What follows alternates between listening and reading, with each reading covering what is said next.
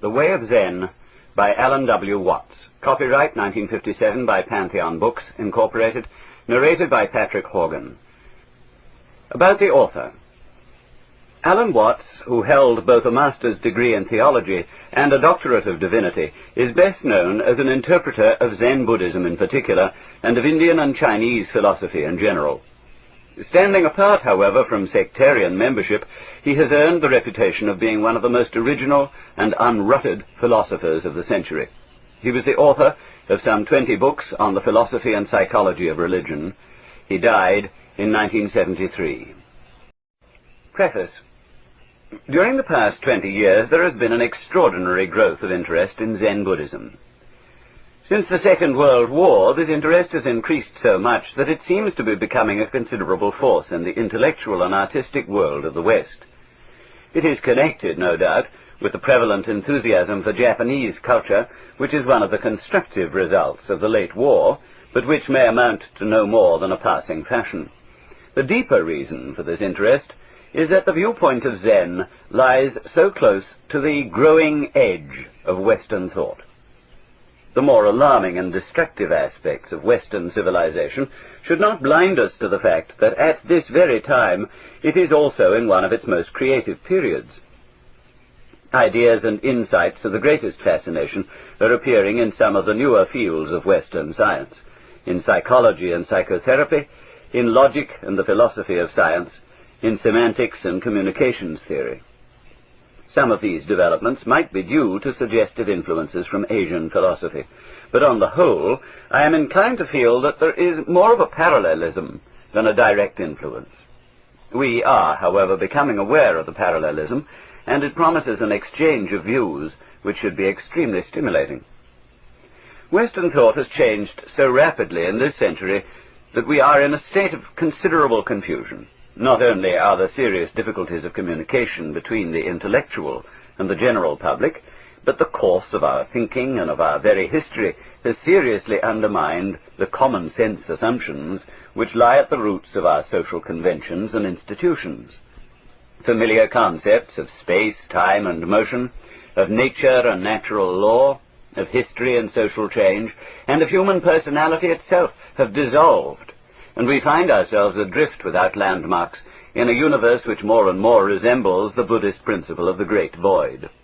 The various wisdoms of the West, religious, philosophical, and scientific, do not offer much guidance to the art of living in such a universe, and we find the prospects of making our way in so trackless an ocean of relativity rather frightening, for we are used to absolutes, to firm principles and laws to which we can cling for spiritual and psychological security. This is why I think there is so much interest in a culturally productive way of life which, for some 1500 years, has felt thoroughly at home in the void, and which not only feels no terror for it, but rather a positive delight.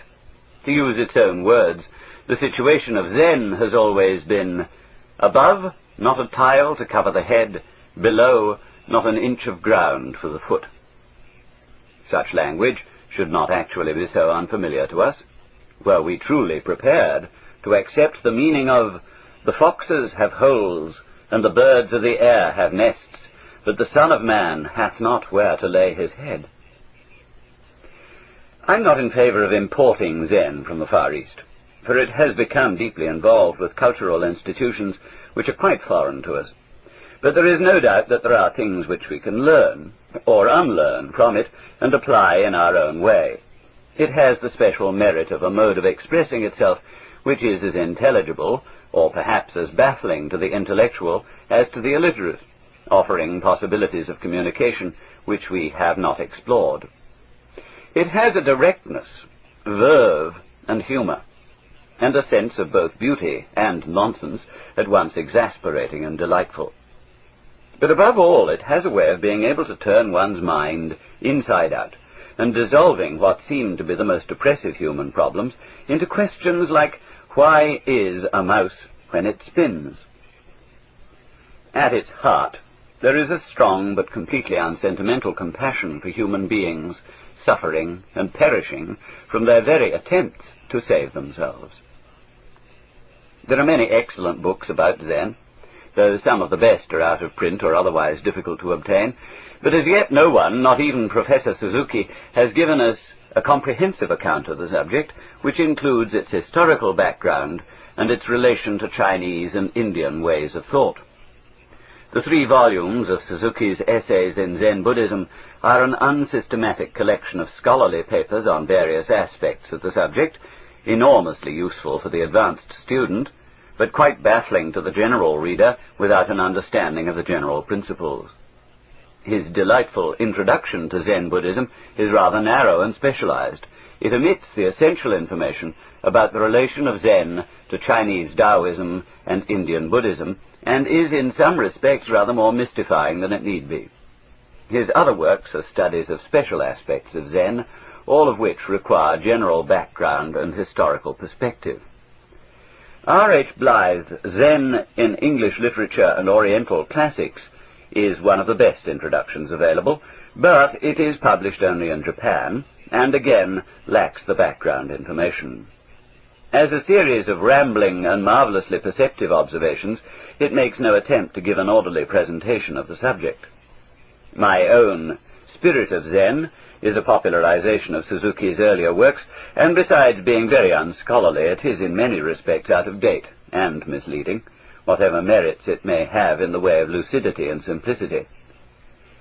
Christmas Humphrey's Zen Buddhism, published only in England, is likewise a popularization of Suzuki, and once more does not really begin to put Zen in its cultural context.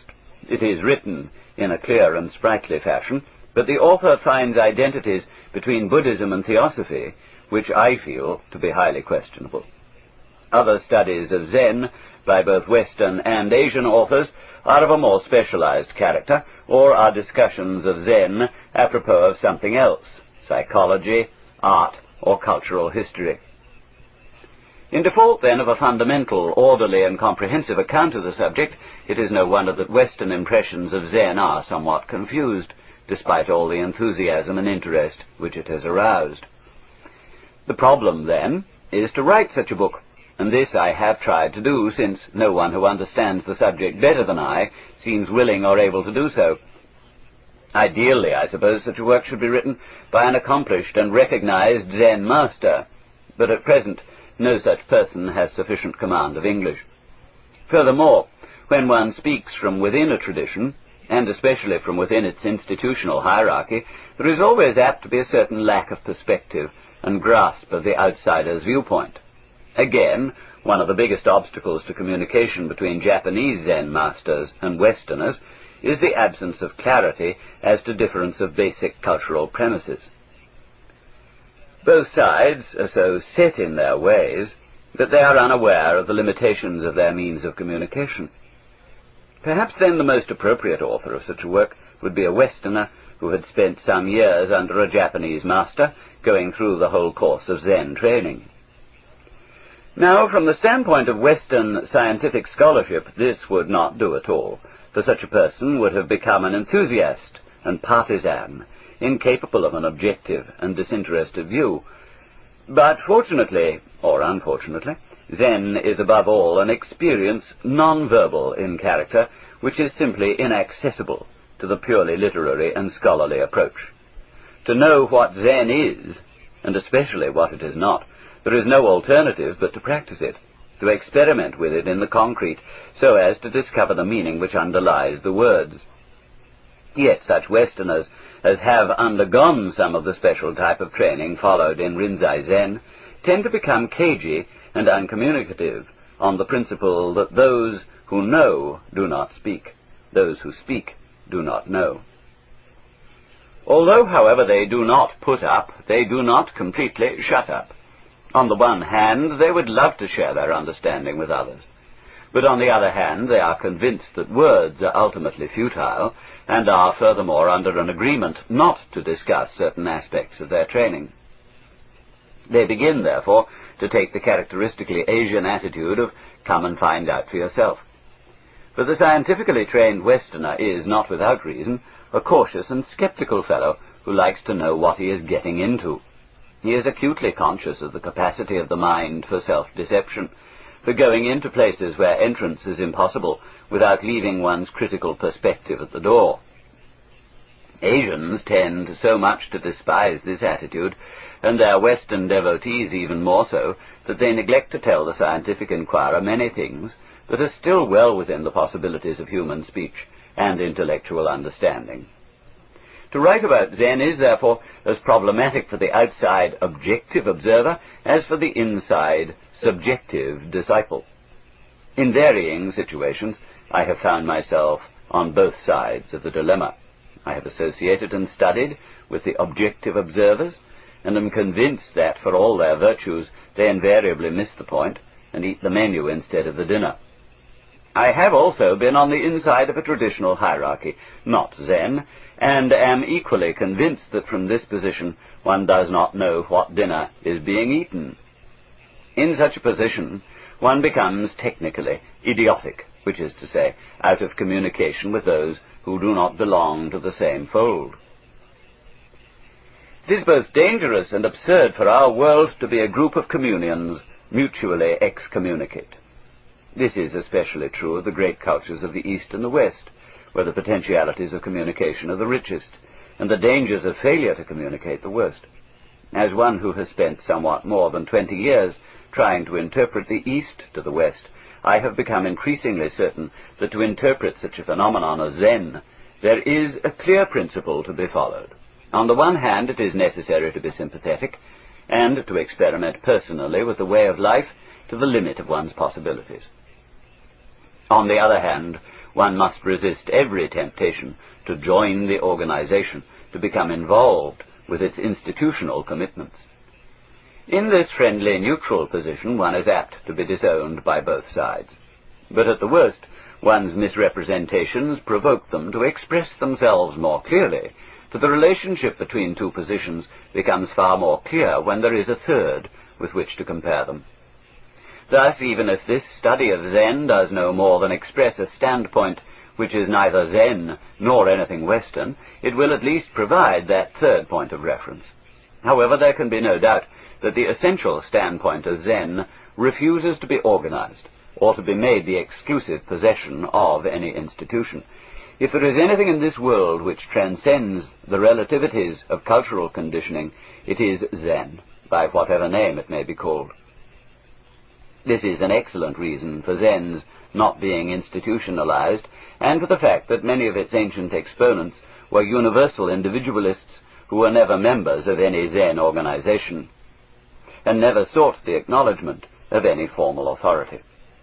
This, then, is my position with respect to Zen, and I feel I should be frank with the reader in a day when there is so much anxiety about people's credentials or quantifications. I cannot represent myself as a Zenist or even as a Buddhist, for this seems to me to be like trying to wrap up and label the sky.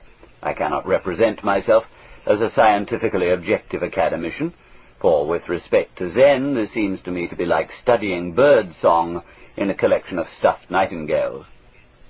I claim no rights to speak of Zen. I claim only the pleasure of having studied its literature and observed its art forms since I was hardly more than a boy, and of having had the delight of informal association with a number of Japanese and Chinese travelers of the same trackless way. This book is intended both for the general reader and for the more serious student, and I trust that the former will be tolerant of the use of some technical terminology, a Chinese character appendix and other critical apparatus most useful for those who wish to explore the subject more deeply. The book is divided into two parts, the first dealing with the background and history of Zen, and the second with its principles and practice. The sources of information are of three types. I have firstly used almost all the studies of Zen in European languages. Naturally, I've made considerable use of the works of Professor D.T. Suzuki. But at the same time, I have tried not to rely upon them too heavily, not because of any defect in them, but because I think readers are entitled to something more by way of a fresh viewpoint than a mere summarization of his views. Secondly, I have based the essential view of Zen here presented upon a careful study of the more important of its early Chinese records, with special reference to the Xinxin Ming, the Tanjing, or Sutra of the Sixth Patriarch, the Lin Chi Zu, and the Kuzhong Shu Yu Lu. My own knowledge of Tang Dynasty Chinese is certainly not enough to deal with some of the finer points of this literature, but sufficient, I think, to get what I wanted, which was a clear view of the essential doctrine. In all this, my efforts have been greatly aided by colleagues and research associates at the American Academy of Asian Studies, and I wish in particular to express my thanks to Professors Saburo Hasegawa and Yiming Xian, to Dr. Paul and Dr. George Fung, Dr. Frederick Hong, Mr. Charles Yik, and to Mr. Kazimitsu Kato, President of the Soto Zen School. Thirdly, my information is derived from a large number of personal encounters with teachers and students of Zen, spread over more than 20 years. In the following pages, the translations from the original texts are my own, unless otherwise indicated. The proper names of Zen masters and titles of Zen texts are given in the Romanized forms of Mandarin or Japanese according to the country of origin, and technical terms are given in Mandarin unless used in the discussion of specifically Japanese Zen. I am most grateful to Mr. R.H. Blythe for his kind permission to quote a number of his translations of haiku poems from his magnificent 4-volume anthology, Haiku, published by the Hokuseido Press in Tokyo. To Professor Saburo Hasegawa for his generous help in preparing the jacket and providing illustrations, and to my daughter Joan for the photographs of Ryoanji. In conclusion, I am most happy to express my thanks to the Bollingen Foundation for a 3-year fellowship, during which much of the preliminary study was done for the writing of this book. Alan W. Watts, Mill Valley, California, July 1956. California, July 1956. California, July. Part 1. Background and History. Chapter 1. The Philosophy of the Tao. Zen Buddhism is a way and a view of life which does not belong to any of the formal categories of modern Western thought. It is not religion or philosophy. It is not a psychology or a type of science. It is an example of what is known in India and China as a way of liberation, and is similar in this respect to Daoism, Vedanta, and Yoga. As will soon be obvious, a way of liberation can have no positive definition.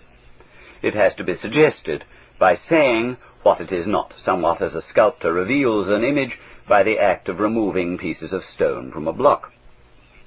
Historically, Zen may be regarded as the fulfillment of long traditions of Indian and Chinese culture, though it is actually much more Chinese than Indian, and since the 12th century it has rooted itself deeply and most creatively in the culture of Japan. As the fruition of these great cultures, and as a unique and peculiarly instructive example of a way of liberation, Zen is one of the most precious gifts of Asia to the world.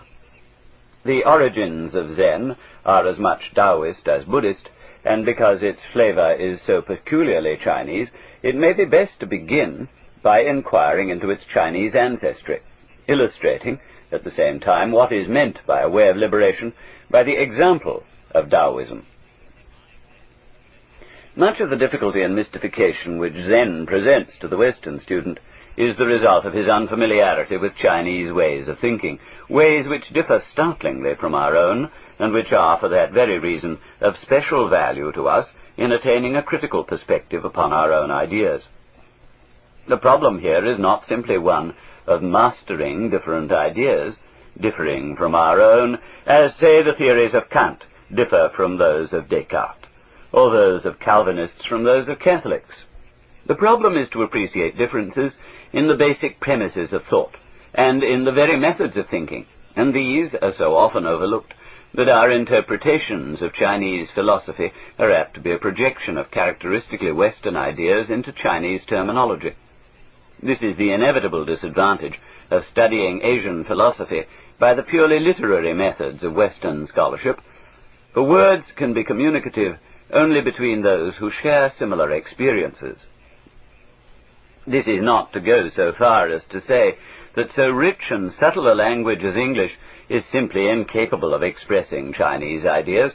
On the contrary, it can say much more than has been believed possible by some Chinese and Japanese students of Zen and Daoism, whose familiarity with English leaves something to be desired.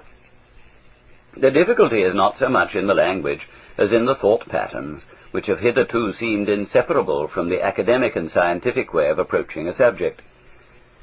The unsuitability of these patterns for such subjects as Taoism and Zen is largely responsible for the impression that the Oriental mind is mysterious, irrational, and inscrutable. Furthermore, it need not be supposed that these matters are so peculiarly Chinese or Japanese that they have no point of contact with anything in our own culture. While it is true that none of the formal divisions of Western science and thought corresponds to a way of liberation, R.H. Blythe's marvelous study of Zen in English literature has shown most clearly that the essential insights of Zen are universal. The reason why Taoism and Zen present at first sight such a puzzle to the Western mind is that we have taken a restricted view of human knowledge. For us, almost all knowledge is what a Taoist would call conventional knowledge, because we do not feel that we really know anything unless we can represent it to ourselves in words, or in some other system of conventional science, such as the notations of mathematics or music. Such knowledge is called conventional because it is a matter of social agreement as to the codes of communication. Just as people speaking the same language have tacit agreements as to what words shall stand for what things, so the members of every society and every culture are united by bonds of communication resting upon all kinds of agreement as to the classification and valuation of actions and things. Thus, the task of education is to make children fit to live in a society by persuading them to learn and accept its codes, the rules and conventions of communication whereby the society holds itself together. There is first the spoken language. The child is taught to accept tree and not bujum as the agreed sign for that, pointing to the object. We have no difficulty in understanding that the word tree is a matter of convention. What is much less obvious is that convention also governs the delineation of the thing to which the word is assigned. For the child has to be taught not only what words are to stand for what things, but also the way in which his culture has tacitly agreed to divide things from each other, to mark out the boundaries within our daily experience. Thus, scientific convention decides whether an eel shall be a fish or a snake, and grammatical convention determines what experiences shall be called objects, and what shall be called events or actions. How arbitrary such conventions may be can be seen from the question, what happens to my fist, noun, object, when I open my hand? The object miraculously vanishes because an action was disguised by a part of speech usually assigned to a thing. In English, the differences between things and actions are clearly, if not always logically, distinguished, but a great number of Chinese words do duty for both nouns and verbs, so that one who thinks in Chinese has little difficulty in seeing that objects are also events, that our world is a collection of processes rather than entities. Besides language, the child has to accept many other forms of code, for the necessities of living together require agreement as to codes of law and ethics, of etiquette and art, of weights, measures, and numbers, and above all, of role. We have difficulty in communicating with each other unless we can identify ourselves in terms of roles. Father, teacher, worker, artist, regular guy, gentleman, sportsman, and so forth. To the extent that we identify ourselves with these stereotypes and the rules of behavior associated with them, we ourselves feel that we are someone, because our fellows have less difficulty in accepting us, that is, in identifying us and feeling that we are under control. A meeting of two strangers at a party is always somewhat embarrassing when the host has not identified their roles in introducing them, for neither knows what rules of conversation and action should be observed. Once again, it is easy to see the conventional character of roles, for a man who is a father may also be a doctor and an artist, as well as an employee and a brother. And it is obvious that even the sum total of these role labels will be far from supplying an adequate description of the man himself. even though it may place him in certain general classifications. But the conventions which govern human identity are more subtle and much less obvious than these. We learn very thoroughly, though far less explicitly, to identify ourselves with an equally conventional view of myself. For the conventional self or person is composed mainly of a history, consisting of selected memories, and beginning from the moment of parturition. According to convention, I am not simply what I am doing now. I am also what I have done, and my conventionally edited version of my past is made to seem almost more the real me than what I am at this moment. For what I am seems so fleeting and intangible, but what I was is fixed and final. It is the firm basis for predictions of what I will be in the future, and so it comes about that I am more closely identified with what no longer exists than with what actually is. It is important to recognize that the memories and past events which make up a man's historical identity are no more than a selection.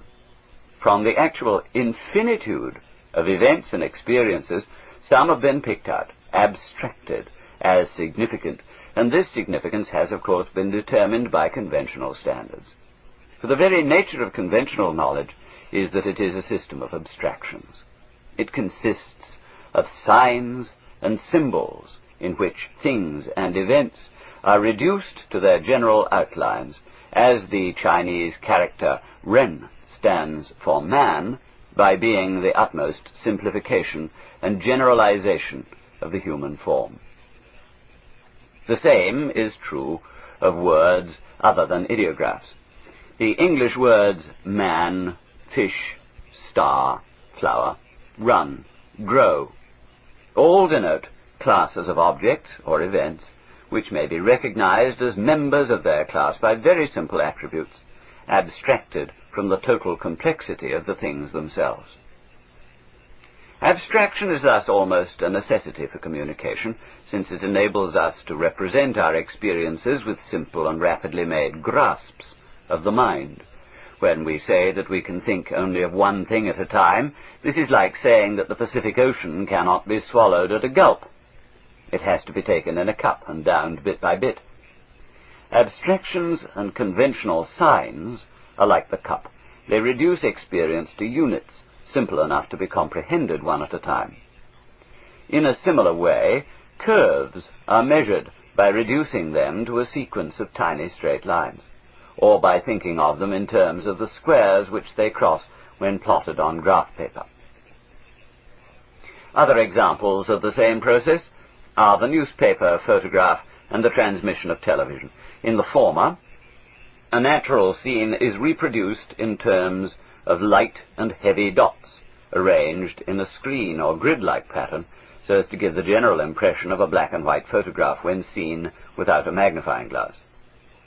Much as it may look like the original scene, it is only a reconstruction of the scene in terms of dots, somewhat as our conventional words and thoughts are reconstructions of experience in terms of abstract signs.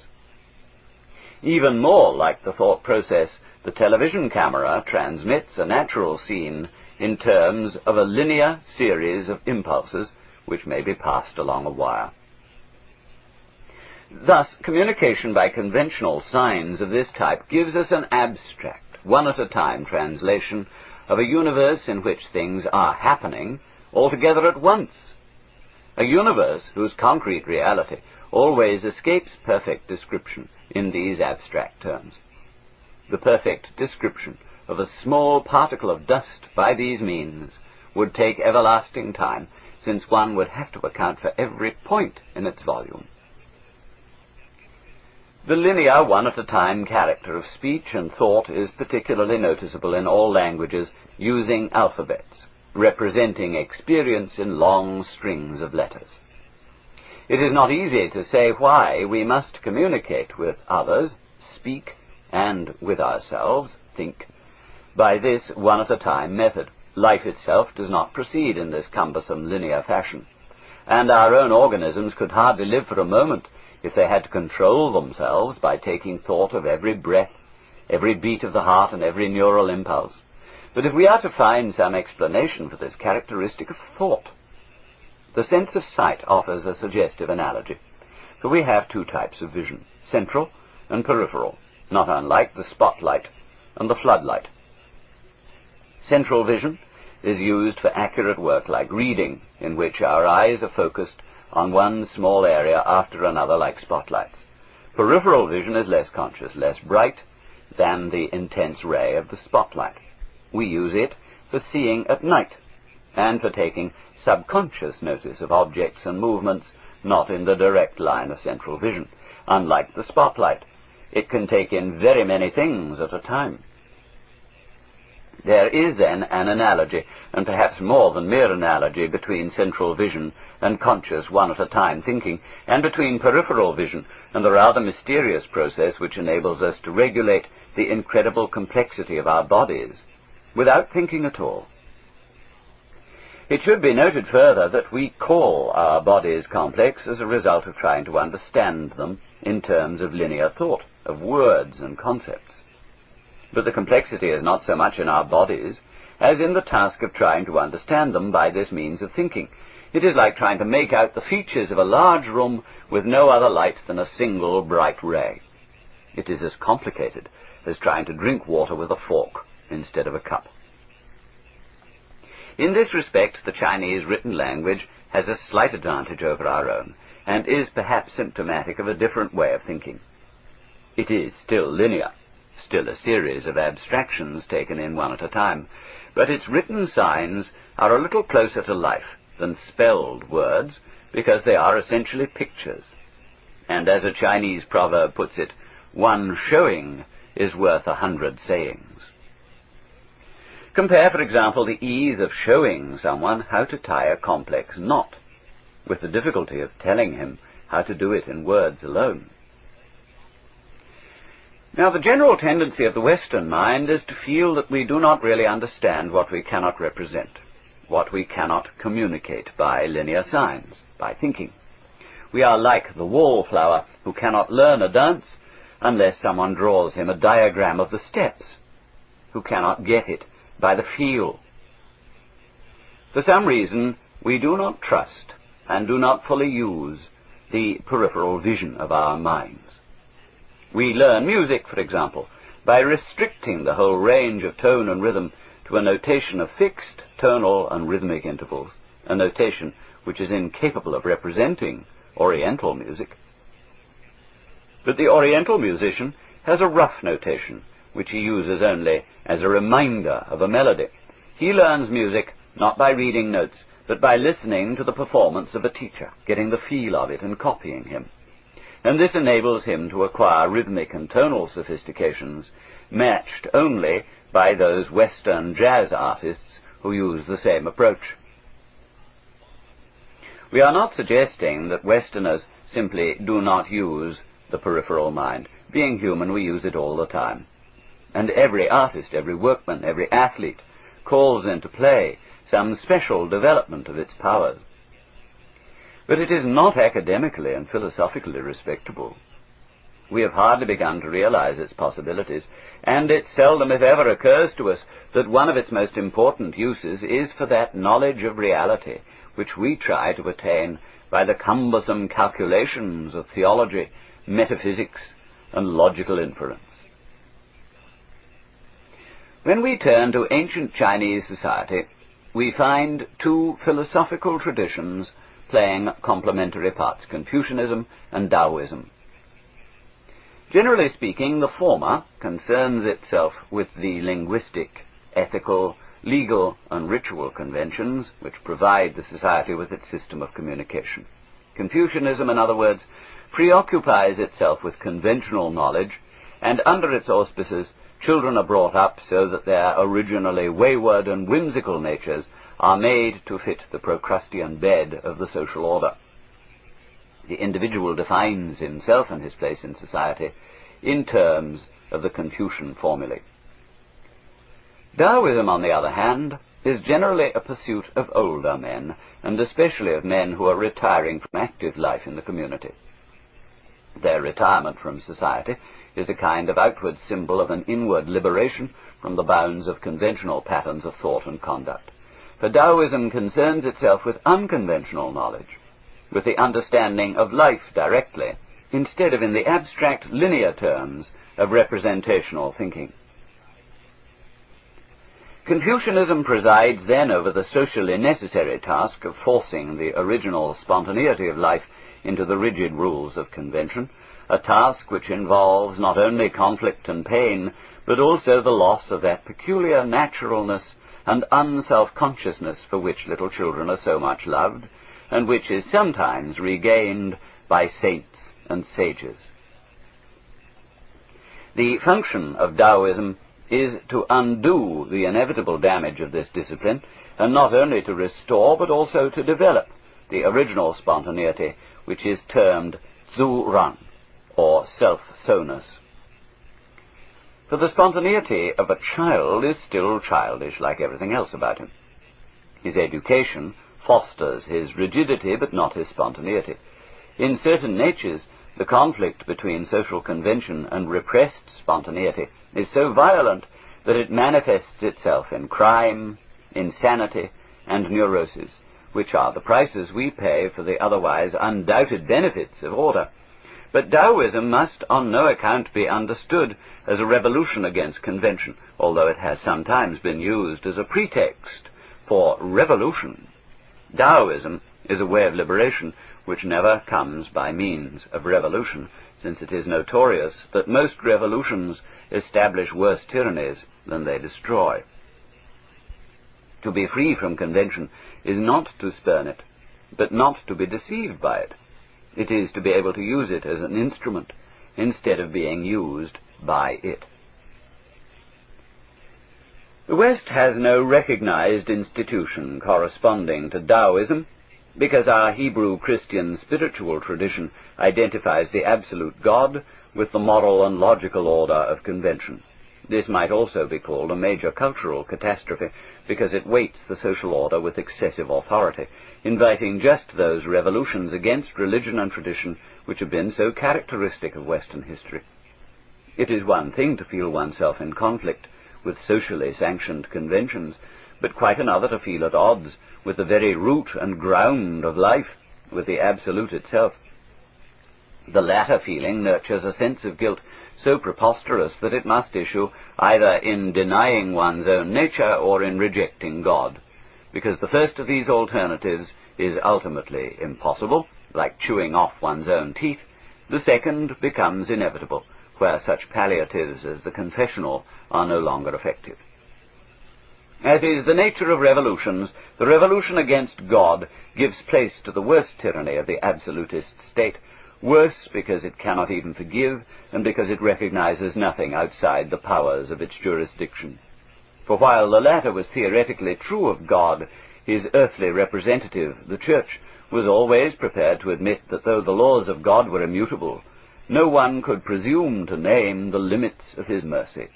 When the throne of the Absolute is left vacant, the relative usurps it and commits the real idolatry, the real indignity against God, the absolutizing of a concept, a conventional abstraction. That it is unlikely that the throne would have become vacant if, in a sense, it had not been so already, if the Western tradition had had some way of apprehending the Absolute directly, outside the terms of the conventional order. Of course, the very word absolute suggests to us something abstract and conceptual, such as pure being. Our very idea of spirit, as opposed to matter, seems to have more kinship with the abstract than the concrete. But with Taoism, as with other ways of liberation, the absolute must never be confused with the abstract. On the other hand, if we say that the Tao, as the ultimate reality is called, is the concrete rather than the abstract, this may lead to still other confusions. For we are accustomed to associate the concrete with the material, the physiological, the biological, and the natural, as distinct from the supernatural. But from the Taoist and Buddhist standpoints, these are still terms for conventional and abstract spheres of knowledge. Biology and physiology, for example, are types of knowledge which represent the real world in terms of their own special, abstract categories. They measure and classify that world in ways appropriate to the particular uses they want to make of it. Somewhat as a surveyor deals with earth in terms of acres, a contractor in truckloads or tons, and a soil analyst in types of chemical structures.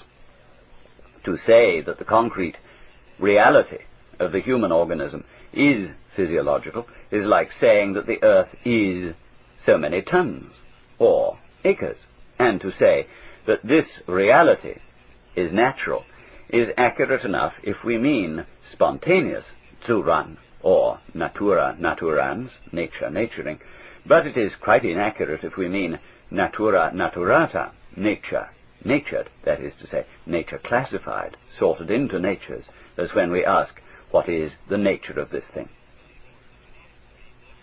It is in this sense of the word that we must think of scientific naturalism, a doctrine which has nothing in common with the naturalism of Daoism. Thus, to begin to understand what Daoism is about, we must at least be prepared to admit the possibility of some view of the world other than the conventional, some knowledge other than the contents of our surface consciousness, which can apprehend reality only in the form of one abstraction, or thought, the Chinese nian, at a time. There is no real difficulty in this, for we already admit that we know how to move our hands, how to make a decision, or how to breathe, even though we can hardly begin to explain how we do it in words. We know how to do it because we just do it. Daoism is an extension of this kind of knowledge, an extension which gives us a very different view of ourselves from that to which we are conventionally accustomed, and a view which liberates the human mind from its constricting identification with the abstract ego. According to tradition, the originator of Daoism, Lao Tzu, was an older contemporary of Kung Fu Tzu, or Confucius, who died in 479 BC. Note, modern scholarship has questioned both the date and the historicity of Lao Tzu, but it is hard to say whether this is really more than a manifestation of fashion, since there are periodic tendencies to cast doubts on the existence of great sages, or to question the hoariness of their antiquity. One recalls similar doubts in connection with Jesus and the Buddha. There are some serious arguments for a later date, but it seems best to keep the traditional date until evidence to the contrary becomes more conclusive. End of note. Lao Tzu is said to have been the author of the Tao Te Ching, a short book of aphorisms setting forth the principles of the Tao and its power or virtue, De. But traditional Chinese philosophy ascribes both Taoism and Confucianism to a still earlier source, to a work which lies at the very foundation of Chinese thought and culture, dating anywhere from 3000 to 1200 BC. This is the I Ching, or Book of Changes. The I Ching is ostensibly a book of divination. It consists of oracles based on 64 abstract figures, each of which is composed of 6 lines. The lines are of 2 kinds, divided, negative, and undivided, positive, and the 6-line figures, or hexagrams, are believed to have been based on the various ways in which a tortoise shell will crack when heated. This refers to an ancient method of divination in which the soothsayer bored a hole in the back of a tortoise shell, heated it, and then foretold the future from the cracks in the shell so formed, much as palmists use the lines on the hand. Naturally, these cracks were most complicated, and the 64 hexagrams are supposed to be a simplified classification of the various patterns of cracks. For many centuries now, the tortoise shell has fallen into disuse, and instead the hexagram appropriate to the moment in which a question is asked of the oracle is determined by the random division of a set of 50 yarrow stalks. But an expert in the I Ching need not necessarily use tortoise shells or yarrow stalks. He can see a hexagram in anything, in the chance arrangement of a bowl of flowers, in objects scattered upon a table, in the natural markings on a pebble. A modern psychologist will recognize in this something not unlike a Rorschach test, in which the psychological condition of a patient is diagnosed from the spontaneous images which he sees in a complex ink blot. Could the patient interpret his own projections upon the ink blot, he would have some useful information about himself for the guidance of his future conduct. In view of this, we cannot dismiss the divinatory art of the I Ching as mere superstition. Indeed, an exponent of the I Ching might give us quite a tough argument about the relative merits of our ways for making important decisions. We feel that we decide rationally, because we base our decisions on collecting relevant data about the matter in hand. We do not depend upon such irrelevant trifles as the chance tossing of a coin, or the patterns of tea leaves, or cracks in a shell. Yet he might ask whether we really know what information is relevant, since our plans are constantly upset by utterly unforeseen incidents. He might ask how we know when we have collected enough information upon which to decide. If we were rigorously scientific in collecting information for our decisions, it would take us so long to collect the data that the time for action would have passed long before the work had been completed. So how do we know when we have enough? Does the information itself tell us that it is enough? On the contrary, we go through the motions of gathering the necessary information in a rational way, and then, just because of a hunch, or because we are tired of thinking, or because the time has come to decide, we act. He would ask whether this is not depending just as much upon irrelevant trifles as if we had been casting the arrow stalks. In other words, the rigorously scientific method of predicting the future can be applied only in special cases, where prompt action is not urgent, where the factors involved are largely mechanical, or in circumstances so restricted as to be trivial. By far the greater part of our important decisions depend upon hunch, in other words, upon the peripheral vision of the mind. Thus, the reliability of our decisions rests ultimately upon our ability to feel the situation, upon the degree to which this peripheral vision has been developed. Every exponent of the I Ching knows this. He knows that the book itself does not contain an exact science, but rather a useful tool which will work for him if he has good intuition, or if, as he would say, he is in the Tao. Thus one does not consult the oracle without proper preparation, without going quietly and meticulously through the prescribed rituals in order to bring the mind into that calm state where the intuition is felt to act more effectively.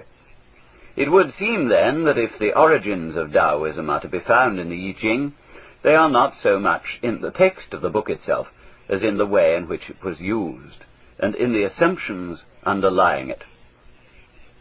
For experience in making decisions by intuition might well show that this peripheral aspect of the mind works best when we do not try to interfere with it, when we trust it to work by itself, zuran, spontaneously, self-so. Thus, the basic principles of Daoism begin to unfold themselves. There is, first of all, the Tao, the indefinable, concrete process of the world, the way of life. The Chinese word means originally a way or road, and sometimes to speak, so that the first line of the Tao Te Ching contains a pun on the two meanings. The Tao which can be spoken is not eternal Tao. Note, Daoism suggests that Tao did not have the meaning of to speak at this date, and so translates the passage, the way that may truly be regarded as the way is other than a permanent way.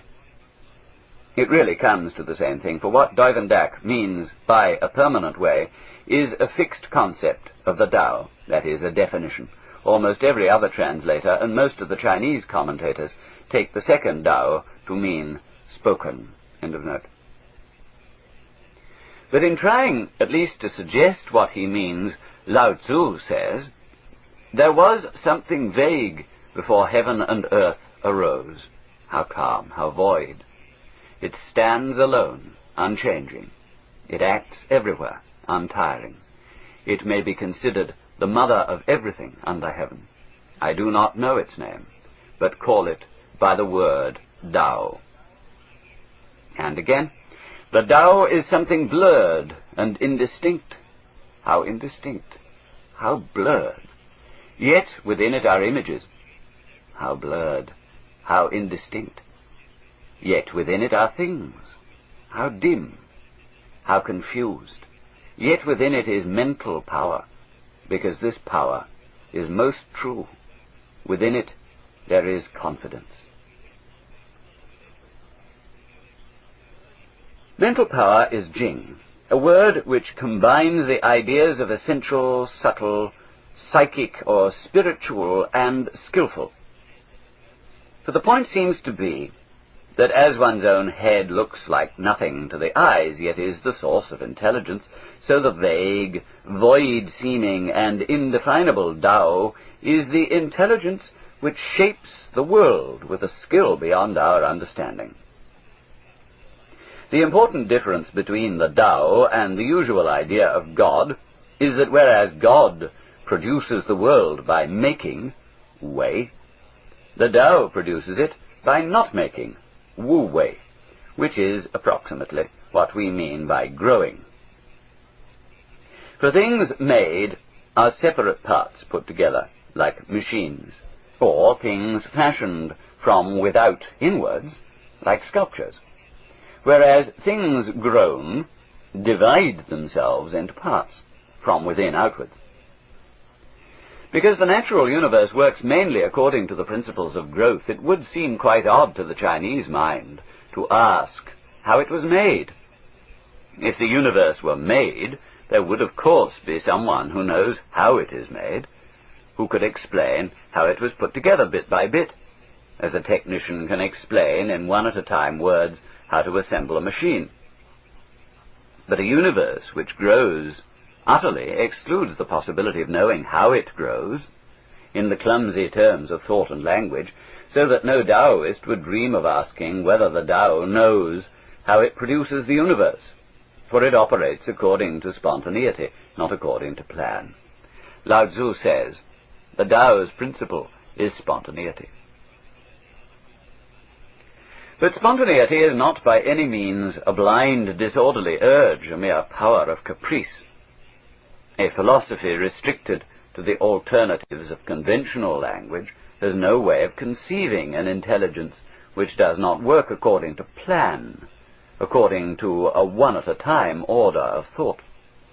Yet the concrete evidence of such an intelligence is right to hand in our own thoughtlessly organized bodies. Note, the above was written before I had seen the second volume of Joseph Needham's masterly Science and Civilization in China, where he discusses the organismic nature of the Chinese, and especially the Taoist, conception of the universe. Needham also draws attention to the essential differences between Hebrew Christian and Chinese views of natural law, the former deriving from the word of a lawgiver, God, and the latter from a relationship of spontaneous processes working in an organismic pattern. End of note. For the Tao does not know how it produces the universe, just as we do not know how we construct our brains. In the words of Lao Tzu's great successor, Chuang Tzu, things are produced around us, but no one knows the whence they issue forth, but no one sees the portal.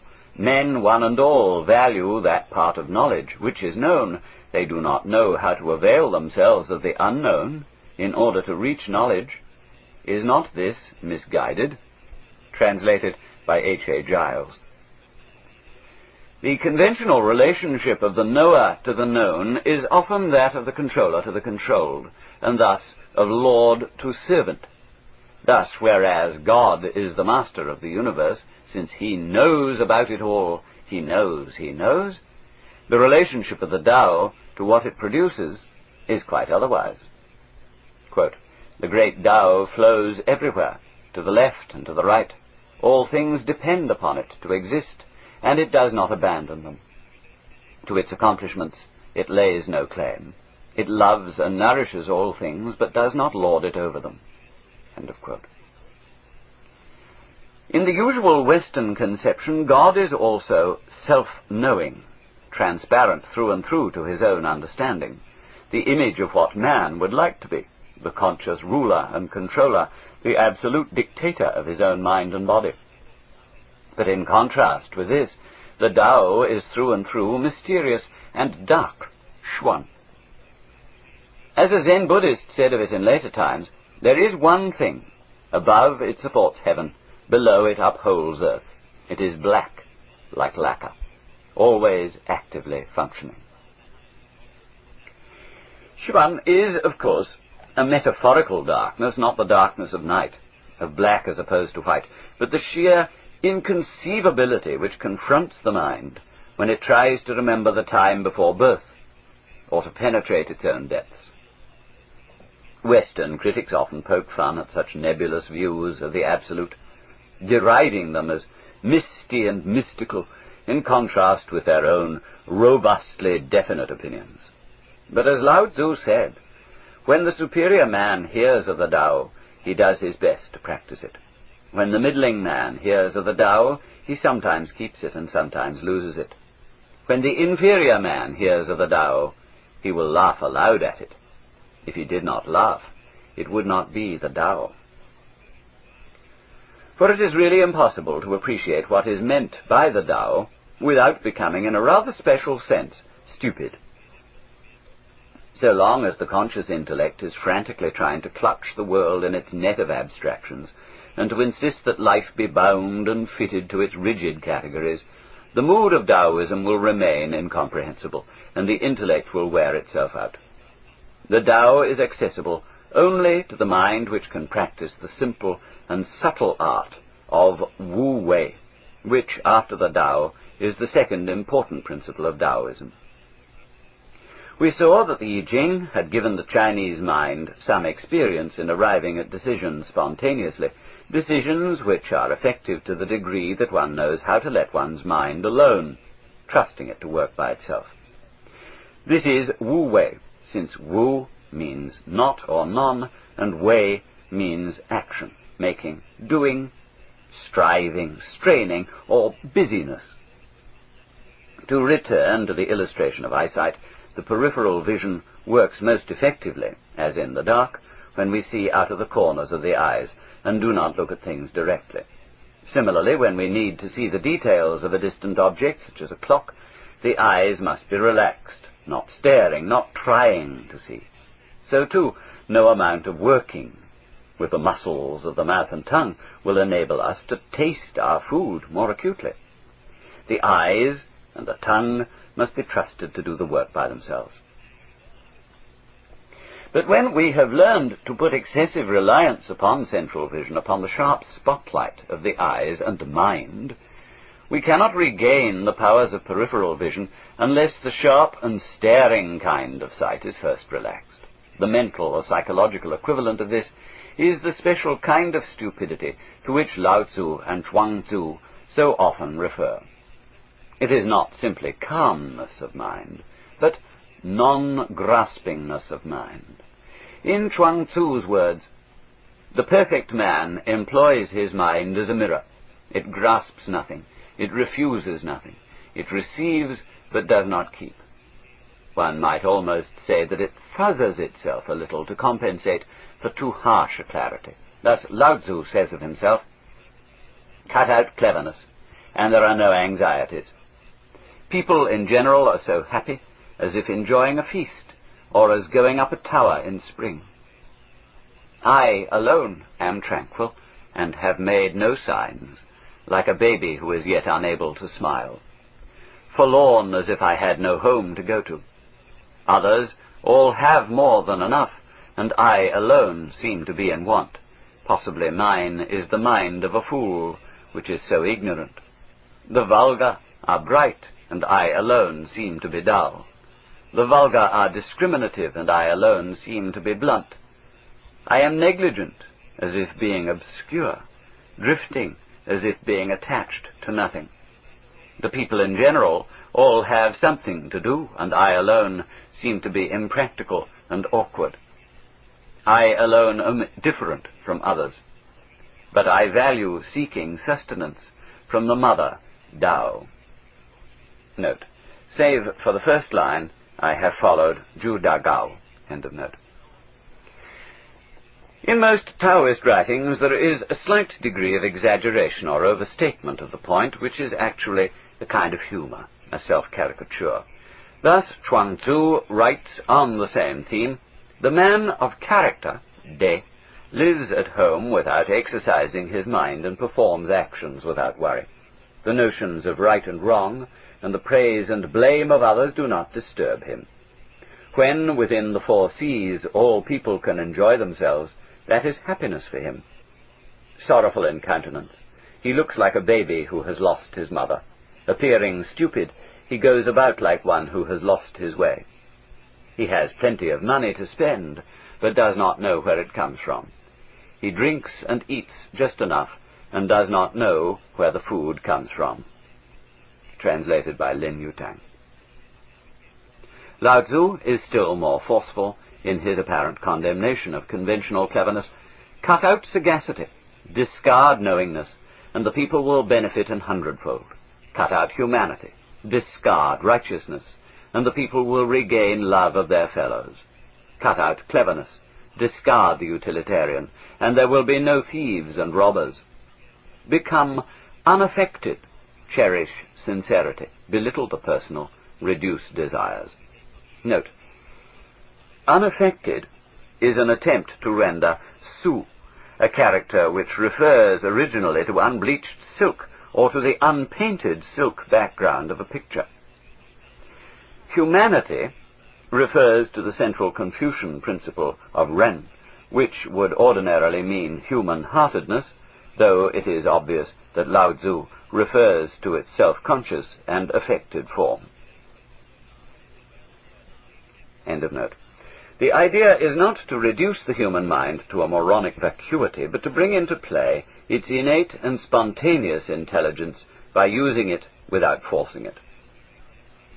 It is fundamental to both Taoist and Confucian thought that the natural man is to be trusted, and from their standpoint it appears that the Western mistrust of human nature, whether theological or technological, is a kind of schizophrenia. It would be impossible, in their view, to believe oneself innately evil without discrediting the very belief, since all the notions of a perverted mind would be perverted notions. However religiously emancipated the technological mind shows that it has inherited the same division against itself when it tries to subject the whole human order to the control of conscious reason. It forgets that reason cannot be trusted, if the brain cannot be trusted, since the power of reason depends upon organs that were grown by unconscious intelligence. The art of letting the mind alone is vividly described by another Taoist writer, Lie Tzu, circa 398 BC, celebrated for his mysterious power of being able to ride upon the wind. This, no doubt, refers to the peculiar sensation of walking on air which arises when the mind is first liberated. It is said that when Professor D.T. Suzuki was once asked how it feels to have attained Satori, the Zen experience of awakening, he answered, "Just like ordinary everyday experience, except about 2 inches off the ground." Thus, when asked to explain the art of riding on the wind, Lie Tzu gave the following account of his training under his master, Lao Sheng. After I had served him for the space of 3 years, my mind did not venture to reflect on right and wrong. My lips did not venture to speak of profit and loss. Then, for the first time, my master bestowed one glance upon me, and that was all. At the end of 5 years, a change had taken place. My mind was reflecting on right and wrong, and my lips were speaking of profit and loss. Then, for the first time, my master relaxed his countenance and smiled. At the end of 7 years, there was another change. I let my mind reflect on what it would, but it no longer occupied itself with right and wrong. I let my lips utter whatsoever they pleased, but they no longer spoke of profit and loss. Then at last my master led me in to sit on the mat beside him. At the end of 9 years, my mind gave free rein to its reflections, my mouth free passage to its speech. Of right and wrong, profit and loss, I had no knowledge, either as touching myself or others. Internal and external were blended into unity. After that there was no distinction between eye and ear, ear and nose, nose and mouth. All were the same. My mind was frozen, my body in dissolution, my flesh and bones all melted together. I was wholly unconscious of what my body was resting on, or what was under my feet. I was borne this way and that on the wind, like dry chaff, or leaves falling from a tree. In fact, I knew not whether the wind was riding on me, or I on the wind. Translated by L. Giles. The state of consciousness described sounds not unlike being pleasantly drunk, though without the morning after effects of alcohol. Chuang Tzu noticed the similarity, for he wrote, "A drunken man who falls out of a cart, though he may suffer, does not die. His bones are the same as other people's, but he meets the accident in a different way. His spirit is in a condition of security. He is not conscious of riding in the cart, neither is he conscious of falling out of it. Ideas of life, death, fear, etc. cannot penetrate his breast, and so he does not suffer from contact with objective existences. And if such security is to be got from wine, how much more is it to be got from spontaneity?" Translated by H. A. Giles. Since Lao Tzu, Chuang Tzu, and Lieh Tzu were all conscious enough to write very intelligible books, it may be assumed that some of this language is again exaggerated or metaphorical. Their unconsciousness is not coma, but what the exponents of Zen later signified by Wu-Shin, literally no mind, which is to say unself-consciousness. It is a state of wholeness in which the mind functions freely and easily without the sensation of a second mind or ego standing over it with a club. If the ordinary man is one who has to walk by lifting his legs with his hands, the Taoist is one who has learned to let the legs walk by themselves. Various passages in the Taoist writings suggest that no-mindedness is employing the whole mind as we use the eyes when we rest them upon various objects, but make no special effort to take anything in. According to Chuang Tzu, the baby looks at things all day without winking. That is because his eyes are not focused on any particular object. He goes without knowing where he is going, and stops without knowing what he is doing. He merges himself with the surroundings and moves along with it.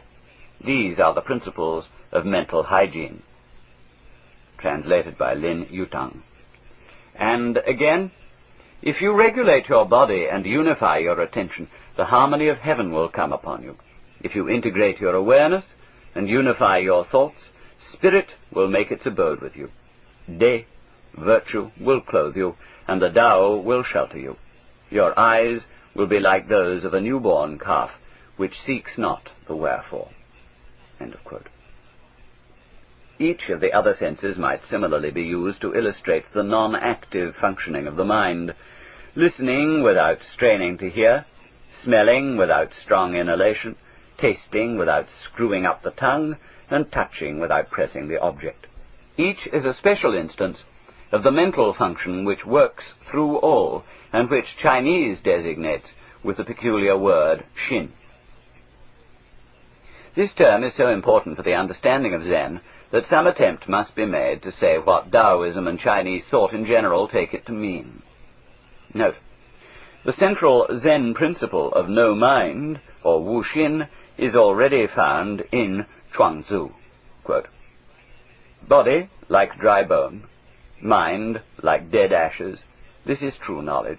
Not to strive after knowing the whence, in darkness, in obscurity, the mindless Wu-Shin cannot plan.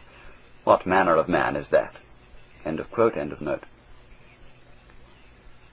We usually translate it as mind or heart, but neither of these words is satisfactory. The original form of the ideograph seems to be a picture of the heart or perhaps of the lungs or the liver, and when a Chinese speaks of the Xin, he will often point to the center of his chest, slightly lower than the heart. The difficulty with our translations is that mind is too intellectual, too cortical, and that heart, in its current English usage, is too emotional, even sentimental. Furthermore, Xin is not always used with quite the same sense. Sometimes it is used for an obstruction to be removed, as in Wu Xin, no mind. But sometimes it is used in a way that is almost synonymous with the Tao. This is especially found in Zen literature, which abounds with such phrases as original mind, Ben Xin, Buddha mind, Fu Xin, or faith in mind, Xin Xin. This apparent contradiction is resolved in the principle that the true mind is no mind, which is to say that the Xin is true, is working properly, when it works as if it were not present. In the same way, the eyes are seeing properly when they do not see themselves in terms of spots or blotches in the air. All in all, it would seem that Xin means the totality of our psychic functioning, and more specifically the center of that functioning, which is associated with the central point of the upper body. The Japanese form of the word, kokoro, is used with even more subtleties of meaning, but for the present it is enough to realize that in translating it, mind, a sufficiently vague word, we do not mean exclusively the intellectual or thinking mind, nor even the surface consciousness. The important point is that, according to both Daoism and Zen, the center of the mind's activity is not in the conscious thinking process, not in the ego. When a man has learned to let his mind alone so that it functions in the integrated and spontaneous way that is natural to it, he begins to show the special kind of virtue or power called De. This is not virtue in the current sense of moral rectitude, but in the older sense of effectiveness, as when one speaks of the healing virtues of a plant. De is, furthermore, unaffected or spontaneous virtue, which cannot be cultivated or imitated by any deliberate method. Lao Tzu says, superior De is not De, and thus has De. Inferior De does not let go of De, and thus is not De. Superior De is non-active, Wu Wei, and aimless. Inferior De is active and has an aim. The literal translation has a strength and depth which is lost in such paraphrases as superior virtue is not conscious of itself as virtue, and thus really is virtue. Inferior virtue cannot dispense with virtuosity, and thus is not virtue. When the Confucians prescribed a virtue which depended upon the artificial observance of rules and precepts, the Taoists pointed out that such virtue was conventional and not genuine. Chuang-Tzu made up the following imaginary dialogue between Confucius and Lao Tzu. Tell me, said Lao Tzu, in what consist charity and duty to one's neighbor? They consist, answered Confucius, in a capacity for rejoicing in all things, in universal love without the element of self. These are the characteristics of charity and duty to one's neighbor. What stuff, cried Lao Tzu. Does not universal love contradict itself? Is not your elimination of self a positive manifestation of self? Sir, if you would cause the empire not to lose its source of nourishment, there is the universe, its regularity is unceasing. There are the sun and moon, their brightness is unceasing. There are the stars, their groupings never change. There are the birds and beasts, they flock together without varying. There are trees and shrubs, they grow upwards without exception. Be like these, follow Tao, and you will be perfect. Why then these vain struggles after charity and duty to one's neighbor, as though beating a drum in search of a fugitive? Alas, sir, you have brought much confusion into the mind of man. Translated by H.A. Giles. The Taoist critique of conventional virtue applied not only in the moral sphere, but also in the arts, crafts, and trades. According to Chuang-Tzu, Chui, the artisan, could draw circles with his hand better than with compasses. His fingers seemed to accommodate themselves so naturally to the thing he was working at that it was unnecessary to fix his attention.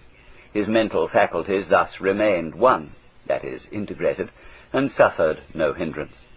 To be unconscious of one's feet implies that the shoes are easy. To be unconscious of a waist implies that the girdle is easy. The intelligence being unconscious of positive and negative implies that the heart, shin, is at ease. And he who, beginning with ease, is never not at ease, is unconscious of the ease of ease. Translated by H.A. Giles. Just as the artisan who had mastered De could do without the artificiality of the compass, so the painter, the musician, and the cook would have no need for the conventional classifications of their respective arts. Thus Lao Tzu said, "The 5 colors will blind a man's sight. The 5 sounds will deaden a man's hearing. The 5 tastes will spoil a man's palate. Chasing and hunting will drive a man wild. Things hard to get will do harm to a man's conduct. Therefore the sage makes provision for the stomach and not for the eye." Translated by Chu Dagao. This must by no means be taken as an ascetic's hatred of sense experience, for the point is precisely that the eye's sensitivity to color is impaired by the fixed idea that there are just 5 true colors. There is an infinite continuity of shading, and breaking it down into divisions with names distracts the attention from its subtlety. This is why the sage makes provision for the stomach and not for the eye, which is to say that he judges by the concrete content of the experience and not by its conformity with purely theoretical standards. In sum, then, De is the unthinkable ingenuity and creative power of man's spontaneous and natural functioning, a power which is blocked when one tries to master it in terms of formal methods and techniques. It is like the centipede's skill in using 100 legs at once. Quote, "The centipede was happy quite until a toad in fun said, 'Pray, which leg goes after which?' This worked his mind to such a pitch, he lay distracted in a ditch, considering how to run." End of quote. A profound regard for De underlies the entire higher culture of the Far East, so much so that it has been made the basic principle of every kind of art and craft. While it is true that these arts employ what are to us highly difficult technical disciplines, it is always recognized that they are instrumental and secondary, and that superior work has the quality of an accident.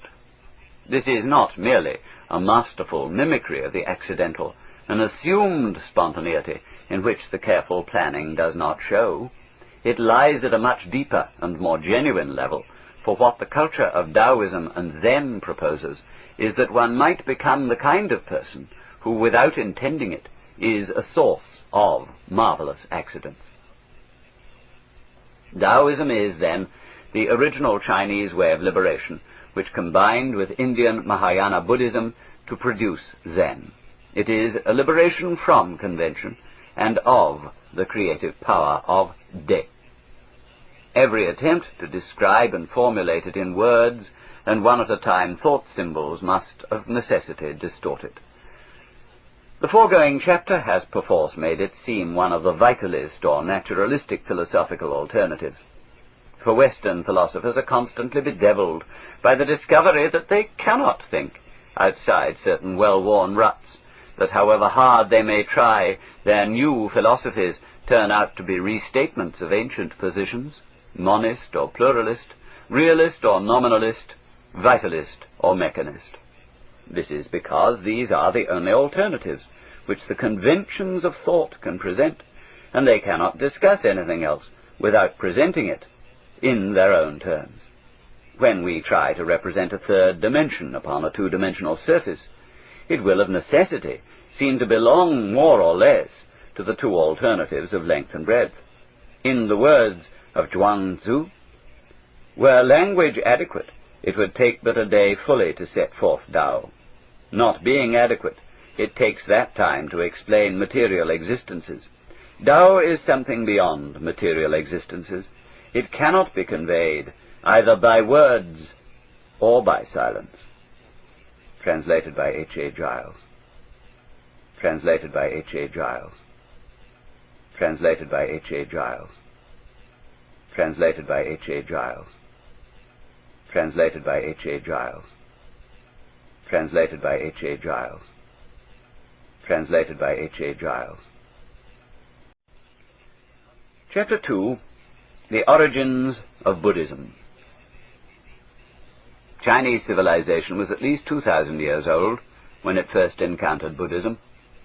Thus, the new philosophy entered into a solidly established culture in which it could hardly become acceptable without major adaptations to the Chinese mentality, even though there were some resemblances between Daoism and Buddhism so strong that they have aroused speculation as to whether contacts between the two were much earlier than has been supposed.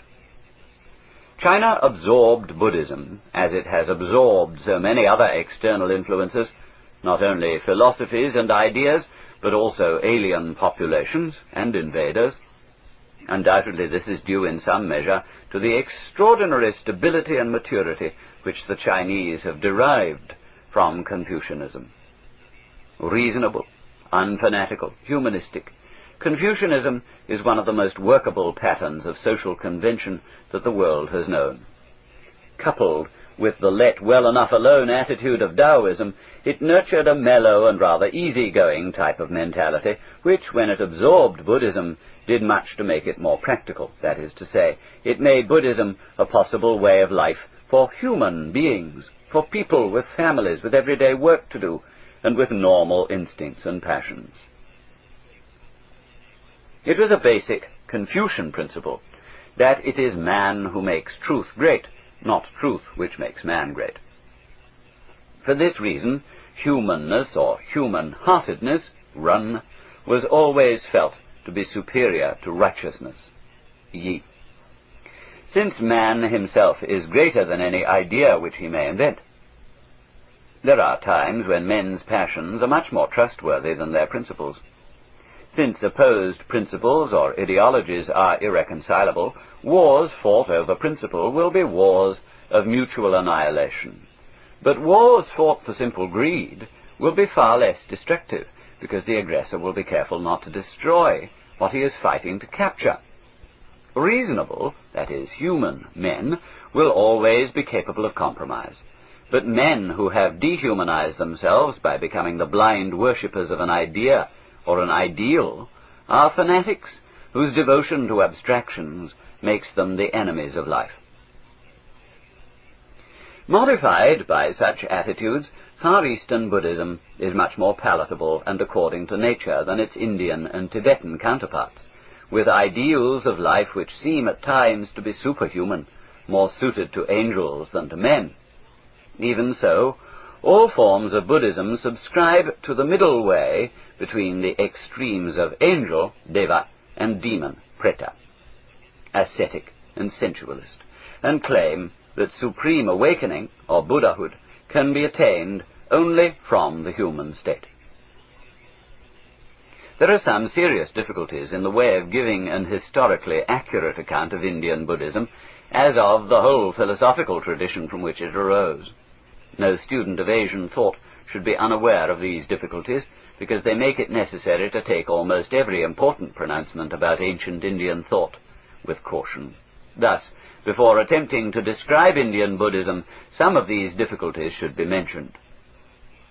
The first and most serious is the problem of interpreting the Sanskrit and Pali texts in which ancient Indian literature is preserved. This is especially true of Sanskrit, the sacred language of India, and more particularly the form of Sanskrit used in the Vedic period. Both Western and Indian scholars are uncertain as to its exact interpretation, and all modern dictionaries rely heavily on a single source, the lexicon compiled by Bötlink and Roth in the latter part of the last century, and now admitted to contain a great deal of guesswork. This seriously affects our understanding of the primary sources of Hinduism, the Vedas and the Upanishads. The discovery of proper European equivalents for philosophical terms has been hindered by the fact that early lexicographers were all too ready to find correspondences with Western theological terms, since one of the primary objects of their studies was to assist the missionaries.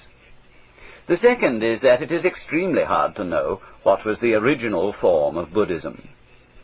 There are two sets of Buddhist scriptures, the Pali Canon of the Theravada or Southern School of Buddhism, which flourishes in Ceylon, Burma and Thailand, and the Sanskrit Tibetan Chinese canon of the Mahayana or Northern School. There is a general consensus of scholars that the Pali Canon is on the whole the earlier of the two, and that the principal sutras, as the sacred texts are called of the Mahayana canon, were all compiled after 100 BC. However, the literary form of the Pali Canon does not suggest that it represents the actual words of Gautama the Buddha. If the Upanishads are characteristic of the style of discourse of an Indian teacher between 800 and 300 BC, they bear little resemblance to the tediously repetitious and scholastic style of most Buddhist scriptures. There can be little doubt that the greater part of both Buddhist canons is the work of the Pandits of the Sangha, the Buddhist monastic order, for it shows every sign of being the reverential elaboration of an original doctrine. As with Russian icons, the original painting has been almost lost to sight in the overlay of jewels and gold. The third is that the Hindu-Buddhist tradition has never had the historical sense of the Hebrew-Christian tradition, so that there are few, if any, marks to indicate the date of a given text. Scriptures were handed down by oral tradition for an indeterminable period of time before being committed to writing, and it is quite possible that historical references could have been changed to suit the times as the oral form was handed down. Furthermore, a Buddhist monk writing in AD 200 would have no compunction in attributing his own words to the Buddha if he felt sincerely that they were an expression not of personal opinion but of the suprapersonal state of awakening to which he had attained. He would attribute the words to the Buddha as speaking in a spiritual rather than material body. The danger of scholarship is always that in extreme specialization it may be unable to see the forest for the trees. But the problem of gaining some idea of the thought of India at the time of the Buddha, 6 centuries before Christ, is not to be solved by careful piecework alone, necessary as this may be. There is, however, enough reliable information to suggest the grand and beautifully ordered form of Upanishadic Hinduism if we do not read it with our noses against the page. Fundamental to the life and thought of India from the very earliest times is the great mythological theme of Atma Yajna, the act of self-sacrifice whereby God gives birth to the world, and whereby men following the divine pattern reintegrate themselves with God. The act by which the world is created is the same act by which it is consummated, the giving up of one's life, as if the whole process of the universe were the type of game in which it is necessary to pass on the ball as soon as it is received. Thus the basic myth of Hinduism is that the world is God playing hide-and-seek with himself, as Prajapati, Vishnu, or Brahma, the Lord and the many names, creates the world by an act of self-dismemberment or self-forgetting, whereby the one becomes many and the single actor plays innumerable parts. In the end, he comes again to himself only to begin the play once more, the one dying into the many and the many dying into the one. Quote, 1,000 heads hath Purusha, 1,000 eyes, 1,000 feet. On every side, pervading earth, he fills a space 10 fingers wide. This Purusha is all that yet hath been, and all that is to be, the Lord of immortality that waxes greater still by food. So mighty is his greatness, yea, greater than this is Purusha. All creatures are 1/4 of him, 3/4 eternal life in heaven. When the gods prepared the sacrifice with Purusha as their offering, its oil was spring, the holy gift was autumn, summer was the wood.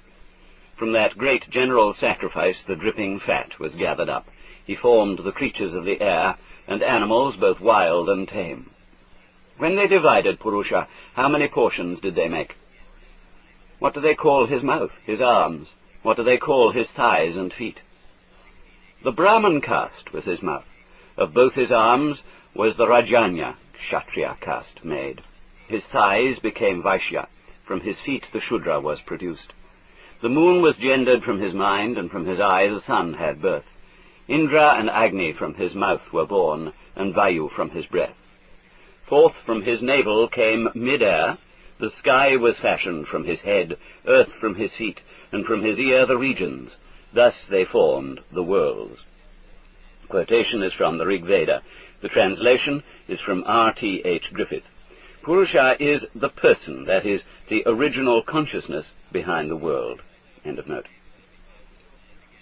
The 1,000 heads, eyes, and feet of the Purusha are the members of men and other beings, for the point is that which knows in and through every individual is God himself, the Atman, or self of the world.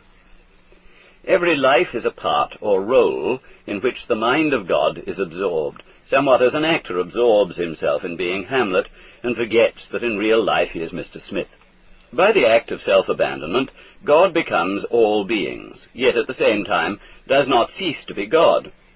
All creatures are 1/4 of him, 3/4 eternal life in heaven. For God is divided in play, in make-believe, but remains undivided in reality, so that when the play comes to an end, the individualized consciousness awakes to find itself divine. Quote, "In the beginning this world was Atman, the self, alone in the form of Purusha. Looking about, he saw nothing other than himself. He said first, 'I am.' Thence came the word 'I.' Thus, even now, when one is spoken to, he first answers simply, 'It is I,' and then tells whatever name he has." End of quote. And another quote from the Bhagavad Gita. "On all sides, that has hands and feet. On all sides, eyes, heads, and faces. On all sides in the world it hears. All things it embraces." End of quote. It is important to remember that this picture of the world as the play, Lila, of God, is mythological in form. If at this stage we were to translate it directly into philosophical statement, it would be a crude type of pantheism, with which Hindu philosophy is generally and erroneously confused. Thus the idea of each man, each thing, as a part which the Purusha plays in the state of self-forgetting must not be confused with a logical or scientific statement of fact. The form of statement is poetic, not logical.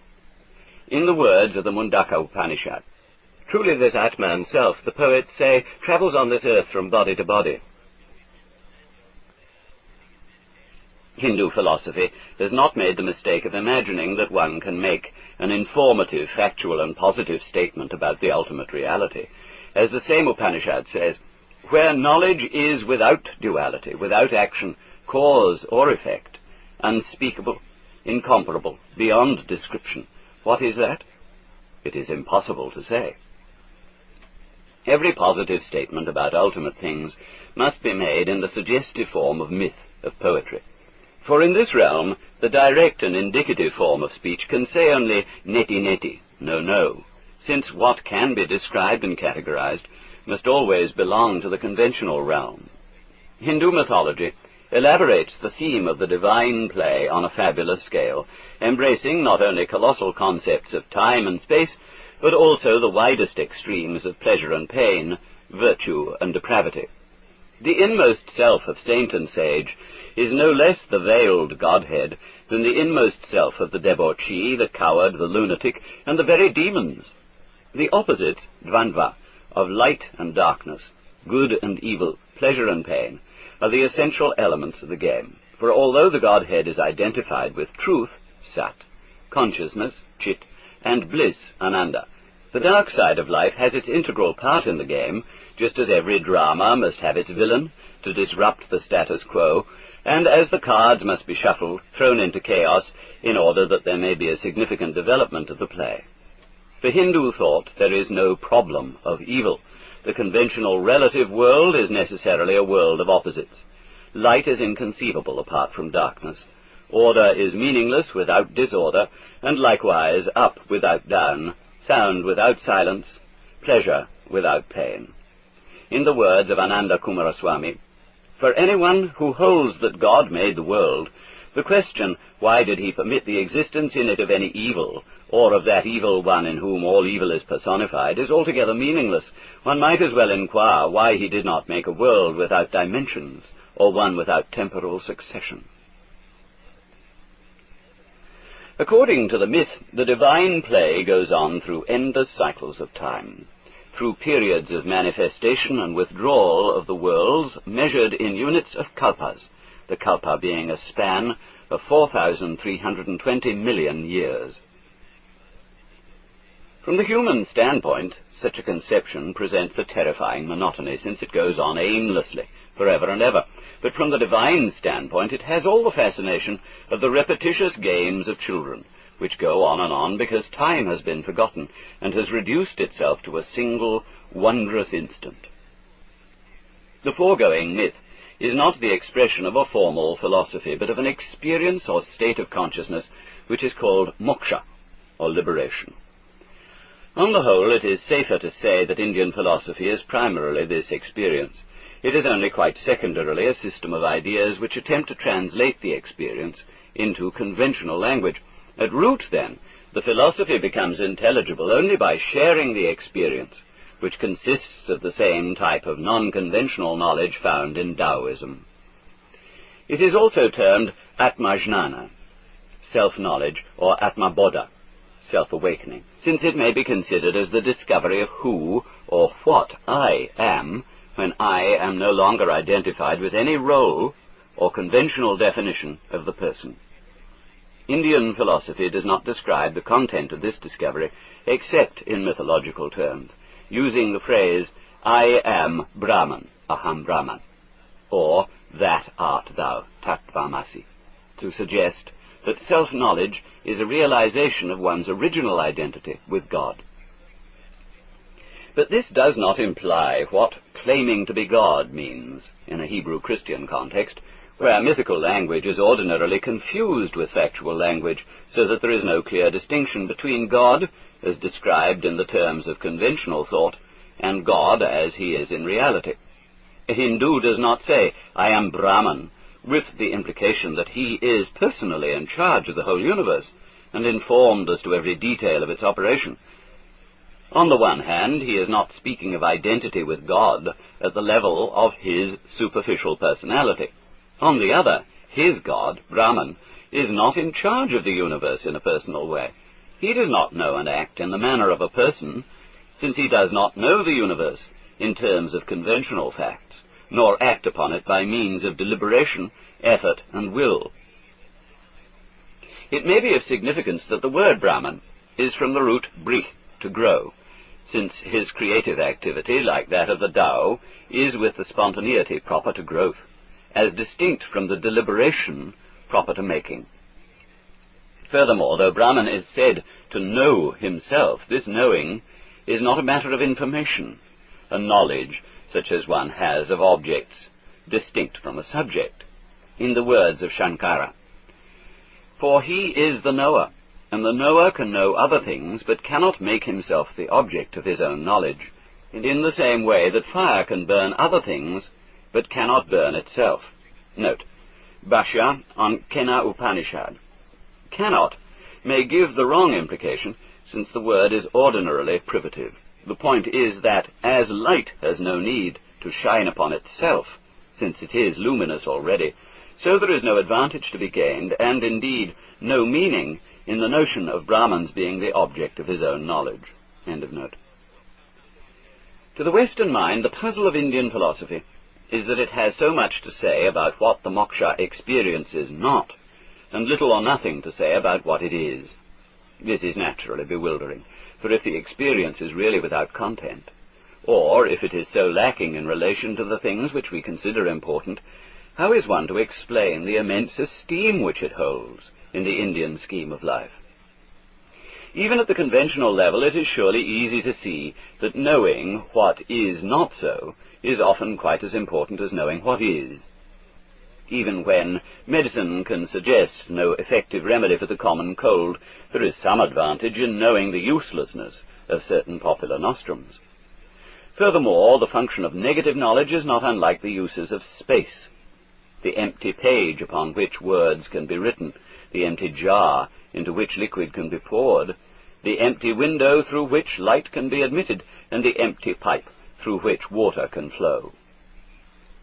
Obviously, the value of emptiness lies in the movements it permits, or in the substance which it mediates and contains. But the emptiness must come first. This is why Indian philosophy concentrates on negation, on liberating the mind from concepts of truth. It proposes no idea, no description of what is to fill the mind's void, because the idea would exclude the fact, somewhat as a picture of the sun on the window pane would shut out the true sun's light. Whereas the Hebrews would not permit an image of God in wood or stone, the Hindus will not permit an image of thought, unless it be so obviously mythological as not to be mistaken for the reality. Therefore, the practical discipline, sadhana, of the way of liberation is a progressive disentanglement of one's self, Atman, from every identification. It is to realize that I am not this body, these sensations, these feelings, these thoughts, this consciousness. The basic reality of my life is not any conceivable object. Ultimately, it is not even to be identified with any idea as of God or Atman. In the words of the Mandukya Upanishad, it is that which is conscious neither of the subjective nor of the objective, nor of both, which is neither simple consciousness, nor undifferentiated sentience, nor mere darkness. It is unseen, without relations, incomprehensible, uninferable, and indescribable, the essence of self-consciousness, the ending of Maya." End of quote. The Atman is to our total consciousness what the head is to the sense of sight. Neither light nor darkness, neither full nor empty, only an inconceivable beyond. In the moment when every last identification of the self with some object or concept has ceased, in the state called nirvikalpa, or without conception, there flashes forth from its unknown depths the state of consciousness which is called divine, the knowledge of Brahman. Translated into conventional and, let it be repeated, mytho-poetic language, the knowledge of Brahman is represented as the discovery that this world, which seemed to be many, is in truth one, that all is Brahman, and that all duality is falsely imagined. Taken as statements of fact, such utterances are logically meaningless and convey no information, yet they seem to be the best possible expression in words of the experience itself, though it is as if in the moment of saying the last word the tongue were paralyzed by its own revelation and compelled to babble nonsense or be silent. Moksha is also understood as liberation from Maya, one of the most important words in Indian philosophy, both Hindu and Buddhist. For the manifold world of facts and events is said to be Maya, ordinarily understood as an illusion which veils the one underlying reality of Brahman. This gives the impression that moksha is a state of consciousness in which the whole varied world of nature vanishes from sight, merged in a boundless ocean of vaguely luminous space. Such an impression should be dismissed at once, for it implies a duality, an incompatibility between Brahman and Maya, which is against the whole principle of Upanishadic philosophy. For Brahman is not one as opposed to many, not simple as opposed to complex. Brahman is without duality, Advaita, which is to say, without any opposite, since Brahman is not in any class, or, for that matter, outside any class. Now, classification is precisely Maya. The word is derived from the Sanskrit root matra, to measure, form, build, or lay out a plan, the root from which we obtain such Greco-Latin words as meter, matrix, material, and matter. The fundamental process of measurement is division, whether by drawing a line with the finger, by marking off, or by enclosing circles with the span of the hand, or dividers, or by sorting grain or liquids into measures, cups. Thus the Sanskrit root dva, from which we get the word divide, is also the root of the Latin duo, two, and the English dual. To say then that the world of facts and events is Maya is to say that facts and events are terms of measurement rather than realities of nature. We must, however, expand the concept of measurement to include setting bounds of all kinds, whether by descriptive classification or selective screening. It will thus be easy to see that facts and events are as abstract as lines of latitude or as feet and inches. Consider for a moment that it is impossible to isolate a single fact all by itself. Facts come in pairs at the very least, for a single body is inconceivable apart from a space in which it hangs. Definition, setting bounds, delineation, these are always acts of division and thus of duality, for as soon as a boundary is defined, it has two sides.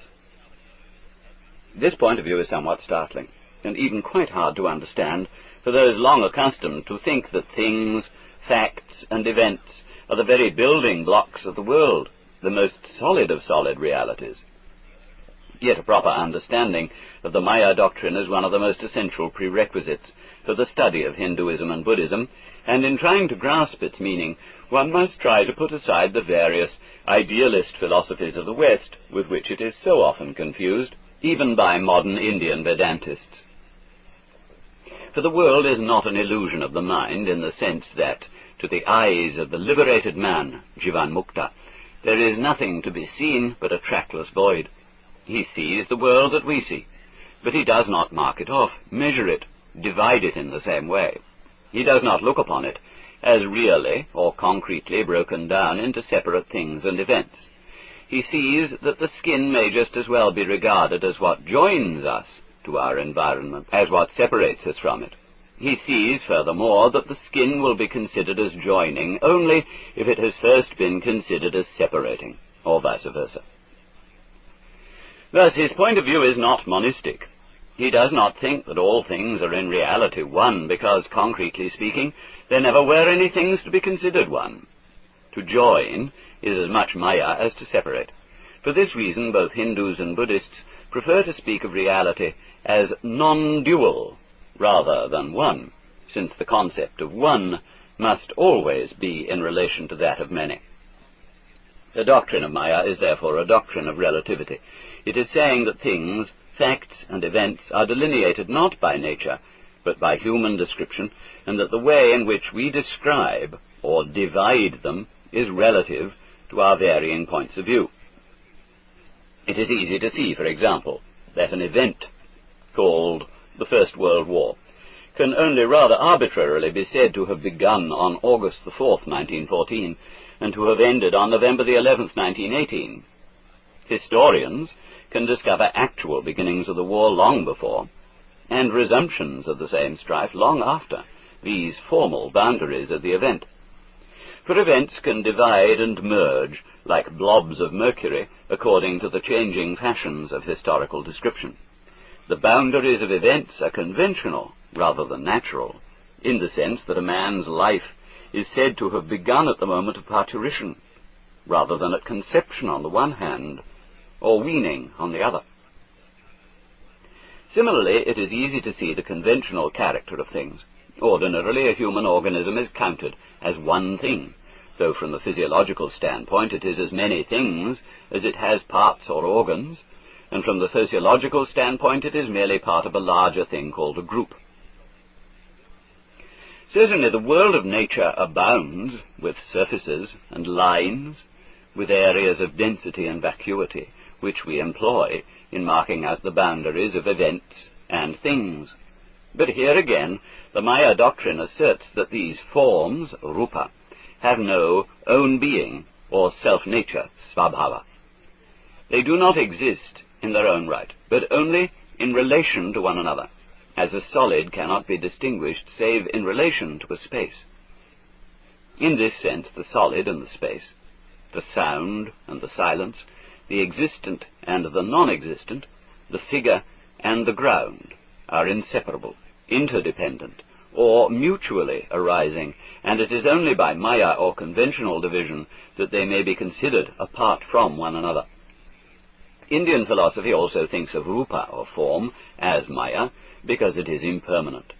Indeed, when Hindu and Buddhist texts speak of the empty or illusory character of the visible world of nature, as distinct from the conventional world of things, they refer precisely to the impermanence of its forms. Form is flux, and thus maya in the slightly extended sense that it cannot be firmly marked down or grasped.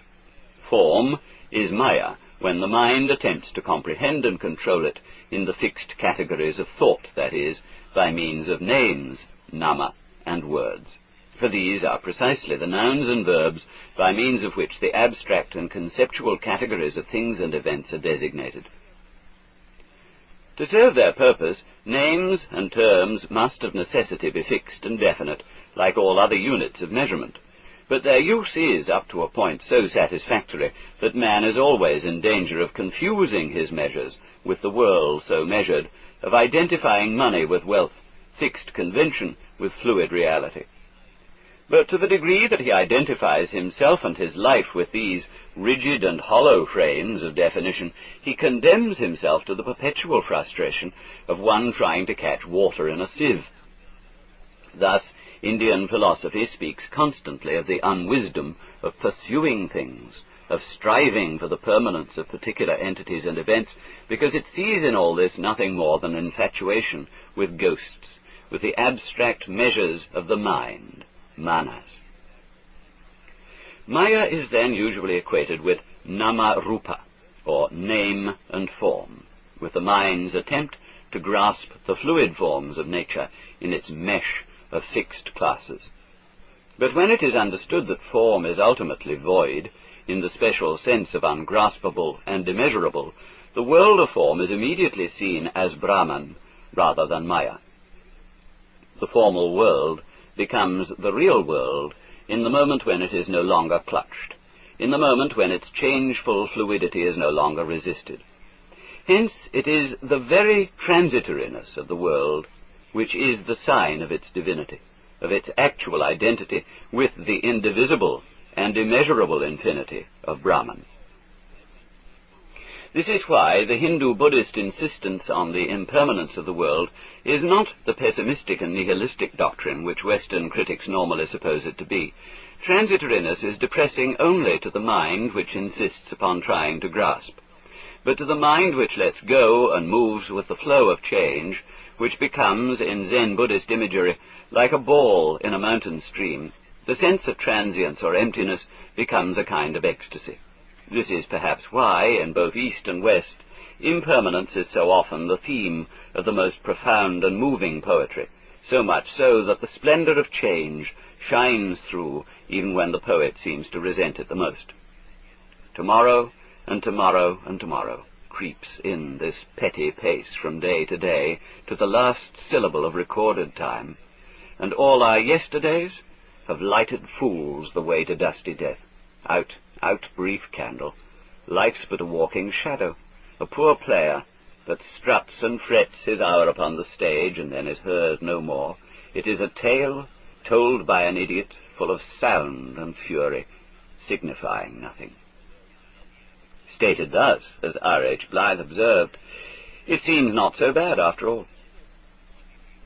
In sum, then, the Maya doctrine points out, firstly, the impossibility of grasping the actual world in the mind's net of words and concepts, and secondly, the fluid character of those very forms which thought attempts to define. The world of facts and events is altogether nama, abstract names, and rupa, fluid form. It escapes both the comprehension of the philosopher and the grasp of the pleasure-seeker, like water from a clutching fist. There is even something deceptive in the idea of Brahman as the eternal reality underlying the flux, and of the Atman as the divine ground of human consciousness, for insofar as these are concepts, they are as incapable of grasping the real as any other. It is precisely this realization of the total elusiveness of the world which lies at the root of Buddhism. This is the special shift of emphasis which, more than anything else, distinguishes the doctrine of the Buddha from the teaching of the Upanishads, which is the raison d'etre for the growth of Buddhism as a distinct movement in Indian life and thought. For Gautama, the awakened one, or Buddha, died circa 545 BC, lived at a time when the major Upanishads were already in existence, and their philosophy must be seen as the point of departure for his own teaching. It would be a serious mistake, however, to look upon the Buddha as the founder or reformer of a religion which came into being as some kind of organized revolt against Hinduism. For we are speaking of a time when there was no consciousness of religions, when such terms as Hinduism or Brahmanism would have meant nothing. There was simply a tradition embodied in the orally transmitted doctrine of the Vedas and Upanishads, a tradition that was not specifically religious in that it involved the whole way of life and concerned everything from the methods of agriculture to the knowledge of the ultimate reality.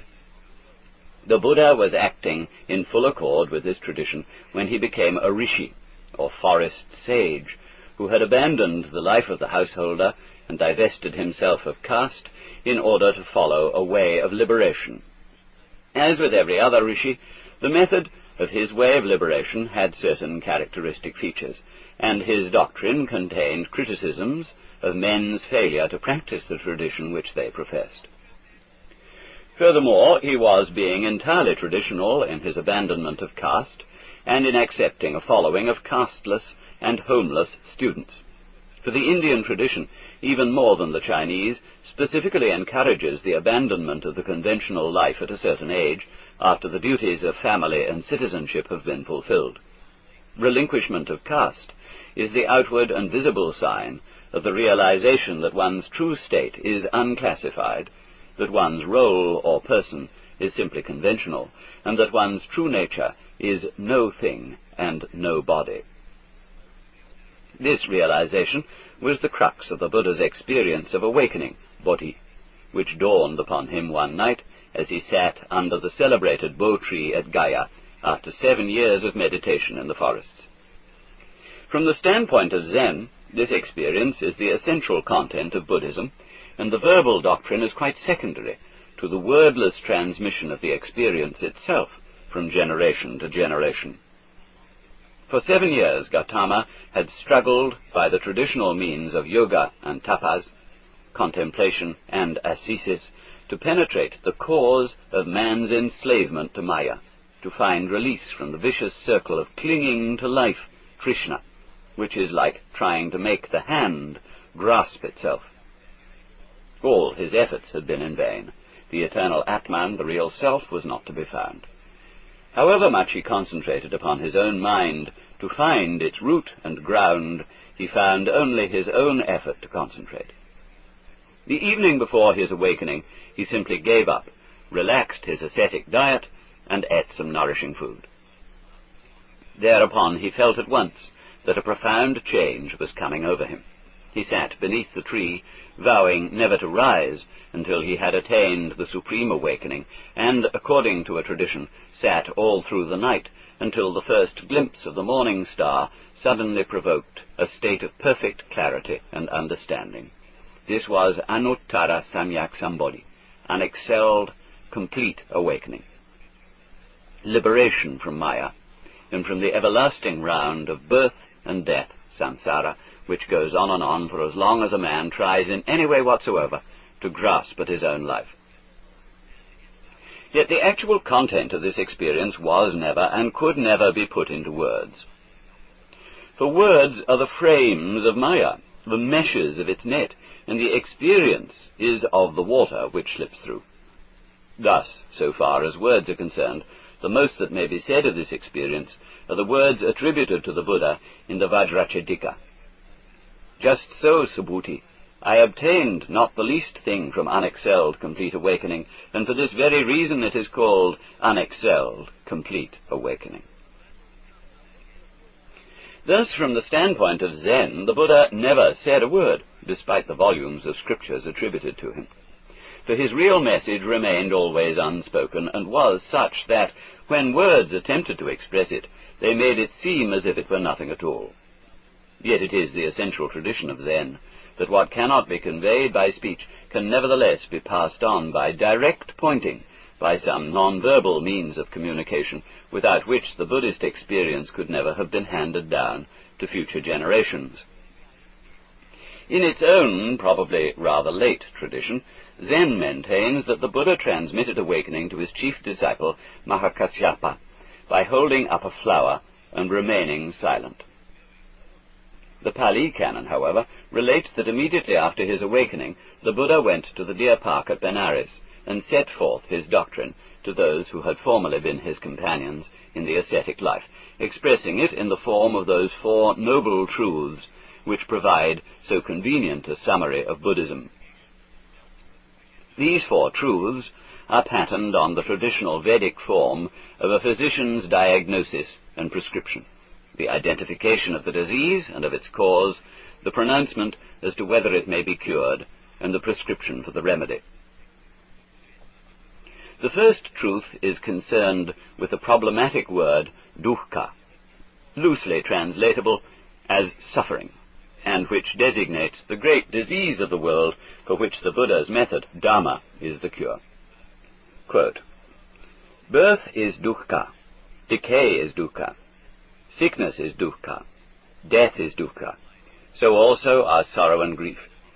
To be bound with things which we dislike, and to be parted from things which we like, these also are dukkha. Not to get what one desires, this also is dukkha. In a word, this body, this 5-fold aggregation, based on clutching Krishna, this is dukkha." From the Samyutta Nikaya. This, however, cannot quite be compressed into the sweeping assertion that life is suffering.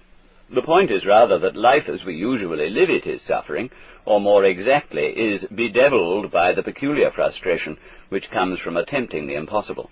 Perhaps, then, frustration is the best equivalent for dukkha, even though the word is the simple antonym of sukha, which means pleasant or sweet.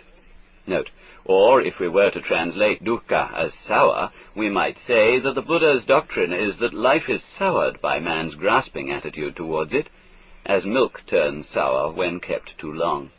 End of note. In another formulation of the Buddha's teaching, dukkha is one of the 3 characteristics of being, or becoming, bhava, whereof the other 2 are anicca, impermanence, and anatman, absence of any self. These 2 terms are of basic importance. The anicca doctrine is again not quite the simple assertion that the world is impermanent, but rather that the more one grasps at the world, the more it changes. Reality in itself is neither permanent nor impermanent. It cannot be categorized. But when one tries to hold on to it, change is everywhere apparent, since, like one's own shadow, the faster one pursues it, the faster it flees. In the same way, the anatman doctrine is not quite the bald assertion that there is no real self, atman, at the basis of our consciousness. The point is rather that there is no self, or basic reality, which may be grasped either by direct experience or by concepts. Apparently, the Buddha felt that the doctrine of the Atman in the Upanishads lent itself too easily to a fatal misinterpretation. It became an object of belief, a desideratum, a goal to be reached, something to which the mind could cling as its one final abode of safety in the flux of life. The Buddha's view was that a self so grasped was no longer the true self, but only one more of the innumerable forms of Maya. Thus, Anatman might be expressed in the form, the true self is non-self, since any attempt to conceive the self, believe in the self, or seek for the self, immediately thrusts it away. The Upanishads distinguish between Atman, the true, supra-individual self, and the Jivatman, or individual soul. And the Buddha's Anatman doctrine agrees with them in denying the reality of the latter.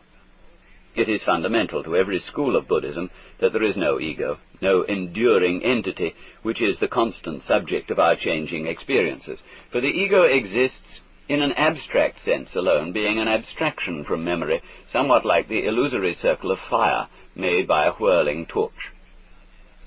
We can, for example, imagine the path of a bird through the sky as a distinct line which it has taken.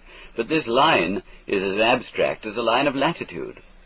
In concrete reality, the bird left no line. And similarly, the past from which our ego is abstracted has entirely disappeared. Thus, any attempt to cling to the ego or to make it an effective source of action is doomed to frustration. The second noble truth relates to the cause of frustration, which is said to be Trishna, clinging or grasping, based on avidya, which is ignorance or unconsciousness. Now, avidya is the formal opposite of awakening. It is the state of the mind when hypnotized or spellbound by Maya, so that it mistakes the abstract world of things and events for the concrete world of reality. At a still deeper level, it is lack of self-knowledge, lack of the realization that all grasping turns out to be the futile effort to grasp oneself, or rather to make life catch hold of itself. For to one who has self-knowledge, there is no duality between himself and the external world. Avidya is ignoring the fact that subject and object are relational, like the two sides of a coin, so that when one pursues, the other retreats. That is why the egocentric attempt to dominate the world, to bring as much of the world as possible under the control of the ego, has only to proceed for a little while before it raises the difficulty of the ego's controlling itself. This is really a simple problem of what we now call cybernetics, the science of control. Mechanically and logically, it is easy to see that any system approaching perfect self-control is also approaching perfect self-frustration. Such a system is a vicious circle and has the same logical structure as a statement which states something about itself, as, for example, I am lying, when it is implied that the statement is itself a lie.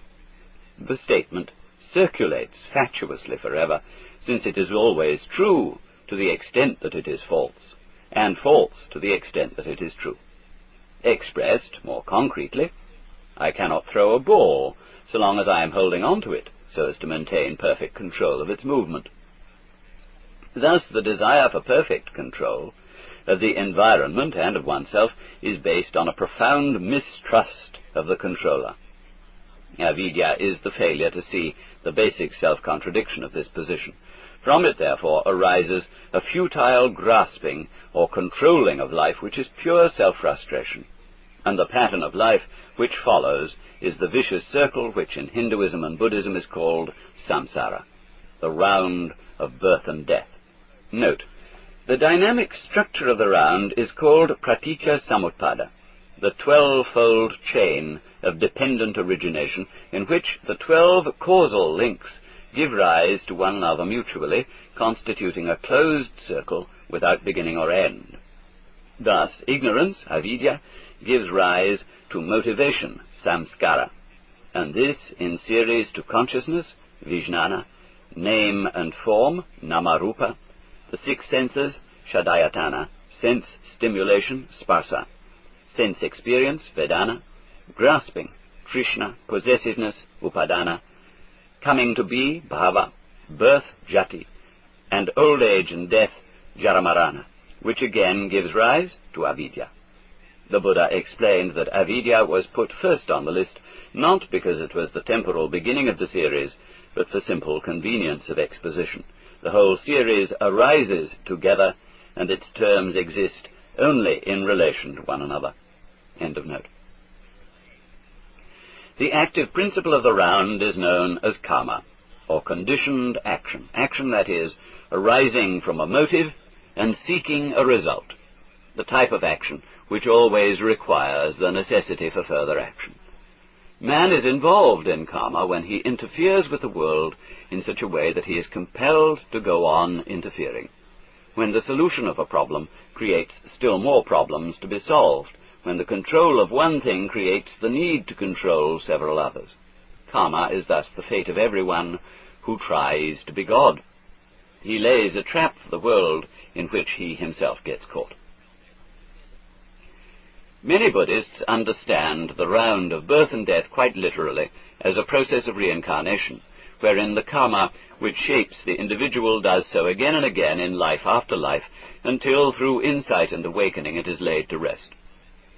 But in Zen, and in other schools of the Mahayana, it is often taken in a more figurative way, as that the process of rebirth is from moment to moment, so that one is being reborn so long as one identifies himself with a continuing ego which reincarnates itself afresh at each moment of time.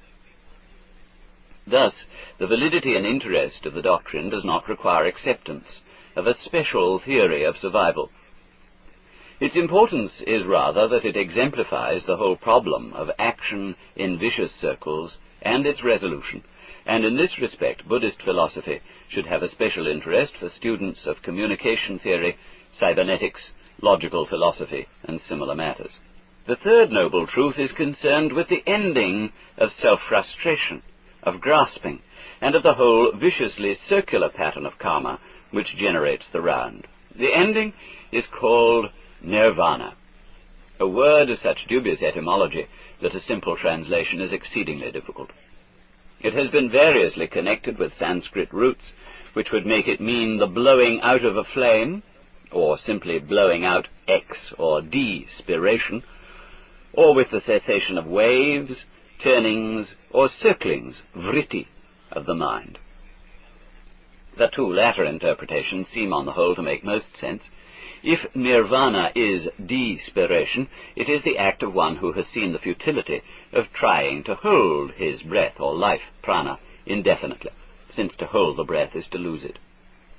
Thus nirvana is the equivalent of moksha, release or liberation. Seen from one side, it appears to be despair, the recognition that life utterly defeats our efforts to control it, that all human striving is no more than a vanishing hand clutching at clouds. Seen from the other side, this despair bursts into joy and creative power on the principle that to lose one's life is to find it, to find freedom of action unimpeded by self-frustration and the anxiety inherent in trying to save and control the self. If nirvana is related to the cessation, nir, of turnings, vritti, the term is synonymous with the aim of yoga, defined in the Yoga Sutra as chittavritti nirodha, the cessation of turnings of the mind. These turnings are the thoughts whereby the mind endeavors to grasp the world and itself. Yoga is the practice of trying to stop these thoughts by thinking about them, until the utter futility of the process is felt so vividly that it simply drops away, and the mind discovers its natural and unconfused state. It is obvious, however, that both etymologies give us the same essential meaning. Nirvana is the way of life which ensues when clutching at life has come to an end. Insofar as all definition is clutching, nirvana is necessarily indefinable. It is the natural, unself-grasped state of the mind. And here, of course, the mind has no specific meaning, for what is not grasped is not known in the conventional sense of knowledge. More popularly and literally understood, nirvana is the disappearance of the being from the round of incarnations, not into a state of annihilation, but simply into a state escaping definition, and thus immeasurable and infinite. To attain nirvana is also to attain Buddhahood, awakening. But this is not attainment in any ordinary sense, because no acquisition and no motivation are involved. It is impossible to desire nirvana, or to intend to reach it, for anything desirable or conceivable as an object of action is, by definition, not nirvana. Nirvana can only arise unintentionally, spontaneously, when the impossibility of self-grasping has been thoroughly perceived. A Buddha, therefore, is a man of no rank. He is not above, like an angel. He is not below, like a demon. He does not appear anywhere in the 6 divisions of the round, and it would be mistaken to think of him as superior to the angels, for the law of the round is that what goes up must come down, and vice versa. He has transcended all dualities whatsoever, and thus it would mean nothing to him to think of himself as a superior person or a spiritual success. The fourth noble truth describes the eightfold path of the Buddha's Dharma, that is, the method or doctrine whereby self-frustration is brought to an end. Each section of the path has a name preceded by the word samyak, Pali sama, which has the meaning of perfect or complete. The first two sections have to do with thought, the following four have to do with action, and the final two have to do with contemplation or awareness. We therefore have 1. Samyak drishti, or complete view. 2. Samyak sankalpa, or complete understanding. 3. Samyak vak, or complete, that is, truthful speech. 4. Samyak karmanta, or complete action. 5. Samyak ajiva, or complete vocation. 6. Samyak vyayama, or complete application. 7. Samyak smriti, or complete recollectedness. 8. Samyak samadhi, or complete contemplation. Without discussing these sections in detail, it may simply be said that the first two are concerned with a proper understanding of the doctrine and of the human situation. In some ways, the first section, complete view, contains all the others, since the method of Buddhism is above all the practice of clear awareness, of seeing the world yatha bhutam, just as it is. Such awareness is a lively attention to one's direct experience, to the world as immediately sensed, so as not to be misled by names and labels. Samyak samadhi, the last section of the path, is the perfection of the first, signifying pure experience, pure awareness, wherein there is no longer the dualism of the knower and the known. The sections dealing with action are often misunderstood because they have a deceptive similarity to a system of morals. Buddhism does not share the Western view that there is a moral law enjoined by God or by nature, which it is man's duty to obey. The Buddha's precepts of conduct, abstinence from taking life, taking what is not given, exploitation of the passions, lying, and intoxication, are voluntarily assumed rules of expediency, the intent of which is to remove the hindrances to clarity of awareness. Failure to observe the precepts produces bad karma, not because karma is a law or moral retribution, but because all motivated and purposeful actions, whether conventionally good or bad, are karma, insofar as they are directed to the grasping of life. Generally speaking, the conventionally bad actions are rather more grasping than the good. But the higher stages of Buddhist practice are as much concerned with disentanglement from good karma as from bad.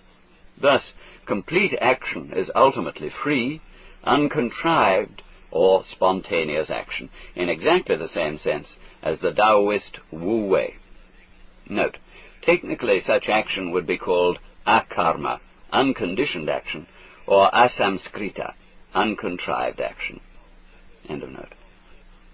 Smriti, recollectedness, and samadhi, contemplation, constitute the section dealing with the life of meditation, the inner mental practice of the Buddha's way. Complete recollectedness is a constant awareness or watching of one's sensations, feelings, and thoughts, without purpose or comment. It is a total clarity and presence of mind, actively passive, wherein events come and go like reflections in a mirror. Nothing is reflected except what is. Quote, in walking, standing, sitting, or lying down, he understands that he is so doing, so that, however his body is engaged, he understands it just as it is, in setting out or returning, in looking before or around, in bending or stretching his arm, he acts with clear awareness. From the Majjhima Nikaya. Through such awareness it is seen that the separation of the thinker from the thought, the knower from the known, the subject from the object is pure abstract. There is not the mind on the one hand and its experiences on the other. There is just a process of experiencing in which there is nothing to be grasped as an object and no one as a subject to grasp it. Seen thus, the process of experiencing ceases to clutch at itself. Thought follows thought without interruption, that is, without any need to divide itself from itself, so as to become its own object. Quote, where there is an object, there thought arises. Is then the thought one thing and the object another? No. What is the object? Just that is the thought. If the object were one thing and the thought another, then there would be a double state of thought.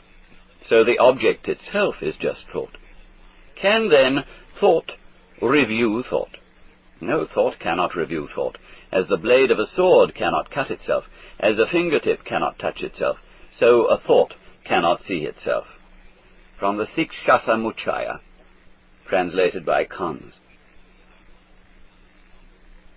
This non-duality of the mind, in which it is no longer divided against itself, is samadhi, and because of the disappearance of that fruitless threshing around of the mind to grasp itself, samadhi is a state of profound peace. This is not the stillness of total inactivity, for once the mind returns to its natural state, samadhi persists at all times, in walking, standing, sitting, and lying.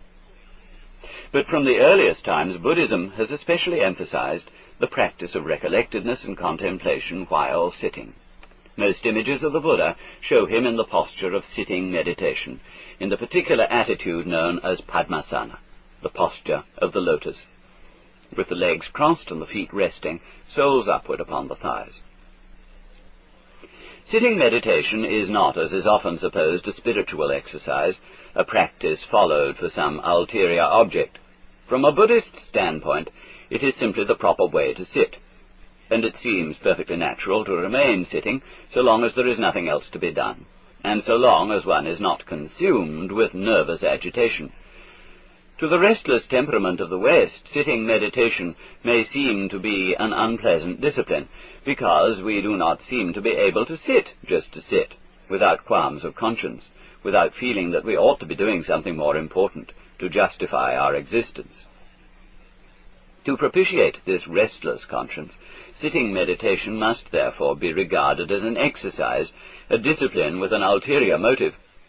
Yet at that very point it ceases to be meditation, dhyana, in the Buddhist sense, for where there is purpose, where there is seeking and grasping for results, there is no dhyana.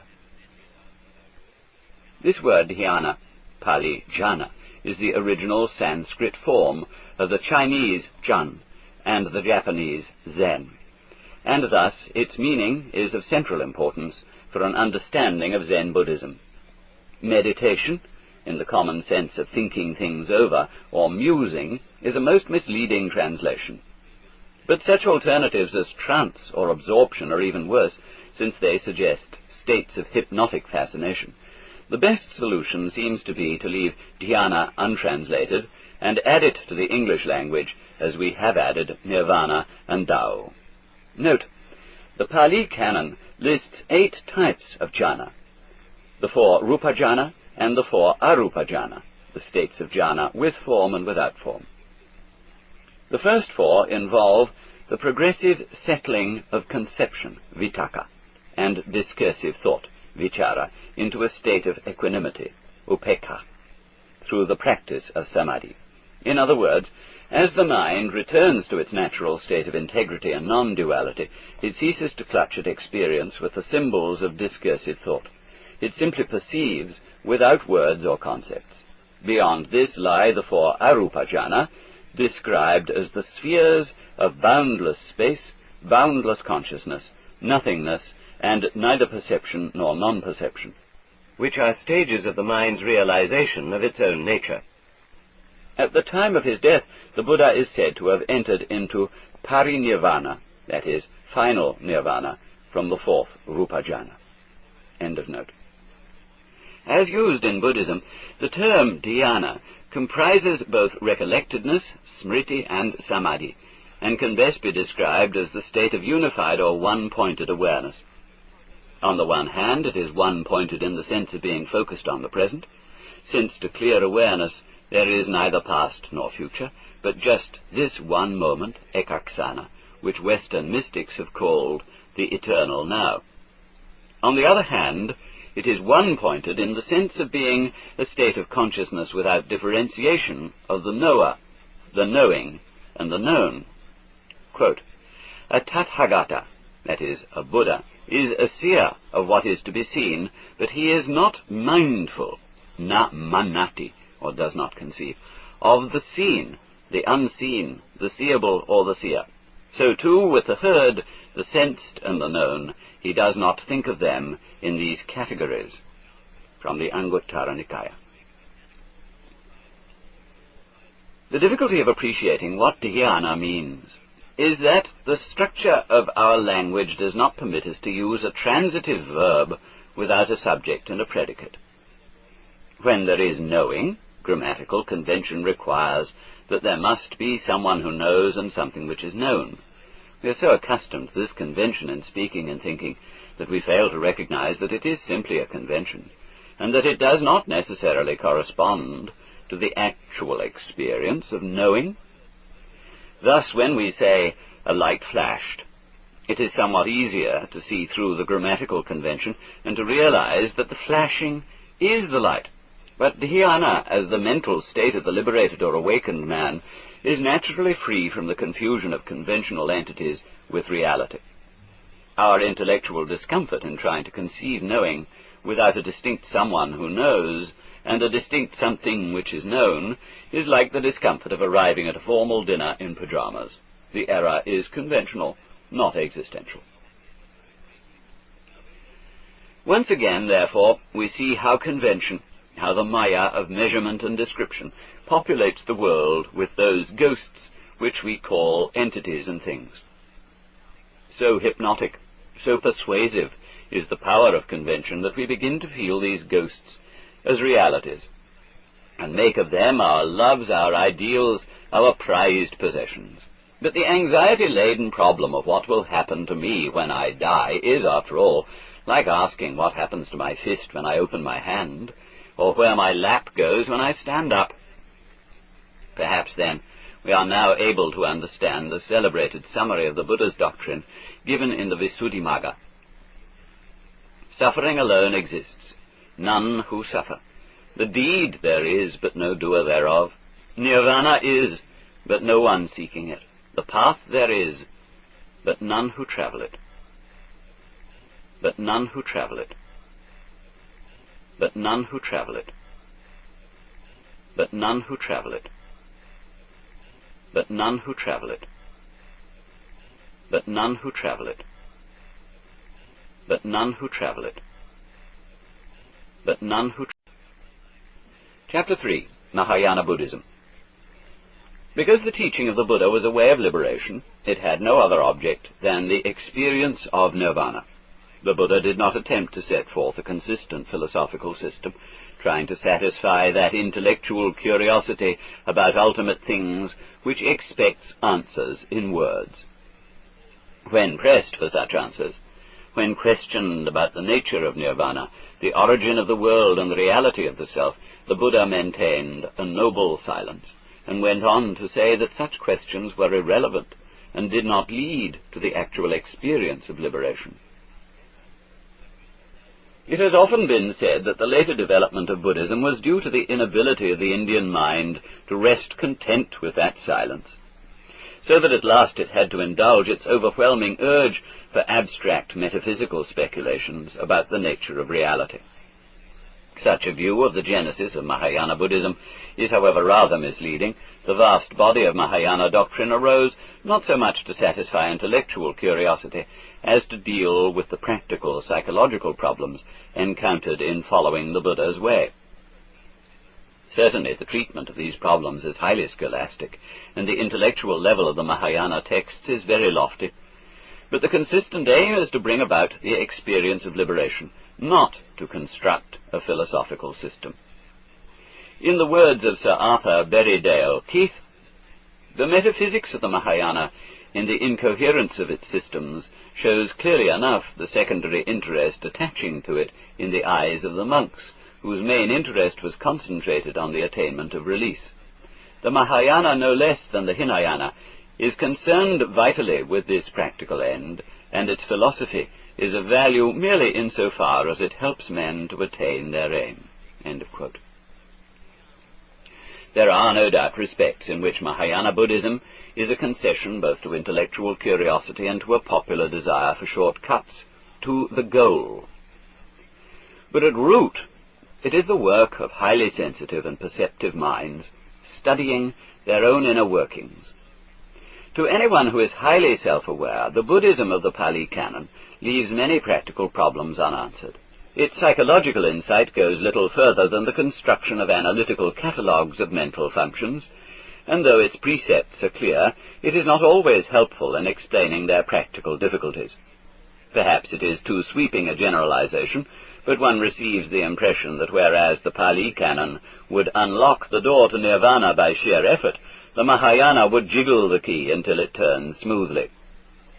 Thus, the great concern of the Mahayana is the provision of skillful means, upaya, for making nirvana accessible to every type of mentality.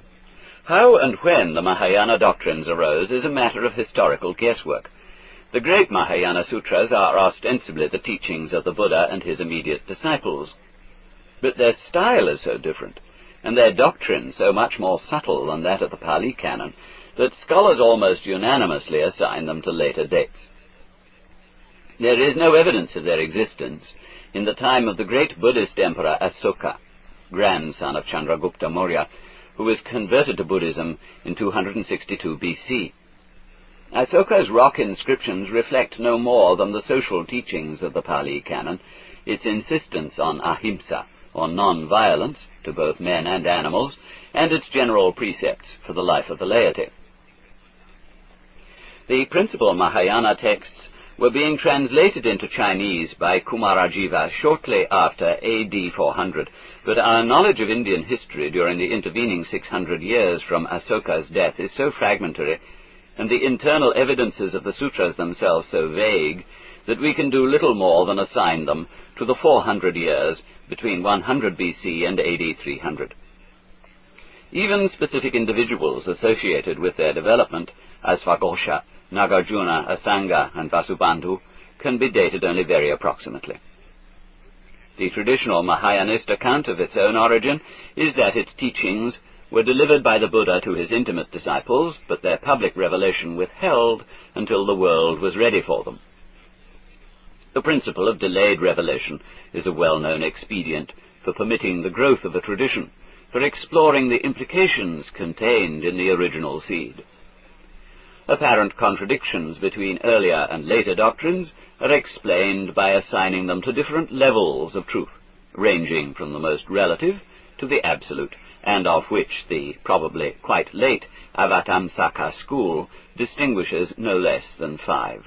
However, the problem of the historical origins of the Mahayana is of no very direct importance for an understanding of Zen, which as a Chinese rather than Indian form of Buddhism came into being when Indian Mahayana was fully grown. We can pass on, therefore, to the central Mahayana doctrines from which Zen arose. The Mahayana distinguishes itself from the Buddhism of the Pali Canon by terming the latter the little, hina, vehicle, jnana, of liberation, and itself the great, maha, vehicle. Great because it comprises such a wealth of upaya, or methods, for the realization of nirvana. These methods range from the sophisticated dialectic of Nagarjuna, whose object is to free the mind of all fixed conceptions, to the Sukhavati, or Pure Land doctrine of liberation through faith in the power of Amitabha, the Buddha of boundless light, who is said to have attained his awakening many eons before the time of Gautama. They include even the Tantric Buddhism of medieval India, wherein liberation may be realized through the repetition of sacred words and formulae called dharani, and through special types of yoga involving sexual intercourse with a Shakti, or spiritual wife. Note, the alleged obscenity of Maithuna, as this practice is called, is entirely in the minds of Christian missionaries. In fact, the relationship with the Shakti was anything but promiscuous, and involved the mature and all too infrequent notion of a man and a woman undertaking their spiritual development in common. This included a sanctification of the sexual relationship, which should logically have been part of the Catholic view of marriage as a sacrament. End of note. A preliminary study of the Pali Canon will certainly give the impression that nirvana is to be realized only through rigorous effort and self-control, and that the aspirant should lay aside all other concerns for the pursuit of this ideal. Mahayanists may be perfectly correct in assuming that the Buddha intended this emphasis as an upaya, a skillful means of enabling one to realize concretely and vividly the absurd vicious circle of desiring not to desire, or of trying to get rid of selfishness by oneself. For this is certainly the conclusion to which the practice of the Buddha's doctrine led. It may be attributed to laziness and loss of nerve, but it seems more plausible to suggest that those who remained in the path of self-deliverance were merely unconscious of the paradox involved. For wherever the Mahayana continues to teach the way of liberation by one's own effort, it does so as an expedient for bringing the individual to a vivid awareness of his own futility. Various indications suggest that one of the earliest notions of the Mahayana was the conception of the Bodhisattva, not simply as a potential Buddha, but as one who by renouncing nirvana was at a higher spiritual level than one who attained it and so withdrew from the world of birth and death.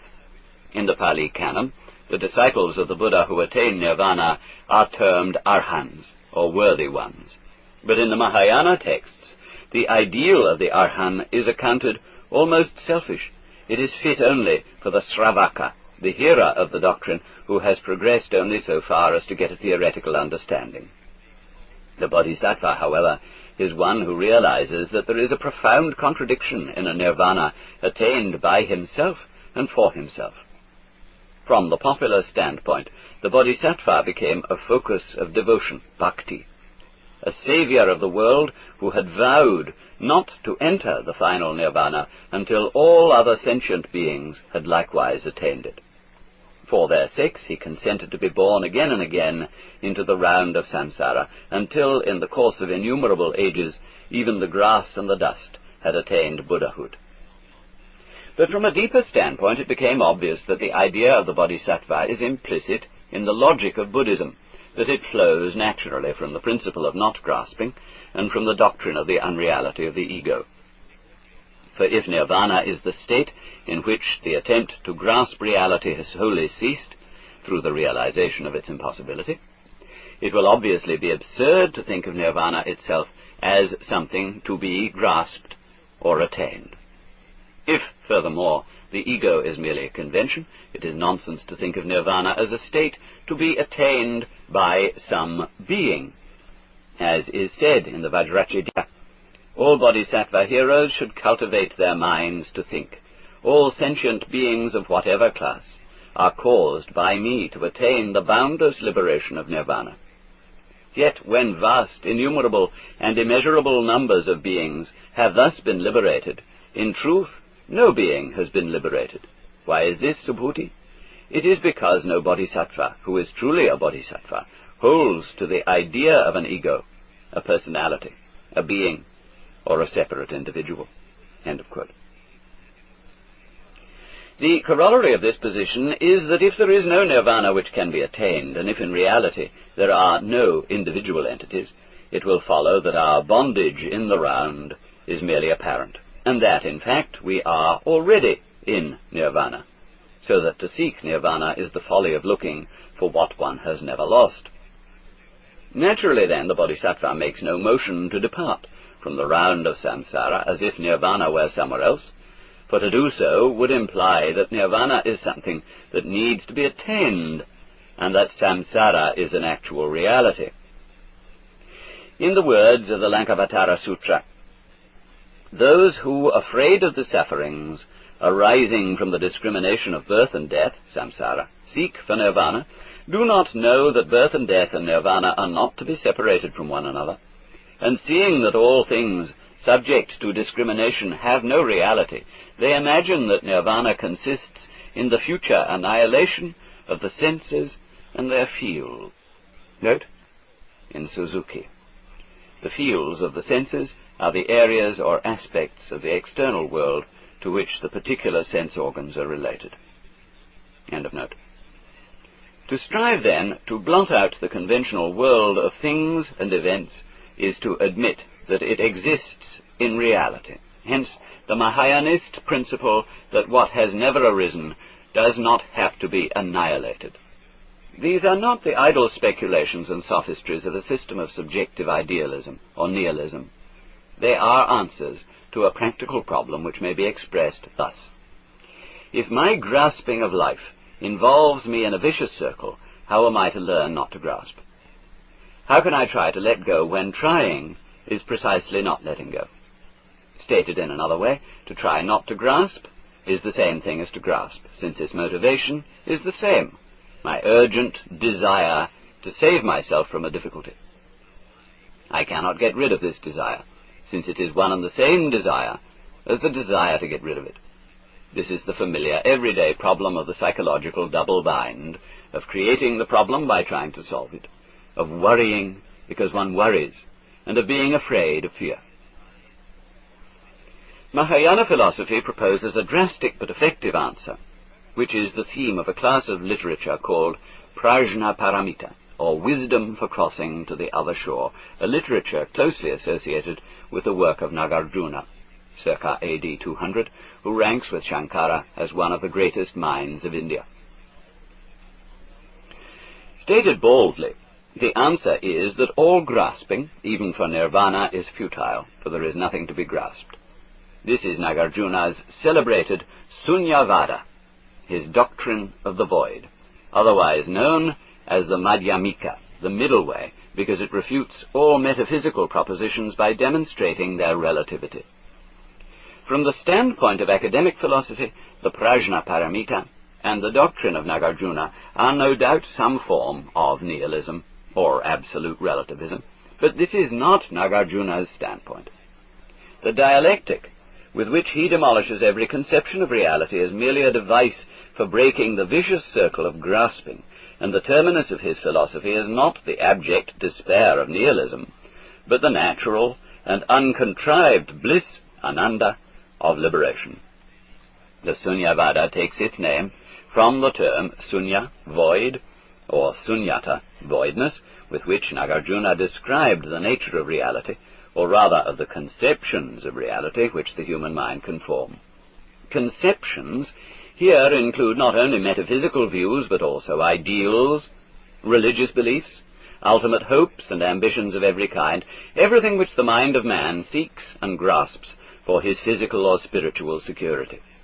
Not only does the Sunyavada demolish the beliefs which one consciously adopts, it also seeks out the hidden and unconscious premises of thought and action, and submits them to the same treatment until the very depths of the mind are reduced to total silence. Even the idea of sunya is itself to be voided.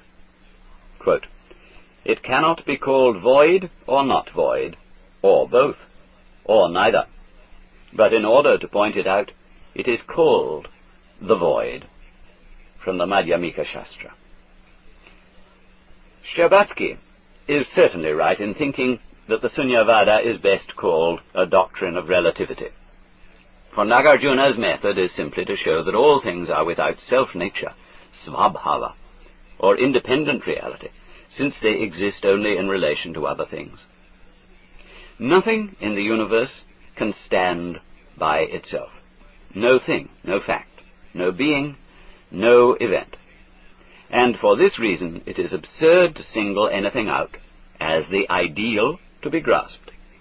For what is singled out exists only in relation to its own opposite, since what is defined by what is not. Pleasure is defined by pain, life is defined by death, and motion is defined by stillness. Obviously, the mind can form no idea of what to be means without the contrast of not to be, since the ideas of being and non-being are abstractions from such simple experiences as that there is a penny in the right hand and no penny in the left. From one point of view, the same relativity exists between nirvana and samsara, body, awakening, and klesa, defilement. That is to say, the search for nirvana implies the existence and the problem of samsara, and the quest for awakening implies that one is in the state of defilement with delusion.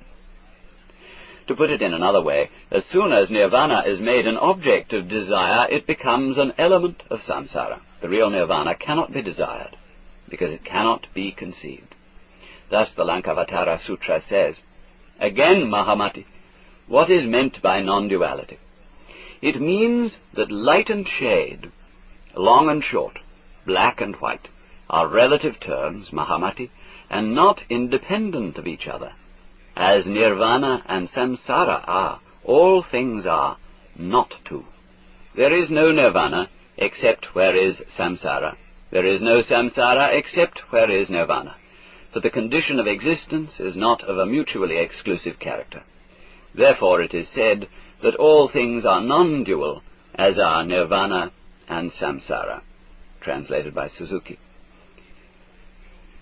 But the equation nirvana is samsara is true in another sense as well, namely, that what appears to us to be samsara is really nirvana, and that what appears to be the world of form, rupa, is really the void, sunya. Hence the famous saying, form is not different from emptiness, emptiness is not different from form. Form is precisely emptiness, emptiness is precisely form. Once again, this is not to say that awakening will cause the world of form to vanish without trace, for nirvana is not to be sought as the future annihilation of the senses and their fields. The sutra is saying that form is void, just as it is, in all its prickly uniqueness. The point of this equation is not to assert a metaphysical proposition, but to assist the process of awakening. For awakening will not come to pass when one is trying to escape or change the everyday world of form, or to get away from the particular experience in which one finds oneself at this moment. Every such attempt is a manifestation of grasping. Even the grasping itself is not to be changed by force, for bodhi, awakening, is the 5 offences, and the 5 offences are bodhi. If anyone regards bodhi as something to be attained, to be cultivated by discipline, he is guilty of the pride of self. Some of these passages may suggest that the bodhisattva may just as well be an easy-going worldly fellow who, because samsara is nirvana anyhow, can go on living just as he pleases. He may be thoroughly deluded, but since even delusion is bodhi, there would be no point in trying to change it. There is often a deceptive resemblance between opposite extremes. Lunatics frequently resemble saints, and the unaffected modesty of the sage often lets him seem to be a very ordinary person. Yet there is no easy way of pointing out the difference, of saying what it is that the ordinary worldly fellow does or does not do, which makes him different from a bodhisattva, or vice versa. The entire mystery of Zen lies in this problem, and we shall return to it at the proper time. It is enough to say here that the so-called ordinary person is only apparently natural, or perhaps that his real naturalness feels unnatural to him. In practice it is simply impossible to decide intentionally to stop seeking for nirvana and to lead an ordinary life, for as soon as one's ordinary life is intentional, it is not natural.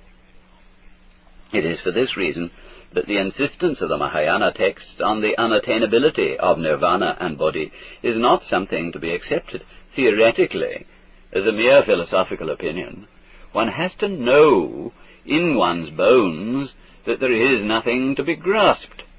Quote, thereupon the thought came to some of the gods in that assembly, what the fairies talk and murmur, that we understand, though mumbled. What Subhuti has just told us, that we do not understand. Subhuti read their thoughts and said, there is nothing to understand.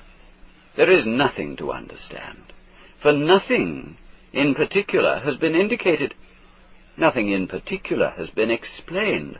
No one will grasp this perfection of wisdom as here explained. For no Dhamma, doctrine, at all has been indicated, lit up, or communicated. So there will be no one who can grasp it. From Ashtasahasrika, translated by Cons. The point arrives, then, when it is clearly understood that all one's intentional acts, desires, ideals, stratagems, are in vain. In the whole universe, within and without, there is nothing whereon to lay any hold, and no one to lay any hold on anything. This has been discovered through clear awareness of everything that seemed to offer a solution, or to constitute a reliable reality, through the intuitive wisdom called prajna, which sees into the relational character of everything. With the eye of prajna, the human situation is seen for what it is, a quenching of thirst with salt water, a pursuit of goals which simply require the pursuit of other goals, a clutching of objects which the swift course of time renders as insubstantial as mist. The very one who pursues, who sees and knows and desires, the inner subject, has his existence only in relation to the ephemeral objects of his pursuit. He sees that his grasp upon the world is his stranglehold about his own neck, the hold which is depriving him of the very life he so longs to attain. And there is no way out, no way of letting go, which he can take by effort, by a decision of the will. But who is it that wants to get out? There comes a moment when this consciousness of the inescapable trap in which we are at once the trapper and the trapped reaches a breaking point. One might almost say that it matures or ripens, and suddenly there is what the Lankavatara Sutra calls a turning about in the deepest seat of consciousness. In this moment all sense of constraint drops away, and the cocoon which the silkworm spun around himself opens to let him go forth, winged as a moth. The peculiar anxiety which Kierkegaard has rightly seen to lie at the very roots of the ordinary man's soul is no longer there. Contrivances, ideals, ambitions, and self-propitiations are no longer necessary, since it is now possible to live spontaneously without trying to be spontaneous. Indeed, there is no alternative, since it is now seen that there never was any self to bring the self under its control. Reduced to the bare essentials, such is the inner process which the Sunyavada is trying to set in motion with its philosophy of total negation. Thus the greater part of Nagarjuna's work was a carefully logical and systematic refutation of every philosophical position to be found in the India of his time. Granting that its object is an inner experience, Western students have always had difficulty in understanding how such a purely negative point of view could have any creative consequences. It must therefore be repeated that the negations apply not to reality itself, but to our ideas of reality. The positive and creative content of the Sunyavada is not in the philosophy itself, but in the new vision of reality which is revealed when its work is done. And Nagarjuna does not spoil this vision by trying to describe it. The Mahayana does, however, have another term for reality which is perhaps rather more indicative than sunya, the void. This is the word tathata, which we may translate as suchness, thusness, or thatness.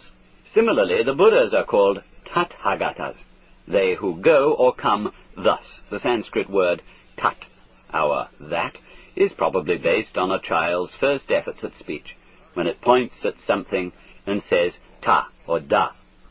Fathers flatter themselves by imagining that the child is calling them by name, dada or daddy, but perhaps the child is just expressing its recognition of the world and saying that. When we say just that or thus, we are pointing to the realm of non-verbal experience, to reality as we perceive it directly, for we are trying to indicate what we see or feel rather than what we think or say. Tathata, therefore, indicates the world just as it is, unscreened and undivided by the symbols and definitions of thought. It points to the concrete and actual as distinct from the abstract and conceptual. A Buddha is a tathagata, a thus-goer, because he is awakened to this primary non-conceptual world which no words can convey, and does not confuse it with such ideas as being or non-being, good or bad, past or future, here or there, moving or still, permanent or impermanent. As the Bodhisattva Manjushri speaks of the Tathagata in the Saptasatika, suchness, tathata, neither becomes nor ceases to become. Thus do I see the Tathagata. Suchness does not stand at any point or place. Thus do I see the Tathagata. Suchness is neither past, future, nor present. Thus do I see the Tathagata. Suchness does not arise from the dual or the non-dual. Thus do I see the Tathagata. Suchness is neither impure nor pure. Thus do I see the Tathagata. Suchness neither arises nor comes to an end. Thus do I see the Tathagata. Note, suchness is neither past, future, nor present, for when it is seen that there is neither past nor future, there is no more a present, since the idea of the present has meaning only in relation to past and future. End of note. Because Tathata is the true state of a Buddha and of all beings whatsoever, it is also referred to as our true or original nature, and thus our Buddha nature. One of the cardinal doctrines of the Mahayana is that all beings are endowed with Buddha nature, and so have the possibility of becoming Buddhas. Because of the identity of Buddha nature and Tathata, the term Buddha is frequently used of reality itself, and not just of the awakened man. It so comes about that in the Mahayana, a Buddha is often seen as a personification of reality, forming the basis of those popular cults in which the Buddhas seem to be worshipped as gods. I say seem to be, because even Mahayana Buddhism is no real equivalent of Judeo-Christian theism, with its strict identification of God with a moral principle. Furthermore, the various Buddhas who are so venerated, Amitabha, Vairocana, Amitayus, Ratnasambhava, etc., are always personifications of one's own true nature. Here too lies the basis of the Buddhism of faith, of the Sukhavati, or Pure Land school, in which it is held that all efforts to become a Buddha are merely the false pride of the ego. All that is necessary is to repeat the formula Namo Amitabhaya, literally, the name of Amitabha, or Hail Amitabha, in the faith that this alone is sufficient to bring about one's rebirth in the Pure Land over which Amitabha presides. In this Pure Land, all the obstacles which stand in the way of becoming a Buddha in this world are removed, so that rebirth in the Pure Land is virtually equivalent to becoming a Buddha. The repetition of the name is held to be effective because in ages past, Amitabha vowed that he would not enter into supreme Buddhahood unless rebirth in the Pure Land were assured for all beings who invoked his name. Because he subsequently entered the state of Buddhahood, the vow is effectively fulfilled. Even Nagarjuna was in sympathy with this doctrine, for it is obviously a popular and more graphic way of saying that since one's own true nature is already the Buddha nature, one does not have to do anything to make it so. On the contrary, to seek to become Buddha is to deny that one is already Buddha, and this is the sole basis upon which Buddhahood can be realized. In short, to become a Buddha, it is only necessary to have the faith that one is a Buddha already. Shinran, the great Japanese exponent of the Pure Land, went even so far as to say that it was only necessary to repeat the name, for he saw that the attempt to make an act of faith was too artificial and led one to doubt one's own faith. Pure Land Buddhism is clearly an outgrowth of the Bodhisattva doctrine that the proper work of the liberated man is the liberation of all other beings by upaya, or skillful means. By prajna, or intuitive wisdom, he sees into the nature of reality, and this in turn awakens karuna, or compassion for all who are still in the bonds of ignorance. At its deepest level, karuna means something rather more than compassion for the ignorance of others, for we saw that the Bodhisattva's return into the world of samsara was based on the principle that samsara is in fact nirvana, and that the void is precisely form. If prajna is to see that form is void, karuna is to see that the void is form.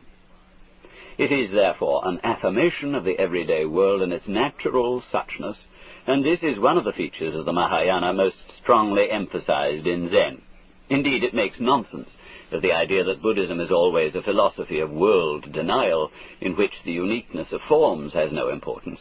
It was because of karuna that Mahayana Buddhism became the principal inspiration of Chinese art in the Sung and Yuan dynasties, an art which stressed natural forms rather than religious symbols.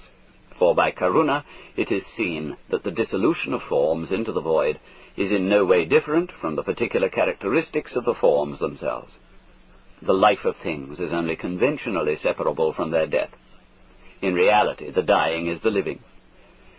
The perception that each single form, just as it is the void, and that, further, the uniqueness of each form arises from the fact that it exists in relation to every other form, is the basis of the Dharma Dhatu, Dharma realm, doctrine of the enormous Avatamsaka Sutra.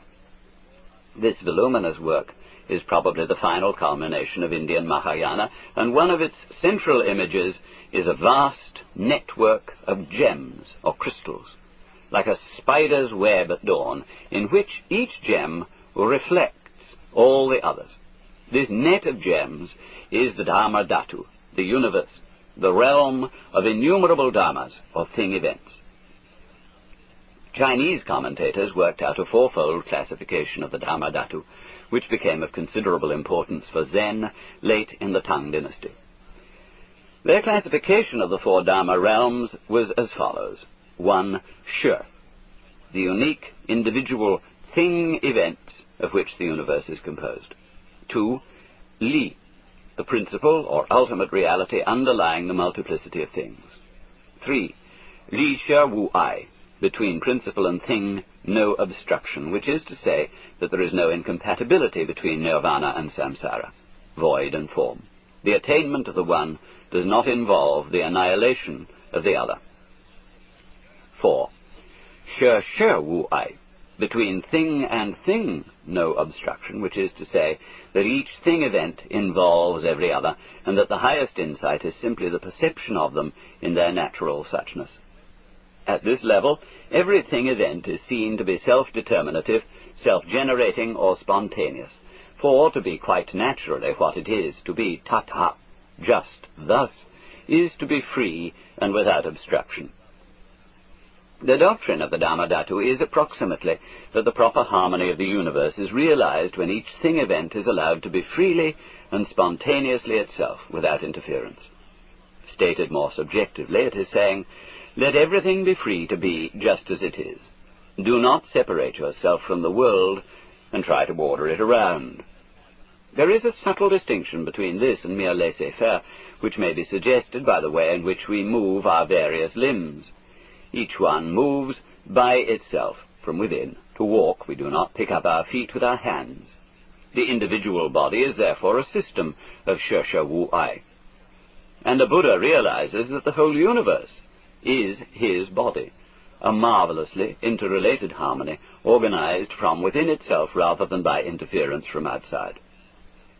Mahayana philosophy thinks of the Buddha's body as threefold, as the Trikaya, or triple body. His body considered either as the multitude of thing events or as his particular human forms is termed the Nirmanakaya, or body of transformation. The particular human forms are such historic and prehistoric Buddhas as Gautama, Kasyapa, or Kanakamuni. And since these appear in the flesh, the Nirmanakaya includes, in principle, the entire universe of form. There is next the Sambhogakaya, or body of enjoyment. This is the sphere of prajna, wisdom, and karuna, compassion, the latter looking down to the world of form, and the former looking up to the realm of the void. Sambhogakaya might also be called the body of realization, since it is in this body that a Buddha realizes that he is a Buddha. Finally, there is the Dharmakaya, the Dharma body, which is the void, the sunya itself. Nagarjuna did not discuss the way in which the void appears as form, the Dharmakaya as the Nirmanakaya, feeling perhaps that this would be completely unintelligible to those who had not actually realized awakening. For the Buddha himself had compared such inquiries to the foolishness of a man shot with an arrow who would not permit it to be taken out of his flesh until he had been told all the details of his assailant's appearance, family, and motivation. Nevertheless, Nagarjuna's successors, the brothers Asanga and Vasubandhu, circa 280 to 360, who worked out the type of Mahayana philosophy generally known as Yogacara, made some attempt to discuss this particular problem. According to the Yogacara, the world of form is Chittamatra, mind only, or Vijnapti Matra, representation only. This view seems to have a very close resemblance to Western philosophies of subjective idealism, in which the external and material world is regarded as a projection of the mind. However, there seem to be some differences between the two points of view. Here, as always, the Mahayana is not so much a theoretical and speculative construction as an account of an inner experience and a means of awakening the experience in others. Furthermore, the word citta is not precisely equivalent to our mind. Western thought tends to define mind by opposition to matter, and to consider matter not so much as measure as the solid stuff which is measured. Measure itself, abstraction, is for the West more of the nature of mind, since we tend to think of mind and spirit as more abstract than concrete. But in Buddhist philosophy, citta does not stand over against a conception of solid stuff. The world has never been considered in terms of a primary substance shaped into various forms by the action of mind or spirit. Such an image is not in the history of Buddhist thought, and thus the problem of how impalpable mind can influence solid matter has never arisen. Wherever we should speak of the material or physical or substantial world, Buddhism employs the term rupa, which is not so much our matter as form. There is no material substance underlying rupa, unless it be citta itself. The difficulty of making equations and comparisons between Eastern and Western ideas is that the two worlds do not start with the same assumptions and premises. They do not have the same basic categorizations of experience. When, therefore, the world has never been divided into mind and matter, but rather into mind and form, the word mind cannot mean quite the same thing in both instances. The word man, for example, does not have quite the same meaning when contrasted with woman as when contrasted with animal. A simplified and somewhat rough way of stating the difference is that Western idealists have begun to philosophize from a world consisting of mind or spirit, form, and matter, whereas the Buddhists have begun to philosophize from a world of mind and form. The Yogacara does not, therefore, discuss the relation of forms of matter to mind. It discusses the relation of forms to mind and concludes that they are forms of mind. As a result, the term mind, citta, becomes logically meaningless. But because the main concern of Buddhism is with a realm of experience which is non-logical and meaningless, in the sense that it does not symbolize or signify anything other than itself, there is no objection to meaningless terms. From the logical standpoint, the proposition, everything is mind, says no more than that everything is everything. For if there is nothing which is not mind, the word belongs to no class and has no limits, no definition. One might as well use blah, which is almost exactly what Buddhism does with the nonsense word tathata. For the function of these nonsense terms is to draw our attention to the fact that logic and meaning, with its inherent duality, is a property of thought and language, but not of the actual world. The non-verbal concrete world contains no classes and no symbols which signify or mean anything other than themselves. Consequently, it contains no duality. For duality arises only when we classify, when we sort our experiences into mental boxes, since a box is no box without an inside and an outside. Mental boxes are probably formed in our minds long before formal thought and language supply labels to identify them. We have begun to classify as soon as we notice differences, regularities and irregularities, as soon as we make associations of any kind. But if the word mental means anything at all, this act of classification is certainly mental. For to notice differences and to associate them with one another is something more than simply to respond to sense contacts. Yet if classes are a product of the mind, of noticing, association, thought and language, the world, considered simply as all classes of objects, is a product of the mind. This is, I think, what the Yogacara means by the assertion that the world is mind only, chittamatram lokam. It means that external and internal, before and after, heavy and light, pleasant and painful, moving and still, are all ideas or mental classifications. Their relation to the concrete world is the same as that of words. Thus the world that we know, when understood as the world as classified, is a product of the mind, and as the sound water is not actually water, the classified world is not the real world. The problem of what the mind is can now be seen to be the same as the problem of what the real world is. It cannot be answered, for every what is a class, and we cannot classify the classifier. Is it not then merely absurd to speak of the mind, the citta, at all, if there is no way of saying what it is? On the contrary, the mathematician Kurt Gödel has given us a rigorous proof of the fact that every logical system must contain a premise which it cannot define without contradicting itself. The Yogacara takes citta as its premise and does not define it, since citta is here the equivalent of sunya and tathata. For the mind, quote, is beyond all philosophical views, is apart from discrimination. It is not attainable, nor is it ever born. I say there is nothing but mind. It is not an existence, nor is it a non-existence. It is indeed beyond both existence and non-existence. Out of mind spring innumerable things, conditioned by discrimination, that is, classification, and habit energy. These things people accept as an external world. What appears to be external does not exist in reality. It is indeed mind that is seen as multiplicity. The body, property, and abode, all these, I say, are nothing but mind. Note from the Lankavatara Sutra. I have cited the Lankavatara for both Madhyamika and Yogacara viewpoints, since either both schools have used the sutra, or else it is a work of the latter, incorporating views of the former. Since historical order is here a matter of conjecture, I have simply chosen sources which seem to express the ideas in question most effectively. End of note. Within this undefined continuum of citta, the Yogacara describes 8 kinds of vijnana, or discriminating consciousness. There is a consciousness appropriate to each of the 5 senses. There is the 6th sense consciousness, mano-vijnana, unifying the other 5 so that what is touched or heard may be related to what is seen.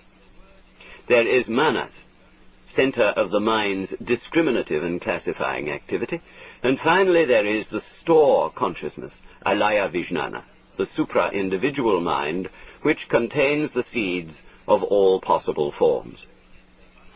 The store consciousness is almost equivalent to the citta itself and is supra-individual because it stands prior to every differentiation.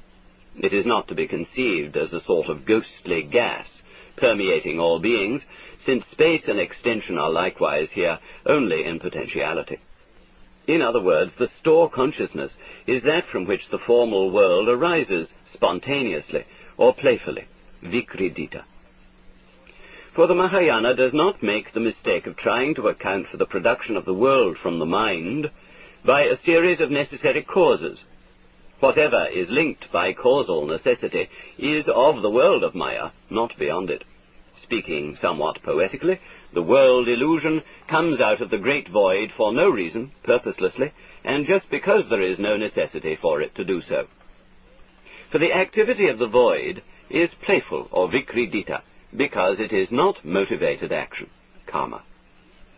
Thus, as the Yogacara describes it, the production of the formal world arises spontaneously from the store consciousness, flows up into the manas, where the primordial differentiations are made, passes thence into the 6 sense consciousnesses, which in turn produce the sense organs, or gates ayatana, through which it finally projects the classified external world.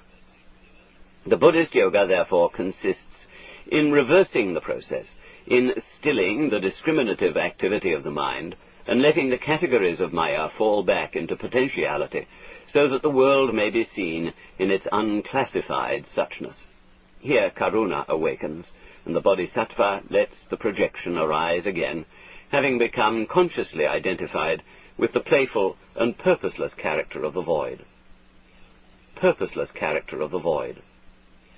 Purposeless character of the void. Purposeless character of the void. Purposeless character of the void. Purposeless character of the void. Chapter 4. The Rise and Development of Zen. The qualities which distinguish Zen or Chun from other types of Buddhism are rather elusive when it comes to putting them in words. Yet Zen has a definite and unmistakable flavor.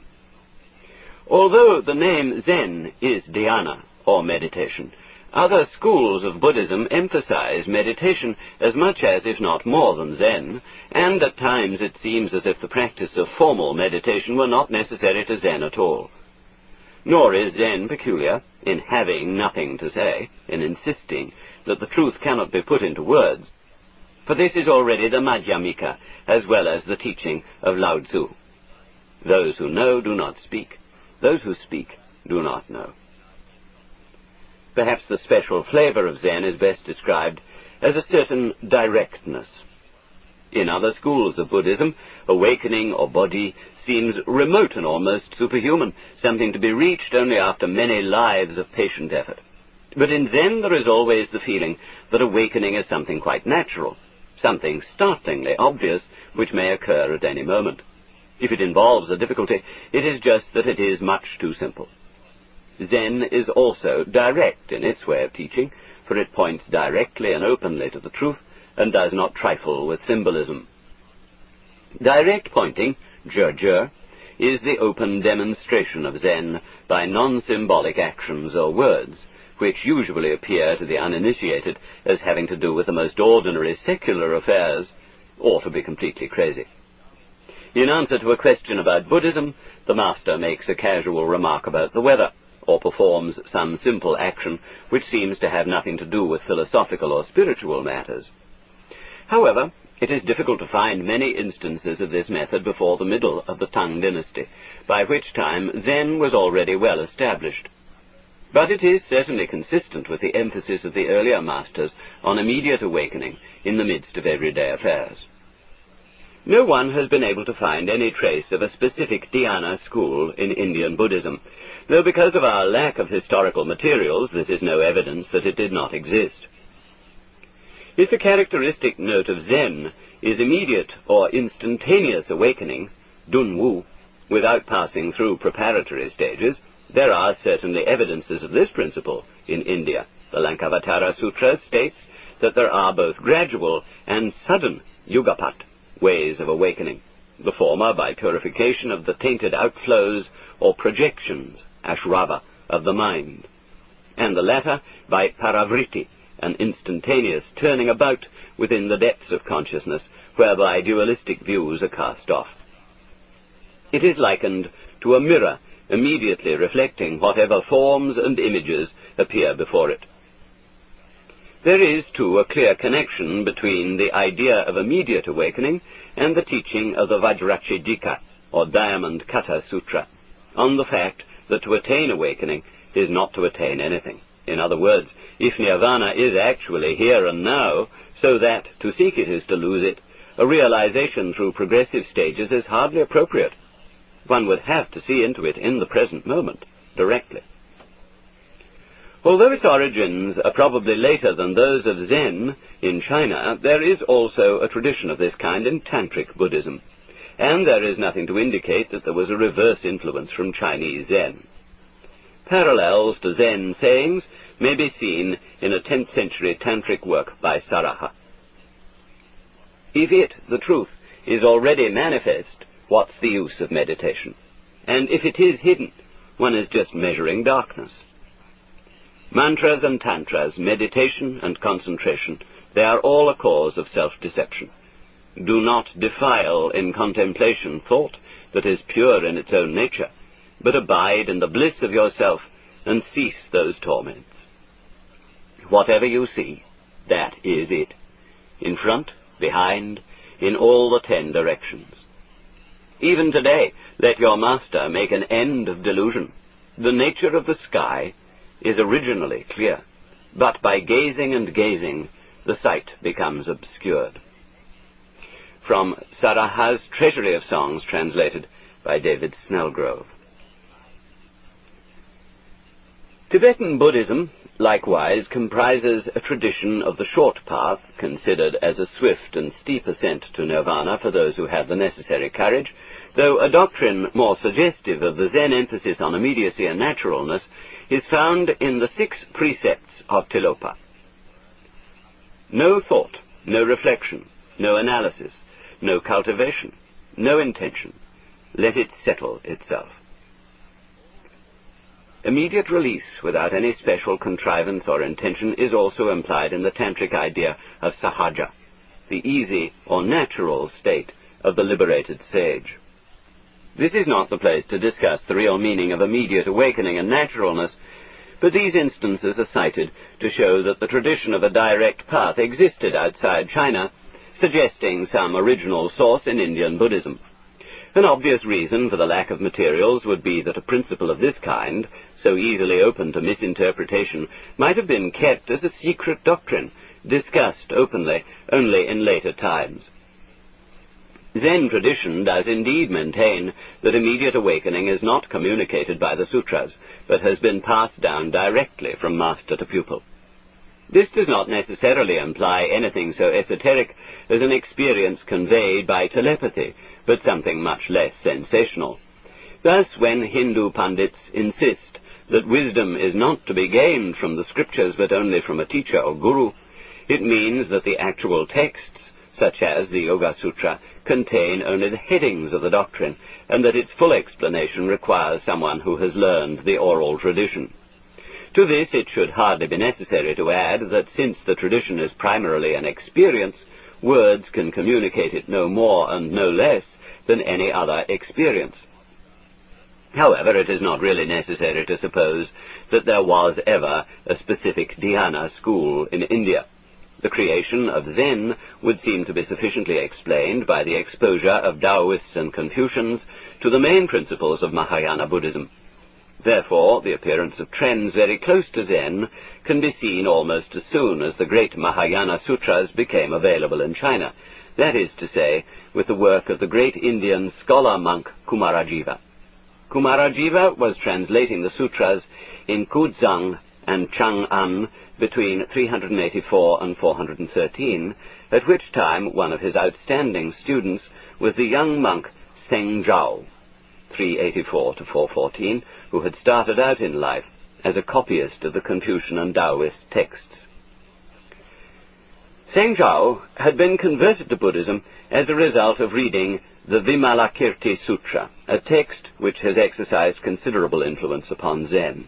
Although Seng Zhao became a monk, this sutra is the story of a layman, Vimalakirti, who excelled all the Buddha's disciples in the depth of his understanding.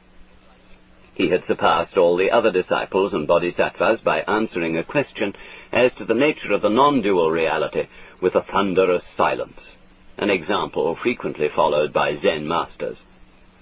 Vimalakirti, thunderingly silent, is, too, a favorite theme of Zen artists. But the main importance of this sutra for China and for Zen was the point that perfect awakening was consistent with the affairs of everyday life, and that indeed the highest attainment was to enter into awakening without exterminating the defilements, klesa.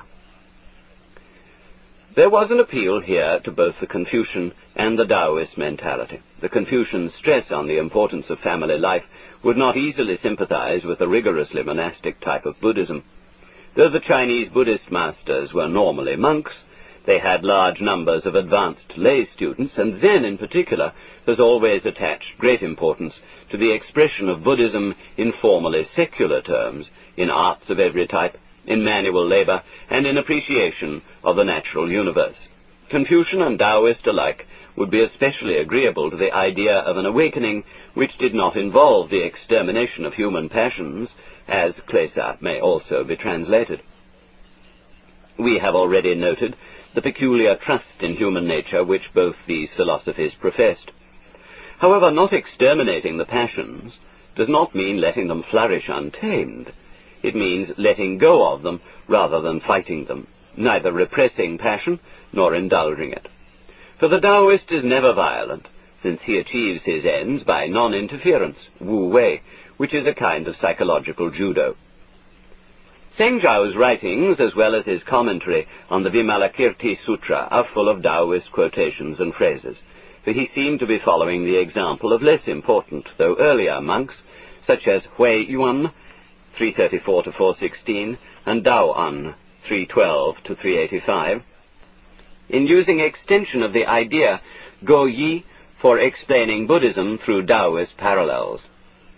So much did this suggest an equivalence between the two traditions that by the end of the 5th century, Liu Chu could say, "From the Kunlun Mountains eastward, the Taoist term Great Oneness is used. From Kashmir westward, the Buddhist term Sambodhi is used. Whether one looks longingly toward non-being, Wu, or cultivates emptiness, Sunyata, the principle involved is the same." Two of Zheng Zhao's doctrines would seem to have had some importance for the later development of Zen: his view of time and change, and his idea that prajna is not knowledge. The chapter on the immutability of things in his book of Zhao is so original and so startlingly similar to the section on time in the first volume of Dogen's Shobogenzo that the celebrated Japanese Zen philosopher can hardly have been unfamiliar with it. Quote, "Past things are in the past, and do not go there from the present, and present things are in the present, and do not go there from the past. Rivers which compete with one another to inundate the land do not flow. The wandering air that blows about is not moving. The sun and moon, revolving in their orbits, do not turn around." Translated by Liebenthal. In the same way, Dogen pointed out that firewood does not become ashes and life does not become death, just as the winter does not become the spring. Every moment of time is self-contained and quiescent. Note, the same idea was used even before Dogen by the Zen master Matsu, died 788. Quote, "So with former thoughts, later thoughts, and thoughts in between. The thoughts follow one another without being linked together. Each one is absolutely tranquil." End of note. Zheng Zhao also discussed the seeming paradox that prajna is a kind of ignorance. Because the ultimate reality has no qualities, and is not a thing, it cannot become an object of knowledge. Therefore prajna, direct insight, knows the truth by not knowing. Quote, "Wisdom knows not, yet it illumines the deepest profundity. Spirit calculates not, yet it responds to the necessities of the given moment. Because it calculates not, spirit shines in lonely glory in what is beyond the world. Because it knows not, wisdom illumines the mystery, Xuan, beyond mundane affairs. Yet though wisdom lies outside affairs, it never lacks them. Though spirit lies beyond the world, it stays ever within it." Translated by Liebenthal. Here is the main links between Taoism and Zen. For the style and terminology of the Book of Zhao is Taoist throughout, though the subject matter is Buddhist.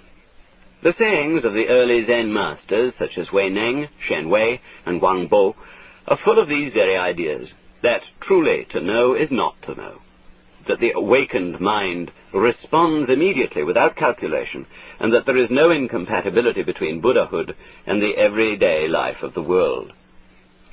Even closer to the standpoint of Zen was Zheng Zhao's fellow student Daosheng, 360-434, the first clear and unequivocal exponent of the doctrine of instantaneous awakening. If nirvana is not to be found by grasping, there can be no question of approaching it by stages, by the slow process of the accumulation of knowledge. It must be realized in a single flash of insight, which is Dunwu, or in Japanese, Satori, the familiar Zen term for sudden awakening. Xie Lingyun, in his discussion of Daosheng's doctrine, even suggests that instantaneous awakening is more appropriate to the Chinese mentality than to the Indian, and lends weight to Suzuki's description of Zen as the Chinese revolution against Indian Buddhism. Daosheng's doctrine, however unusual and startling, must have found considerable acceptance. It is mentioned again more than a century later in a work by Way of Zen, 523 to 592, who also associates it with the master Hui Dan, who lived until about 627. The importance of these early precursors of Zen is that they provide a clue to the historical beginnings of the movement, if we cannot accept the traditional story that it arrived in China in 520 with the Indian monk Bodhidharma. Modern scholars, such as Feng Yulan and Peyo, have cast serious doubts upon the truth of this tradition. They suggest that the Bodhidharma story was a pious invention of later times, when the Zen school needed historical authority for its claim to be a direct transmission of experience from the Buddha himself, outside the sutras. For Bodhidharma is represented as the 28th of a somewhat fanciful list of Indian patriarchs, standing in a direct line of apostolic succession from Gautama. Note: Hu Shi and Dang Yongting have suggested that Bodhidharma was in China at the earlier date of 420 to 479. End of note. At this stage of the inquiry, it is hard to say whether the views of these scholars are to be taken seriously, or whether they are but another instance of an academic fashion for casting doubt upon the historicity of religious founders. The traditional story which the Zen school gives of its own origin is that Bodhidharma arrived in Canton from India around the year 520 and proceeded to the court of the Emperor Wu of Yang, an enthusiastic patron of Buddhism. However, Bodhidharma's doctrine and his abrupt attitude did not appeal to the emperor, so that he withdrew for some years to a monastery in the state of Wei, and spent his time gazing at the wall until at last he found a suitable disciple in Huiko, who subsequently became the second patriarch of Zen in China. There is, of course, nothing improbable in the arrival of a great Buddhist master from India at this period. Kumarajiva had arrived shortly before 400, Bodhiruchi just after 500, and Paramatta was at the court of Liang about the same time as Bodhidharma.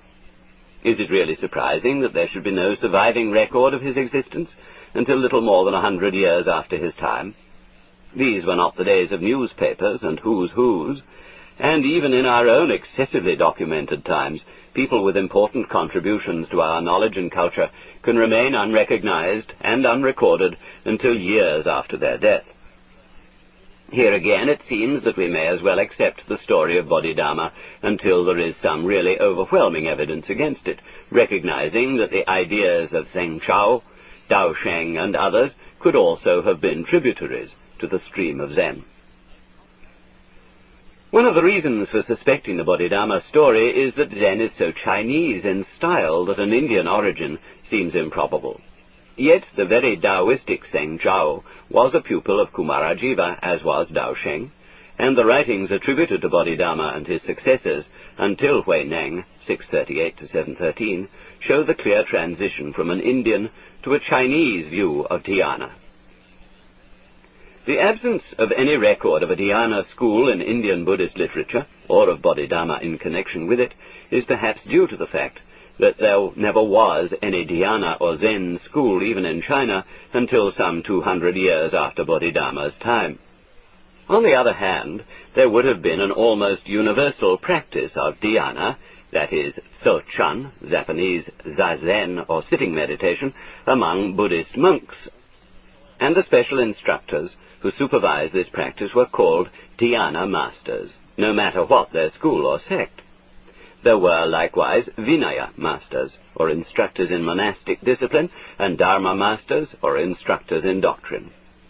Zen became a distinct school only as it promulgated a view of dhyana, which differed sharply from the generally accepted practice. Note: Huineng's Dan Qing, for example, records several instances of the sixth patriarch's interviews with dhyana masters who obviously did not belong to his own southern school of dhyana. Furthermore, it was not until the time of Bojang, 720 to 814, or even later, that the Zen school had monasteries of its own. End of note. Zen tradition represents Bodhidharma as a fierce-looking fellow with a bushy beard and wide-open, penetrating eyes, in which, however, there is just a hint of a twinkle. A legend says that he once fell asleep in meditation and was so furious that he cut off his eyelids, and falling to the ground they arose as the first tea plant. Tea has thereafter supplied Zen monks with a protection against sleep, and so clarifies and invigorates the mind that it has been said, the taste of Zen, Chan, and the taste of tea, Cha, are the same. Another legend holds that Bodhidharma sat so long in meditation that his legs fell off. Hence the delightful symbolism of those Japanese Dharma dolls, which represent Bodhidharma as a legless roly-poly, so weighted inside that he always stands up again when pushed over. A popular Japanese poem says of the Dharma doll, Jinsei nanakorobi yaoki, such is life, 7 times down, 8 times up. Bodhidharma's alleged interview with the Emperor Wu of Liang is typical of his abrupt and direct manner. For the emperor described all that he had done to promote the practice of Buddhism, and asked what merit he had gained thereby, taking the popular view that Buddhism is a gradual accumulation of merit through good deeds, leading to better and better circumstances in future lives, and finally to nirvana. But Bodhidharma replied, no merit whatever. This so undermined the emperor's idea of Buddhism that he asked, what then is the sacred doctrine's first principle?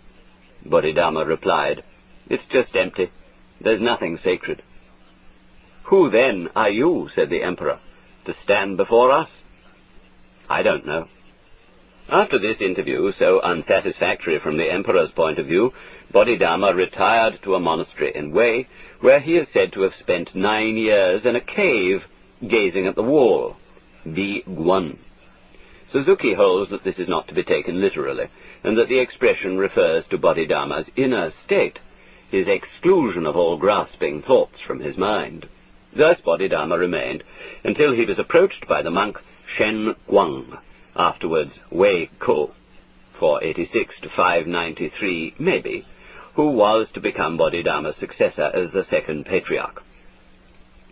Wei Ko again and again asked Bodhidharma for instruction, but was always refused.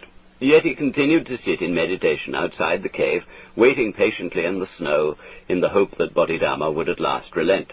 In desperation, he finally cut off his left arm, and presented it to Bodhidharma as a token of his agonized sincerity.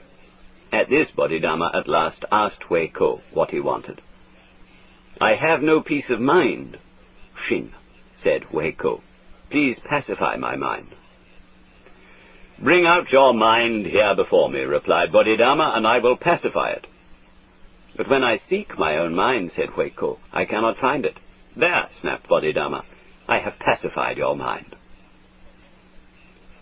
At this moment, Wei Ko had his awakening, his Dunwu or Satori, so that this interchange purports to be the first instance of what became the characteristic Zen method of instruction. The Wen-Da, Japanese Mondo, or question and answer, sometimes loosely called the Zen story. The greater part of Zen literature consists of these anecdotes, many of them much more puzzling than this, and their aim is always to precipitate some type of sudden realization in the questioner's mind, or to test the depth of his insight. For this reason, such anecdotes cannot be explained without spoiling their effect. In some respects, they are like jokes which do not produce their intended effect of laughter when the punchline requires further explanation. One must see the point immediately, or not at all.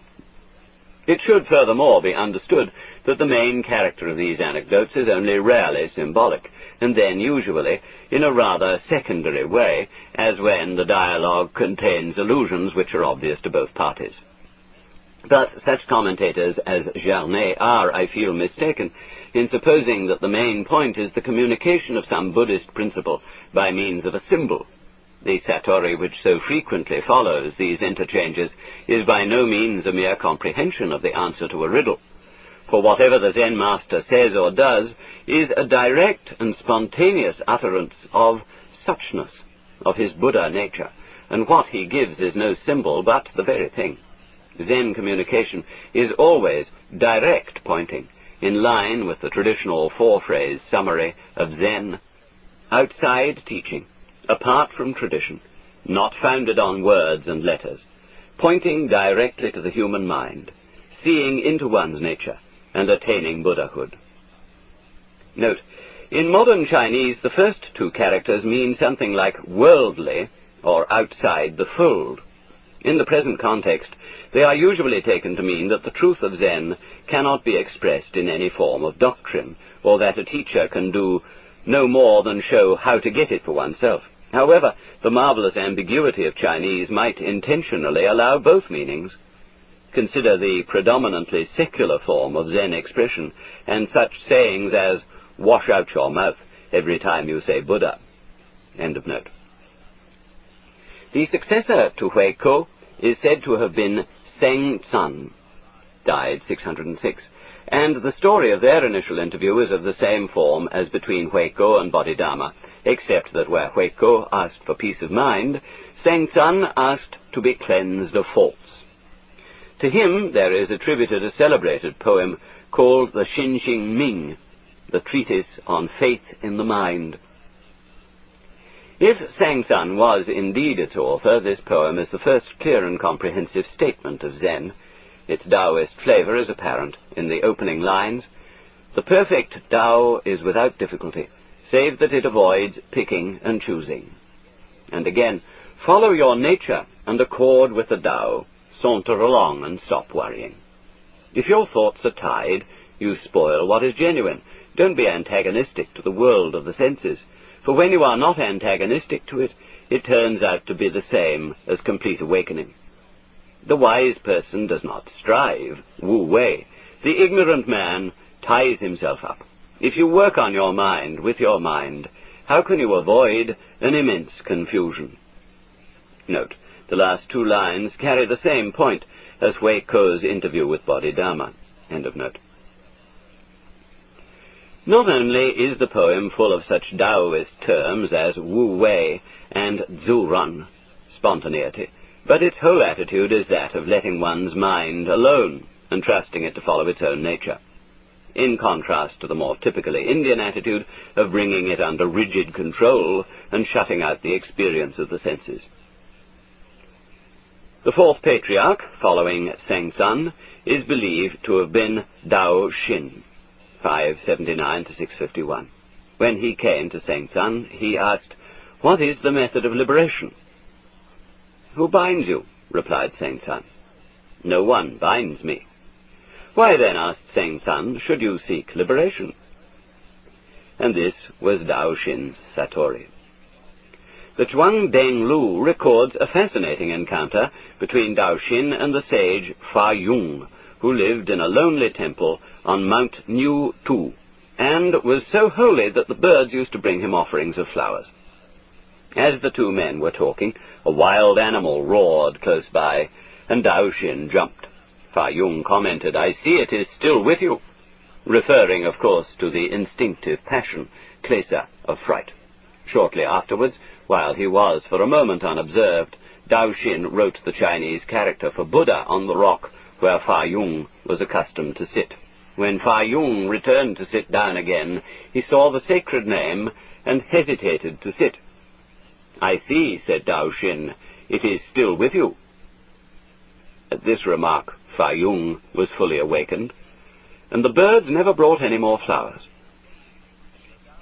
The fifth patriarch, and here we begin to enter a more reliable chapter of history, was Hung Run, 601 to 675. At his first meeting with Hung Run, the patriarch asked, "What is your name?" "Xing." "I have a nature, Xing," replied Hung Run, punning, "but it's no usual nature." "What is this name?" inquired the patriarch, missing the pun. "It's Buddha nature." "You have no name, then?"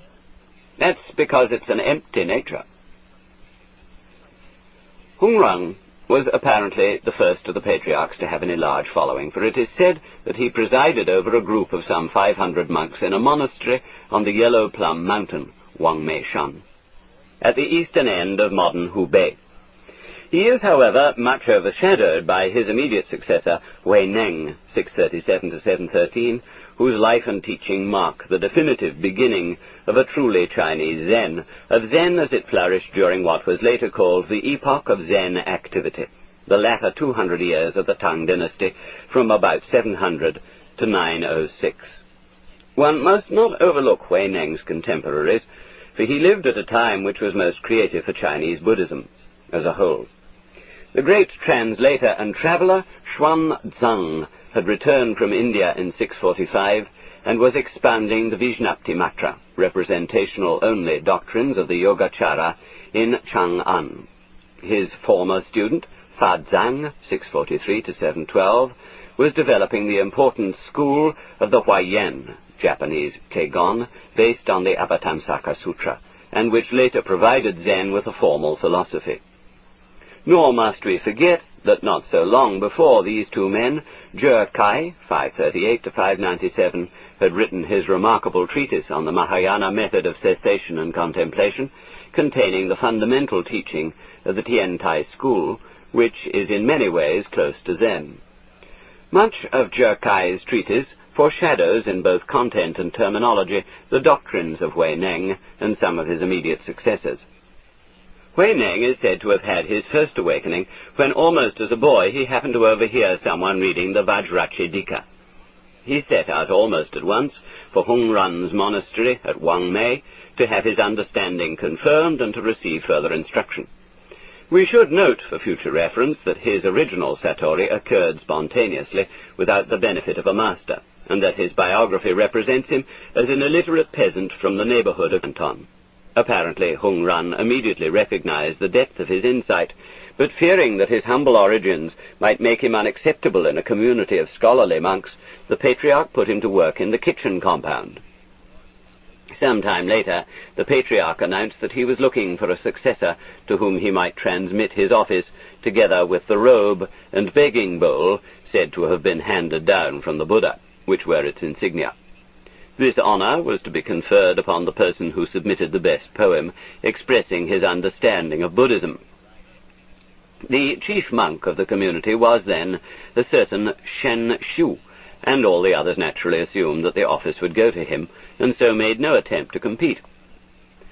Shen Shu, however, was in doubt as to his own understanding, and decided to submit his poem anonymously, claiming authorship only if the patriarch approved of it. During the night, then, he posted the following lines in the corridor near the patriarch's quarters. The body is the Bodhi tree, the mind like a bright mirror standing. Take care to wipe it all the time, and allow no dust to cling. The following morning the patriarch read the poem, and ordered incense to be burned before it, saying that all who put it into practice would be enabled to realize their true nature. But when Shen Shu came to him in private and claimed authorship, the patriarch declared that his understanding was still far from perfect. On the following day, another poem appeared beside the first. There never was a Bodhi tree, nor bright mirror standing. Fundamentally, not one thing exists. So where is the dust to cling? The patriarch knew that only Hui Neng could have written this, but to avoid jealousy he rubbed out the poem with his shoe and summoned Hui Neng to his room secretly by night. Here he conferred the patriarchate, the robe and the bowl upon him, and told him to flee into the mountains until the hurt feelings of the other monks had subsided and the time was ripe for him to begin his public teaching. A comparison of the two poems shows at once the distinctive flavor of Hui Neng's Zen. Shen Shu's poem reflects what was apparently the general and popular view of dhyana practice in Chinese Buddhism. It was obviously understood as the discipline of sitting meditation, Sochan, in which the mind was purified by an intense concentration which would cause all thoughts and attachments to cease. Taken rather literally, many Buddhist and Taoist texts would substantiate this view that the highest state of consciousness is a consciousness empty of all contents, all ideas, feelings, and even sensations. Today, in India, this is a very prevalent notion of samadhi. But our own experience with Christianity should make this type of literalism, even in high circles, rather familiar. Hui Neng's position was that a man with an empty consciousness was no better than a block of wood or a lump of stone. He insisted that the whole idea of purifying the mind was irrelevant and confusing, because our own nature is fundamentally clear and pure. In other words, there is no analogy between consciousness or mind and a mirror that can be wiped. The true mind is no mind, wu xin, which is to say that it is not to be regarded as an object of thought or action, as if it were a thing to be grasped and controlled. The attempt to work on one's own mind is a vicious circle. To try to purify it is to be contaminated with purity. Obviously, this is the Taoist philosophy of naturalness, according to which a person is not genuinely free, detached or pure, when his state is the result of an artificial discipline. He is just imitating purity, just faking clear awareness. Hence the unpleasant self-righteousness of those who are deliberately and methodically religious. Huineng's teaching is that instead of trying to purify or empty the mind, one must simply let go of the mind, because the mind is nothing to be grasped. Letting go of the mind is also equivalent to letting go of the series of thoughts and impressions, nian, which come and go in the mind, neither repressing them, holding them, nor interfering with them. Quote, "Thoughts come and go of themselves, for through the use of wisdom there is no blockage. This is the samadhi of prajna, a natural liberation. Such is the practice of no thought, wu nian. But if you do not think of anything at all, and immediately command thoughts to cease, this is to be tied in a knot by a method, and is called an obtuse view." End of quote. Of the usual view of meditation practice, he said, quote, "To concentrate on the mind, and to contemplate it until it is still, is a disease and not dhyana. To restrain the body by sitting up for a long time, of what benefit is this towards the Dharma?" And again, "If you start concentrating the mind on stillness, you will merely produce an unreal stillness." What does the word meditation, sochan, mean? In this school it means no barriers, no obstacles. It is beyond all objective situations, whether good or bad. The word sitting, so, means not to stir up thoughts in the mind. End of quote. In counteracting the false dhyana of mere empty-mindedness, Huineng compares the great void to space, and calls it great not just because it is empty, but because it contains the sun, moon, and stars. True dhyana is to realize that one's own nature is like space, and that thoughts and sensations come and go in this original mind like birds through the sky, leaving no trace. Awakening in his school is sudden because it is for quick-witted rather than slow-witted people. The latter must of necessity understand gradually, or more exactly, after a long time, since the sixth patriarch's doctrine does not admit of stages or growth. To be awakened at all is to be awakened completely. For having no parts or divisions, the Buddha nature is not realized bit by bit. His final instructions to his disciples contain an interesting clue to the later development of the Mondo or question-answer method of teaching. If, in questioning you, someone asks about being, answer with non-being. If he asks about non-being, answer with being. If he asks about the ordinary man, answer in terms of the sage. If he asks about the sage, answer in terms of the ordinary man. By this method of opposites, mutually related, there arises an understanding of the middle way. For every question that you are asked, respond in terms of its opposite. Huineng died in 713, and with his death the institution of the Patriarchate ceased, for the genealogical tree of Zen put forth branches. Huineng's tradition passed to 5 disciples. Huai Rong died 775, Jing Yuan died 740, Shen Hui 668 to 770, Xuan Chui 665 to 713, and Hui Zhong 677 to 744. The spiritual descendants of Huai Rong and Xing Su live on today as the 2 principal schools of Zen in Japan, the Rinzai and the Soto. In the 2 centuries following the death of Huineng, the proliferation of lines of descent and schools of Zen is quite complex, and we need do no more than consider some of the more influential individuals. The writings and records of Huineng's successors continue to be concerned with naturalness. On the principle that the true mind is no mind, and that our true nature is no special nature, it is likewise stressed that the true practice of Zen is no practice, that is, the seeming paradox of being a Buddha without intending to be a Buddha. According to Shen Wei, if one has this knowledge, it is contemplation, samadhi, without contemplating, wisdom, prajna, without wisdom, practice without practicing. All cultivation of concentration is wrong-minded from the start, for how, by cultivating concentration, could one obtain concentration? If we speak of working with the mind, does this working consist in activity or inactivity of the mind? If it is inactivity, we should be no different from vulgar fools. But if you say that it is activity, it is then in the realm of grasping, and we are bound up by the passions, klesa. What way, then, should we have of gaining deliverance? The Sravakas cultivate emptiness, dwell in emptiness, and are bound by it. They cultivate concentration, dwell in concentration, and are bound by it. They cultivate tranquility, dwell in tranquility, and are bound by it. If working with the mind is to discipline one's mind, how could this be called deliverance? End of quote. In the same vein, Xuan Jue begins his celebrated poem, The Song of Realizing the Tao, Zheng Dao Ge. See you not that easy-going man of Tao who has abandoned learning and does not strive? Wu Wei. He neither avoids false thoughts nor seeks the true, for ignorance is in reality the Buddha nature, and this illusory, changeful, empty body is the Dharma body. End of quote.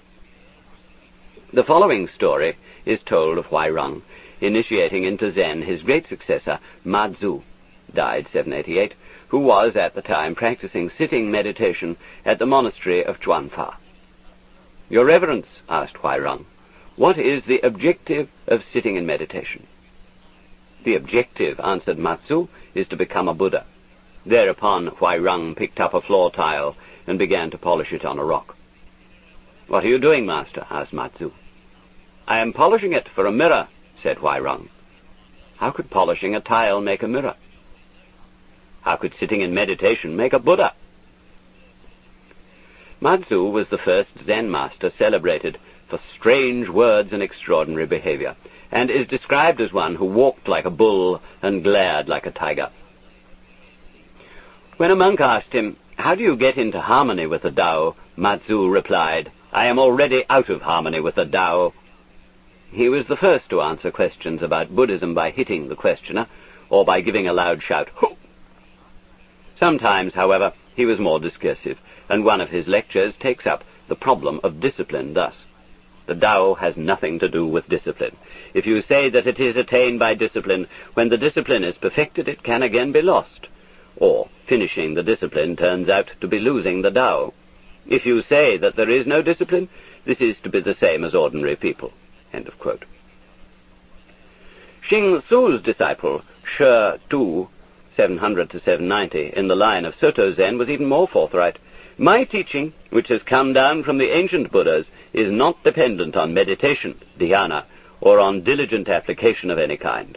When you attain the insight as attained by the Buddha, you realize that mind is Buddha and Buddha is mind. That mind, Buddha, sentient beings, body and klesa, are of one and the same substance, while they vary in names. End of quote. His interesting name, Stonehead, is attributed to the fact that he lived on top of a large rock near the monastery of Hengzhu. With Mazu's disciple Nanchuan, 748 to 834, and his successor Zhao Zhu, 778 to 897, the teaching of Zen became peculiarly lively and disturbing. The Wu Men Guan tells how Nanchuan interrupted a dispute among his monks as to the ownership of a cat by threatening to cleave the animal with his spade if none of the monks could say a good word, that is, give an immediate expression of his Zen. There was dead silence, so the master cut the cat in two. Later in the day, Nanchuan recounted the incident to Zhao Zhu, who at once put his shoes on his head and left the room. If you had been here, said Nanchuan, the cat would have been saved.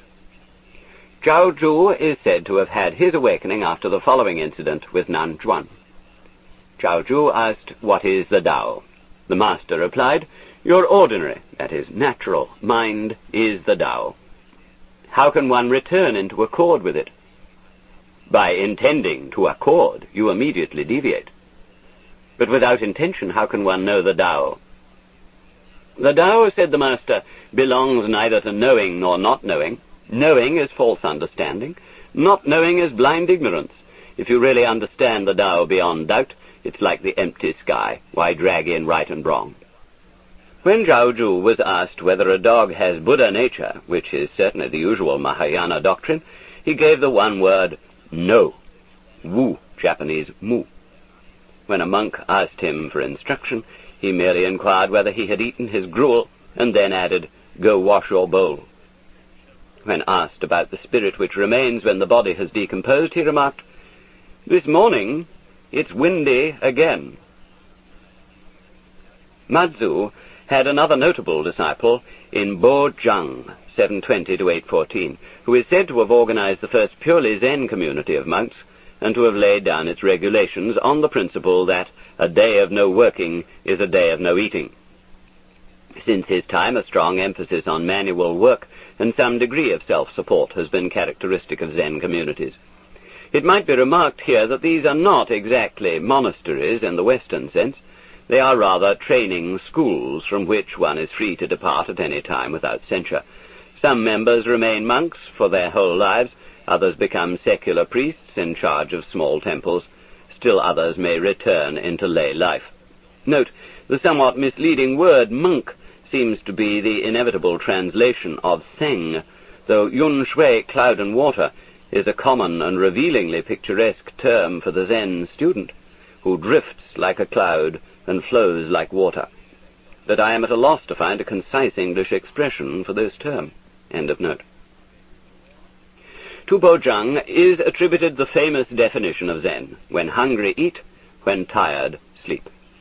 He is said to have had his satori when Madzu shouted at him and left him deaf for 3 days, and to have been in the habit of pointing out the Zen life to his disciples with the saying, don't cling, don't seek. For when asked about seeking for the Buddha nature, he answered, it's much like riding an ox in search of the ox. Bojang's student, Huang Bo, died 850, is also of considerable importance in this period. Not only was he the teacher of the great Linji, but he was also the author of the Chuan Xin Fa Yao, or Treatise on the Essentials of the Doctrine of Mind. The content of this work is essentially the same body of doctrine as is found in Hui Neng, Shen Hui, and Madzu, but it contains some passages of remarkable clarity, as well as some frank and careful answers to questions at the end. Quote, by their very seeking for it, the Buddha nature, they produce the contrary effect of losing it, for that is using the Buddha to seek for the Buddha, and using mind to grasp mind. Even though they do their utmost for a full kalpa, they will not be able to attain to it.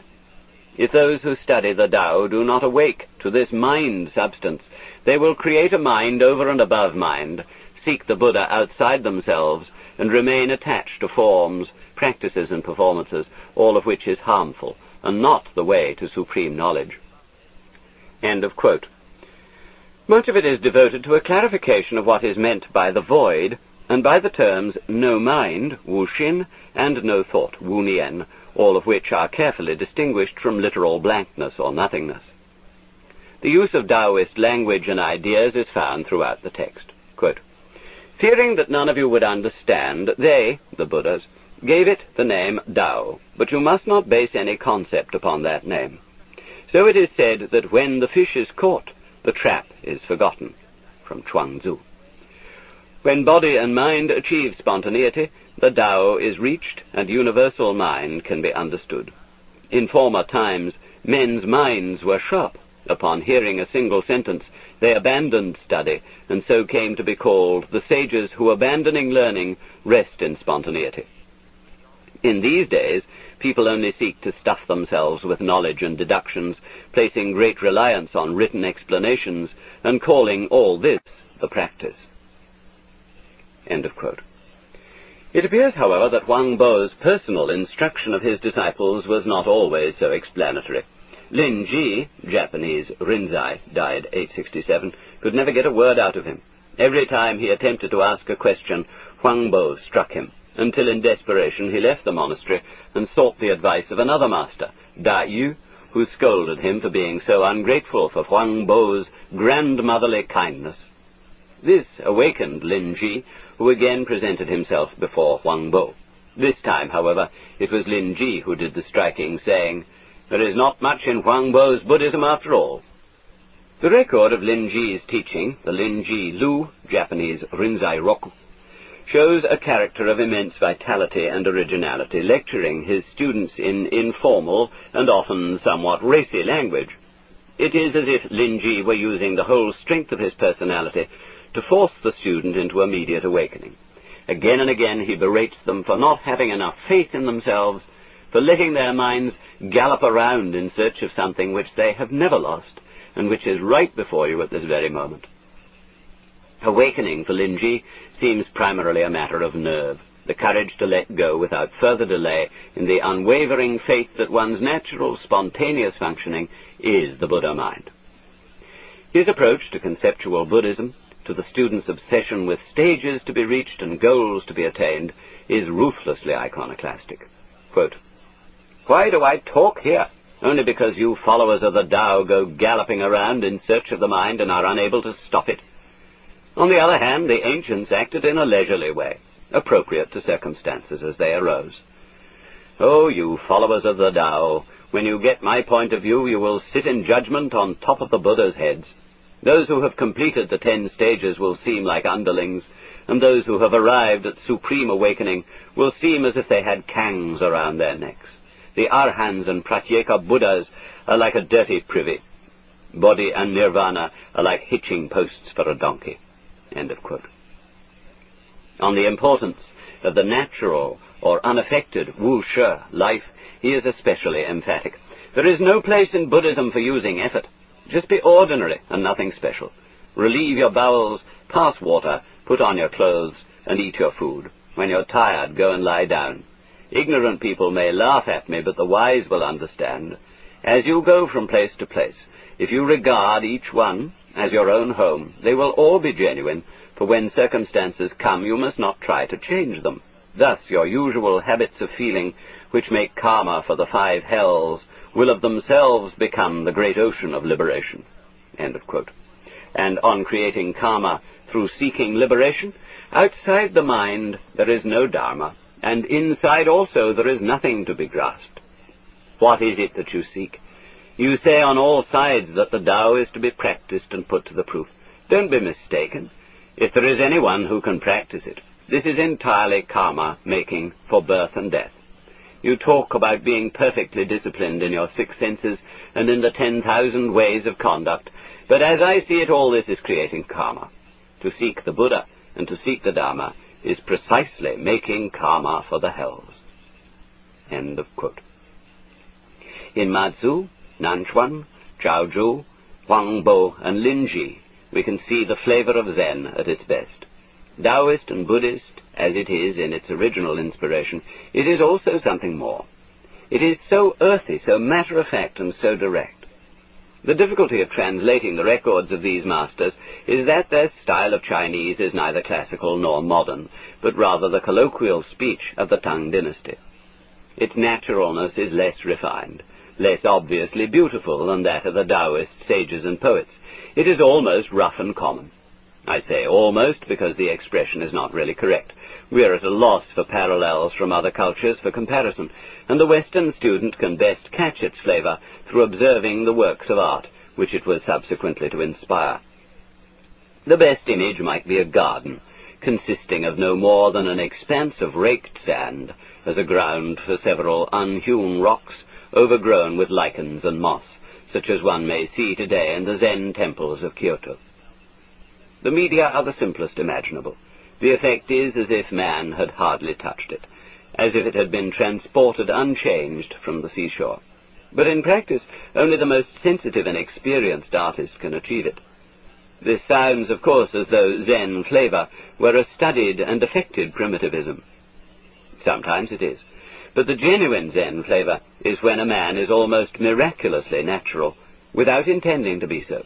His Zen life is not to make himself, but to grow that way.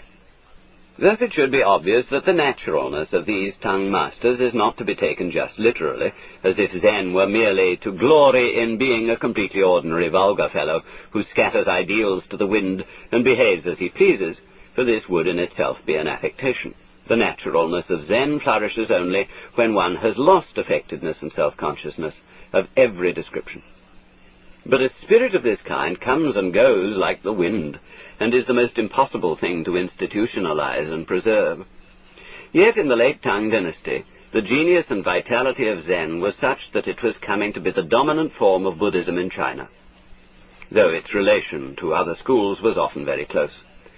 Tsung Mi, 779 to 841, was simultaneously a Zen master and the fifth patriarch of the Huayan school, representing the philosophy of the Abhitamsaka Sutra. This extremely subtle and mature form of Mahayana philosophy was employed by Tung Shan, 807 to 869, in developing the doctrine of the five ranks, Wu Wei, concerning the fivefold relationship of the absolute, Zheng, and the relative, Pian, and was related by his student Cao Shan, 840 to 901, to the philosophy of the Yi Jing, the Book of Changes. Fa Yen, 885 to 958, and Fen Yang, 947 to 1024, were also influential masters who made a deep study of the Huayan, and to this day it constitutes, as it were, the intellectual aspect of Yen. On the other hand, such masters as De Zhao, 891 to 972, and Yen Shu, 904 to 975, maintained close relations with the Tian Tai and Pure Land schools. In 845 there was a brief but vigorous persecution of Buddhism by the Taoist emperor Wu Zung. Temples and monasteries were destroyed, their lands confiscated, and the monks compelled to return to lay life. Fortunately, his enthusiasm for Taoist alchemy soon involved him in experiments with the elixir of immortality, and from partaking of this concoction he shortly died. Zen had survived the persecution better than any other school, and now entered into a long era of imperial and popular favor. Hundreds of monks thronged its wealthy monastic institutions, and the fortunes of the school so prospered, and its numbers so increased, that the preservation of its spirit became a very serious problem. Popularity almost invariably leads to a deterioration of quality, and as Zen became less of an informal spiritual movement and more of a settled institution, it underwent a curious change of character. It became necessary to standardize its methods and to find means for the masters to handle students in large numbers. There were also the special problems which arise for monastic communities when their membership increases. Their traditions harden, and their novices tend more and more to be mere boys without natural vocation, sent for training by their pious families. The effect of this last factor upon the development of institutional Zen can hardly be underestimated. For the Zen community became less an association of mature men with spiritual interests, and more of an ecclesiastical boarding school for adolescent boys. Under such circumstances, the problem of discipline became paramount. The Zen masters were forced to concern themselves not only with the way of liberation from convention, but also with the instilling of convention, of ordinary manners and morals in raw youths. The mature Western student who discovers an interest in Zen as a philosophy or as a way of liberation must be careful to keep this in mind, for otherwise he may be unpleasantly startled by monastic Zen as it exists today in Japan. He will find that Zen is a discipline enforced with the big stick. He will find that although it is still an effective way of liberation, at its upper end, its main preoccupation is with a disciplinary regimen which trains character, in the same way as the old-fashioned British public school or the Jesuit novitiate. But it does the job remarkably well. The Zen type is an extremely fine type as types go, self-reliant, humorous, clean, and orderly to a fault, energetic though unhurried, and hard as nails, without lack of keen aesthetic sensibility. The general impression of these men is that they have the same sort of balance as the Dharma doll. They are not rigid, but no one can knock them down. Still another crucial problem arises when a spiritual institution comes into prosperity and power, the very human problem of competition for office, and of who has the right to be a master. Concern for this problem is reflected in the writing of the Chuan Deng Lu, or record of the transmission of the lamp, by Dao Yuan in about 1004. For one of the main objects of this work was to establish a proper apostolic succession for the Zen tradition, so that no one could claim authority unless his satori had been approved by someone who had been approved right back to the time of the Buddha himself. Nothing, however, is more difficult than establishing proper qualifications in the imponderable realm of spiritual insight.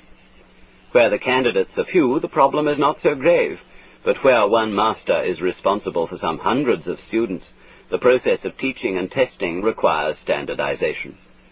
Zen solved this problem with remarkable ingenuity, employing a means which not only provided a test of competence, but, what was much more, a means of transmitting the Zen experience itself with a minimum of falsification. This extraordinary invention was the system of the Gong-an, Japanese koan, or Zen problem. Literally, this term means a public document or case, in the sense of a decision creating a legal precedent.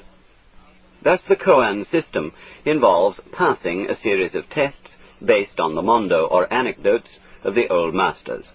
One of the beginning koans is Zhao Zhu's answer, wu or no, to the question as to whether a dog has Buddha nature. The student is expected to show that he has experienced the meaning of the koan by a specific and usually non-verbal demonstration which he has to discover intuitively. The period of prosperity which came with the 10th and 11th centuries was attended by a sense of loss of spirit, which in turn gave rise to much study of the great Tang masters.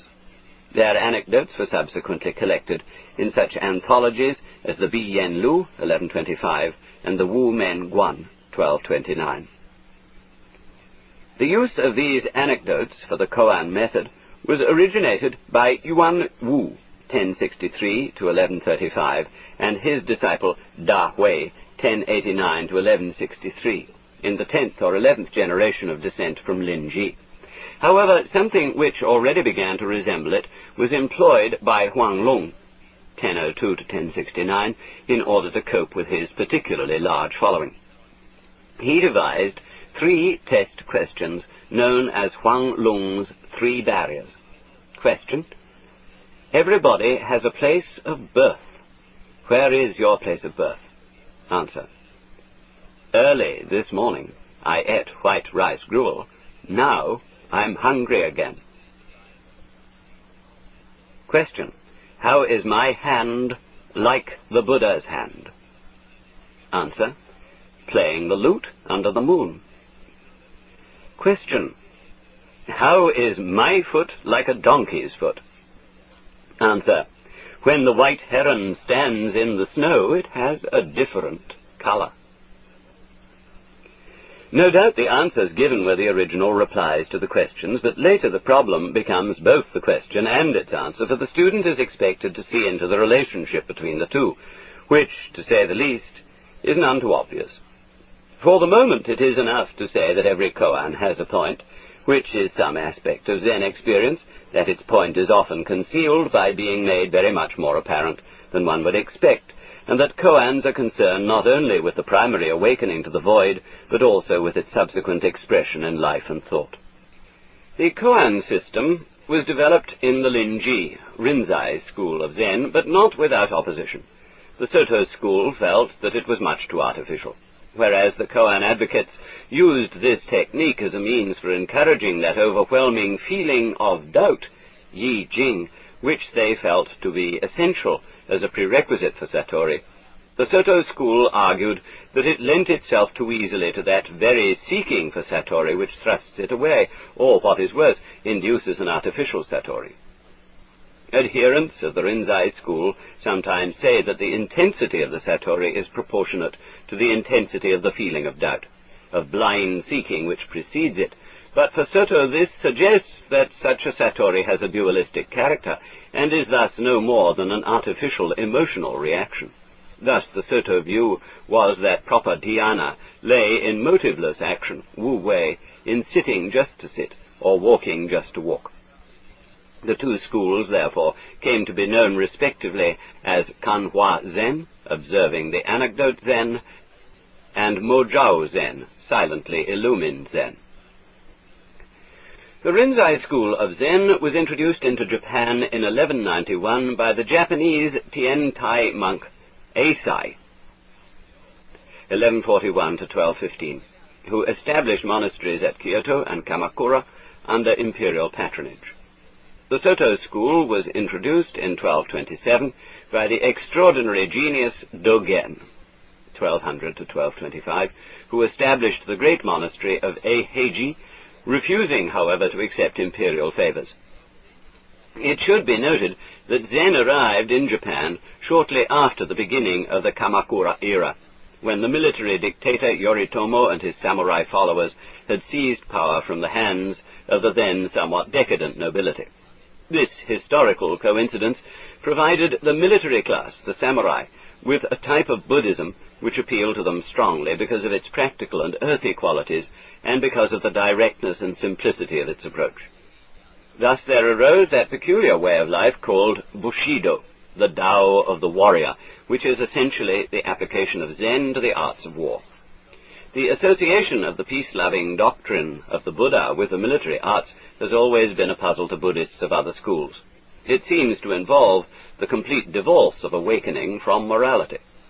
But one must face the fact that, in its essence, the Buddhist experience is a liberation from conventions of every kind, including the moral conventions.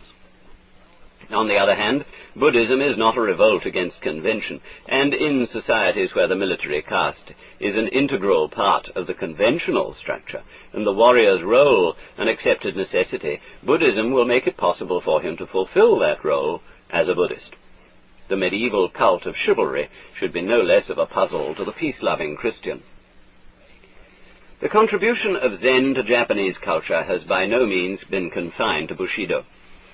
It has entered into almost every aspect of the people's life: their architecture, poetry, painting, gardening, their athletics, crafts, and trades. It has penetrated the everyday language and thought of the most ordinary folk.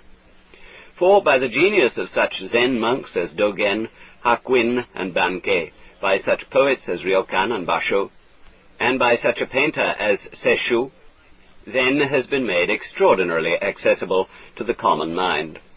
Dogen in particular made an incalculable contribution to his native land. His immense work, the Shobogenzo, Treasury of the Eye of the True Doctrine, was written in the vernacular and covered every aspect of Buddhism, from its formal discipline to its profoundest insights.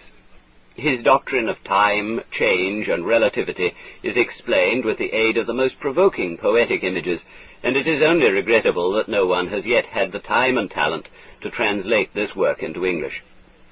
Hakuin, 1685 to 1768, reconstituted the koan system and is said to have trained no less than 80 successors in Zen. Bankei, 1622 to 1693, found a way of presenting Zen with such ease and simplicity that it seemed almost too good to be true. He spoke to large audiences of farmers and country folk, but no one important seems to have dared to follow him.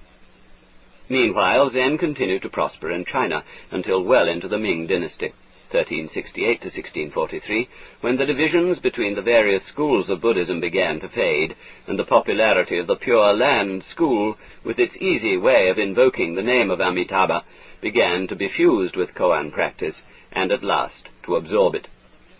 A few Zen communities seem to have survived to the present day, but so far as I have been able to study them, their emphasis inclines either to Soto or to the more occultist preoccupations of Tibetan Buddhism. In either case, their view of Zen seems to be involved with a somewhat complex and questionable doctrine of man's psychic anatomy, which would appear to derive from Taoist alchemical ideas. The history of Chinese Zen raises one problem of great fascination. Both Rinzai and Soto Zen, as we find them in Japanese monasteries today, put enormous emphasis on zazen, or sitting meditation, a practice which they follow for many hours of the day, attaching great importance to the correctness of posture and the way of breathing which it involves.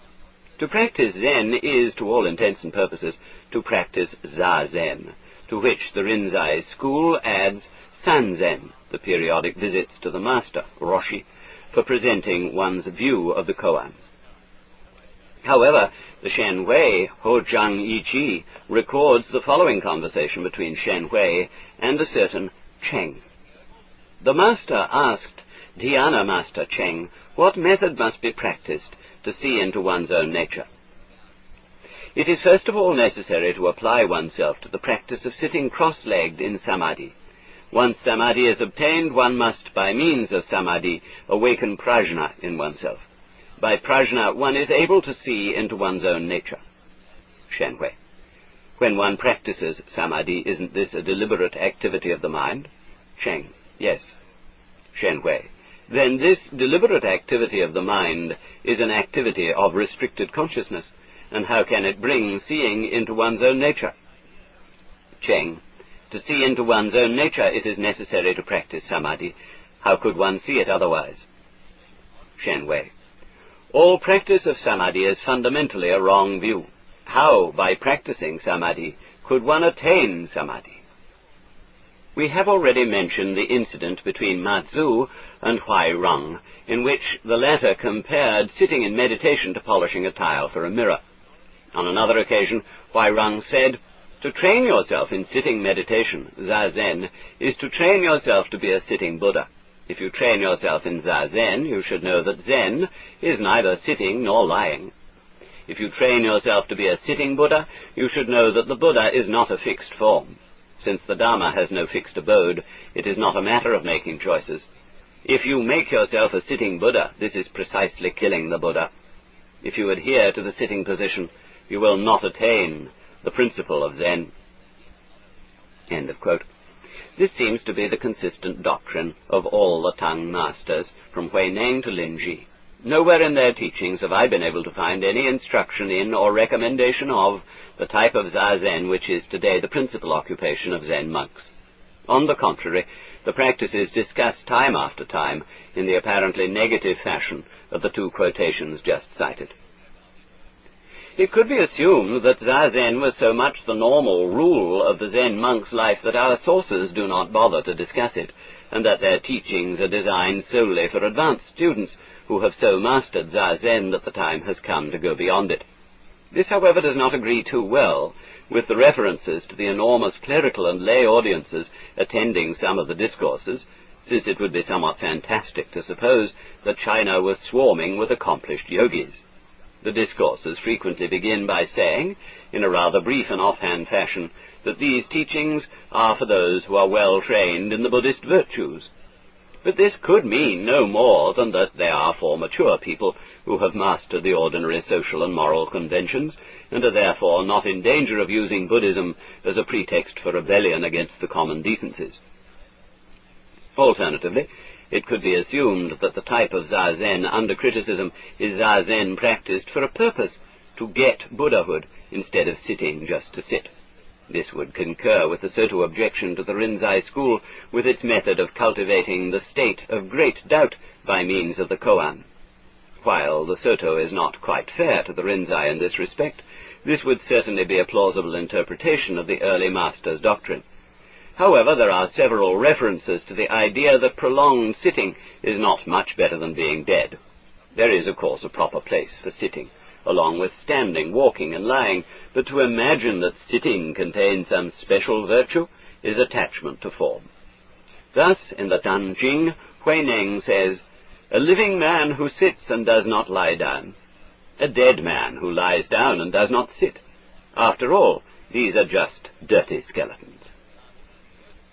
Even in Japanese Zen, one occasionally encounters a Zen practice which lays no special emphasis upon Zazen, but rather stresses the use of one's ordinary work as the means of meditation. This was certainly true of Bankei, and this principle underlies the common use of such arts as tea ceremony, flute playing, brush drawing, archery, fencing, and jujitsu as ways of practicing Zen. Perhaps, then, the exaggeration of Zazen in later times is part and parcel of the conversion of the Zen monastery into a boys' training school. To have them sit still for hours on end under the watchful eyes of monitors with sticks is certainly a sure method of keeping them out of mischief. Yet, however much Zen may have been exaggerated in the Far East, a certain amount of sitting just to sit might well be the best thing in the world for the jittery minds and agitated bodies of Europeans and Americans, provided they do not use it as a method for turning themselves into Buddhas. Themselves into Buddhas. Themselves into Buddhas. Themselves into Buddhas. Themselves into Buddhas. Themselves into Buddhas. Themselves into Buddhas. Themselves into Buddhas. Part 2. Principles and Practice. Chapter 1. Empty and Marvelous. The opening words of the oldest Zen poem say that the perfect way, Tao, is without difficulty, save that it avoids picking and choosing. Only when you stop liking and disliking will all be clearly understood. A split hair's difference, and heaven and earth are set apart. If you want to get the plain truth, be not concerned with right and wrong. The conflict between right and wrong is the sickness of the mind.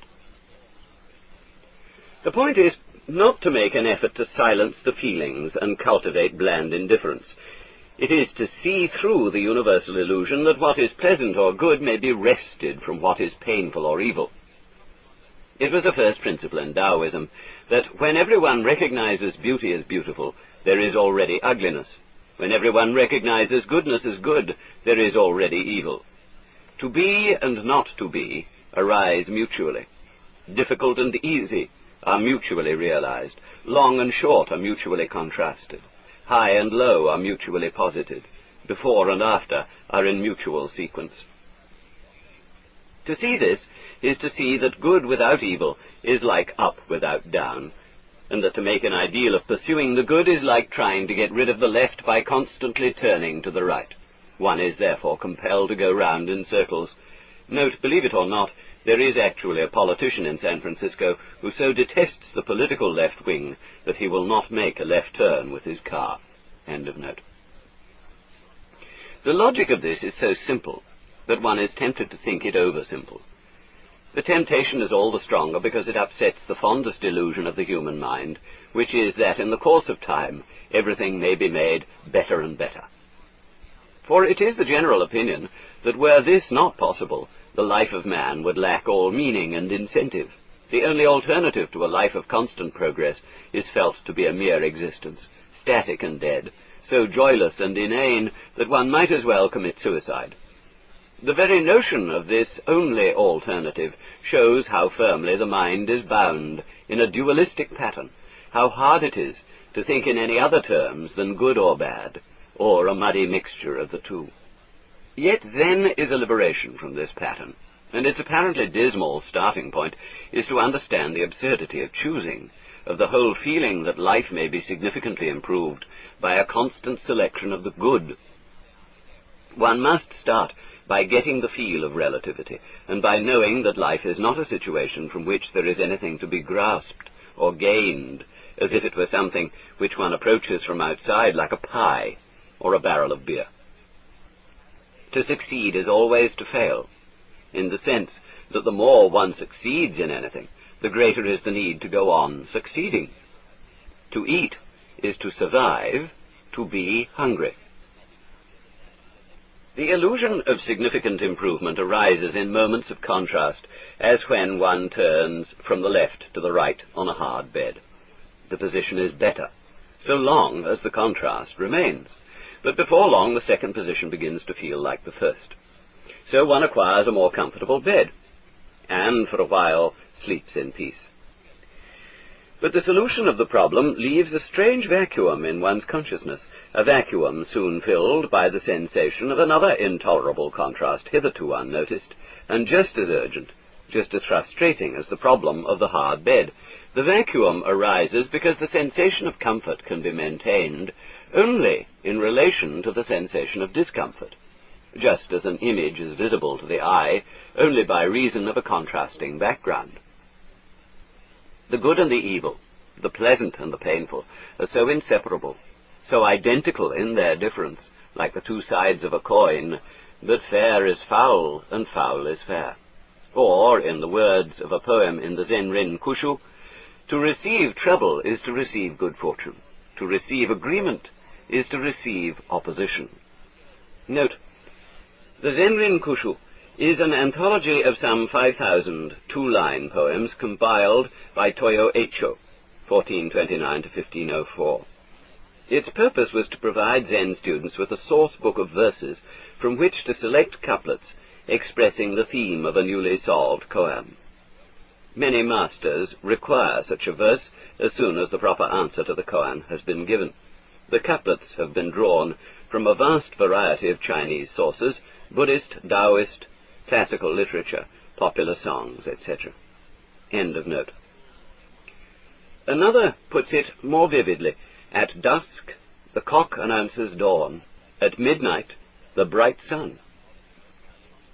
Zen does not, for this reason, take the attitude that it is so futile to eat when hungry that one may as well starve, nor is it so inhuman as to say that when we itch we should not scratch.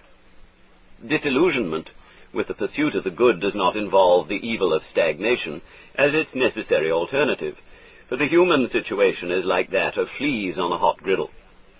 None of the alternatives offer a solution, for the flea who falls must jump, and the flea who jumps must fall. Choosing is absurd, because there is no choice. To the dualistic mode of thought, it will therefore seem that the standpoint of Zen is that of fatalism as opposed to free choice. When Muju was asked, "We dress and eat every day, and how do we escape from having to put on clothes and eat food?" he answered, "We dress, we eat." "I don't understand," said the monk. "If you don't understand, put on your clothes and eat your food." On being asked how to escape from the heat, another master directed the questioner to the place where it is neither hot nor cold. When asked to explain himself, he replied, "In summer we sweat, in winter we shiver." Or, as a poem puts it, "When cold, we gather round the hearth before the blazing fire. When hot, we sit on the bank of the mountain stream in the bamboo grove." And from this point of view, one can see the sun in the midst of the rain, scoop clear water from the heart of the fire. But the viewpoint is not fatalistic. It is not simply submission to the inevitability of sweating when it is hot, shivering when it is cold, eating when hungry, and sleeping when tired. Submission to fate implies someone who submits, someone who is the helpless puppet of circumstances, and for Zen there is no such person.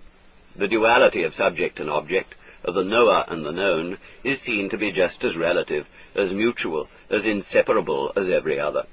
We do not sweat because it is hot. The sweating is the heat. It is just as true to say that the sun is light because of the eyes as to say that the eyes see light because of the sun. The viewpoint is unfamiliar because it is our settled convention to think that heat comes first, and then by causality the body sweats. To put it the other way round is startling, like saying cheese and bread instead of bread and cheese. Thus the Zen Kushu says, "Fire does not wait for the sun to be hot, nor the wind for the moon to be cool." This shocking and seemingly illogical reversal of common sense may perhaps be clarified by the favorite Zen image of the moon in the water. The phenomenon, moon in the water, is likened to human experience. The water is the subject, and the moon the object. When there is no water, there is no moon in the water, and likewise when there is no moon. But when the moon rises, the water does not wait to receive its image, and when even the tiniest drop of water is poured out, the moon does not wait to cast its reflection. For the moon does not intend to cast its reflection, and the water does not receive its image on purpose. The event is caused as much by the water as by the moon, and as the water manifests the brightness of the moon manifests the clarity of the water. Another poem in the Zen Kushu says, "Trees show the bodily form of the wind. Waves give vital energy to the moon." To put it less poetically, human experience is determined as much by the nature of the mind and the structure of its senses as by the external objects whose presence the mind reveals. Men feel themselves to be victims or puppets of their experience because they separate themselves from their minds, thinking that the nature of the mind-body is something involuntarily thrust upon them. They think that they did not ask to be born, did not ask to be given a sensitive organism to be frustrated by alternating pleasure and pain. But Zen asks us to find out who it is that has this mind, and who it was that did not ask to be born before father and mother conceived us.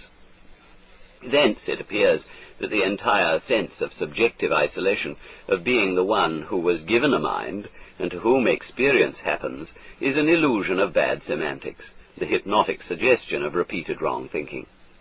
For there is no myself apart from the mind-body which gives structure to my experience. It is likewise ridiculous to talk of this mind-body as something which was passively and involuntarily given a certain structure. It is that structure, and before the structure arose, there was no mind-body. Our problem is that the power of thought enables us to construct symbols of things apart from the things themselves. This includes the ability to make a symbol, an idea of ourselves apart from ourselves. Because the idea is so much more comprehensible than the reality, the symbol so much more stable than the fact, we learn to identify ourselves with our idea of ourselves, hence the subjective feeling of a self which has a mind, of an inwardly isolated subject to whom experiences involuntarily happen. With its characteristic emphasis on the concrete, Zen points out that our precious self is just an idea, useful and legitimate enough if seen for what it is, but disastrous if identified with our real nature. The unnatural awkwardness of a certain type of self-consciousness comes into being when we are aware of conflict or contrast between the idea of ourselves on the one hand and the immediate, concrete feeling of ourselves on the other. When we are no longer identified with the idea of ourselves, the entire relationship between subject and object, knower and known, undergoes a sudden and revolutionary change.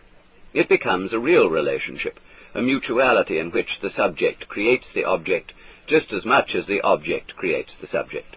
The knower no longer feels himself to be independent of the known. The experiencer no longer feels himself to stand apart from the experience. Consequently, the whole notion of getting something out of life, of seeking something from experience, becomes absurd. To put it in another way, it becomes vividly clear that in concrete fact I have no other self than the totality of things of which I am aware.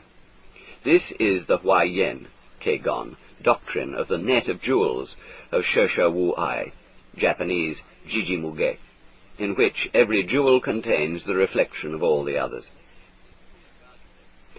The sense of subjective isolation is also based on a failure to see the relativity of voluntary and involuntary events. This relativity is easily felt by watching one's breath, for by a slight change of viewpoint, it is as easy to feel that I breathe as that it breathes me. We feel that our actions are voluntary when they follow a decision, and involuntary when they happen without decision. But if decision itself were voluntary, every decision would have to be preceded by a decision to decide, an infinite regression which fortunately does not occur. Oddly enough, if we had to decide, we would not be free to decide.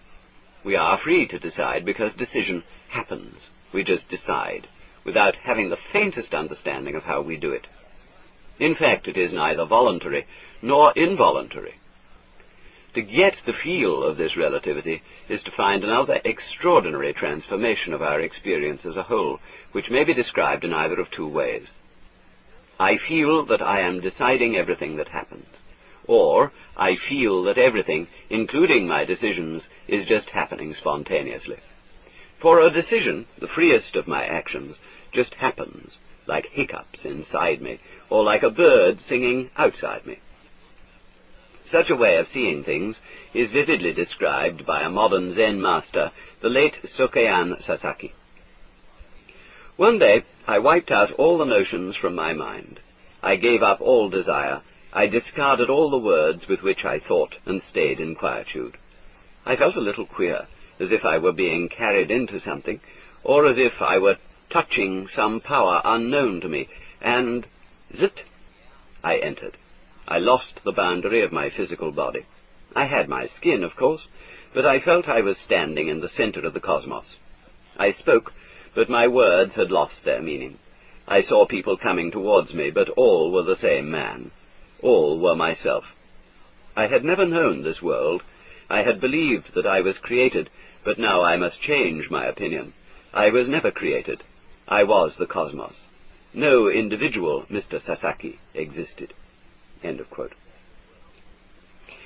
It would seem, then, that to get rid of the subjective distinction between me and my experience through seeing that my idea of myself is not myself, is to discover the actual relationship between myself and the outside world. The individual, on the one hand, and the world on the other, are simply the abstract limits or terms of a concrete reality which is between them, as the concrete coin is between the abstract Euclidean surfaces of its two sides. Similarly, the reality of all inseparable opposites, life and death, good and evil, pleasure and pain, gain and loss, is that between for which we have no words. Man's identification with his idea of himself gives him a specious and precarious sense of permanence. For this idea is relatively fixed, being based upon carefully selected memories of his past, memories which have a preserved and fixed character.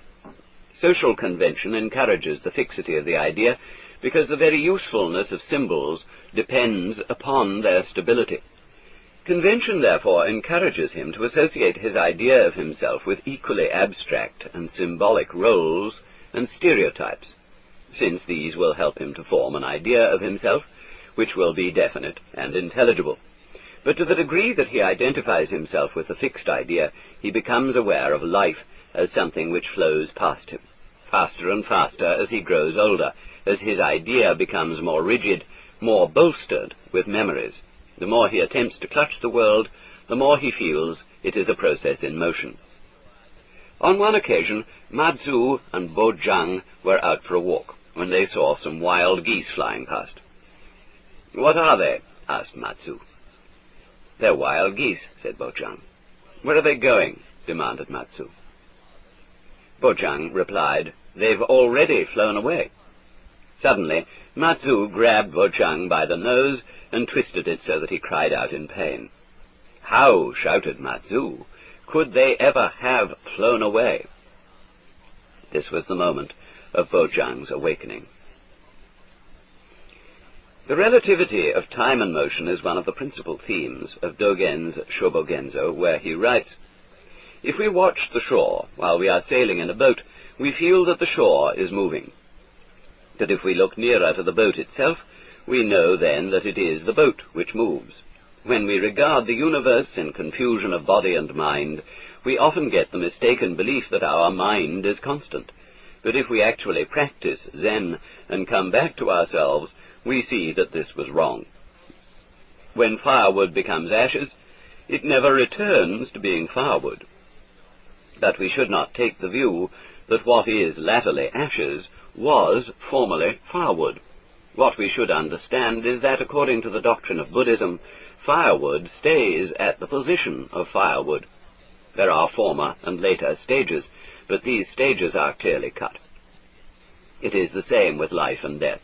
Thus we say in Buddhism that the unborn is also the undying.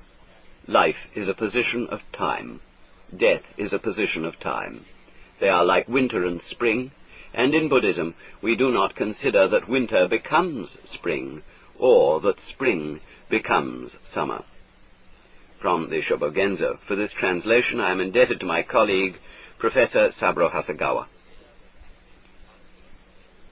Dogen is here trying to express the strange sense of timeless moments which arises when one is no longer trying to resist the flow of events, the peculiar stillness and self-sufficiency of the succeeding instants, when the mind is, as it were, going along with them and not trying to arrest them. A similar view is expressed thus by Matsu. A sutra says, "It is only a group of elements which come together to make this body. When it arises, only these elements arise. When it ceases, only these elements cease. But when these elements arise, do not say, I am arising, and when they cease, do not say, I am ceasing.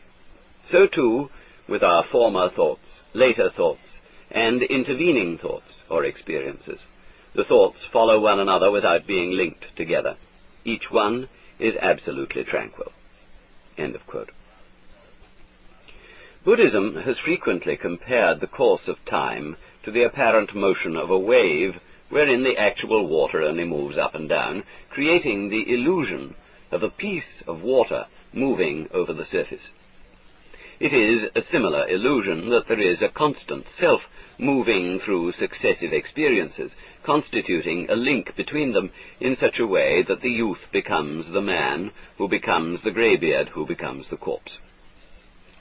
Connected, then, with the pursuit of the good is the pursuit of the future, the illusion whereby we are unable to be happy without a promising future for the symbolic self.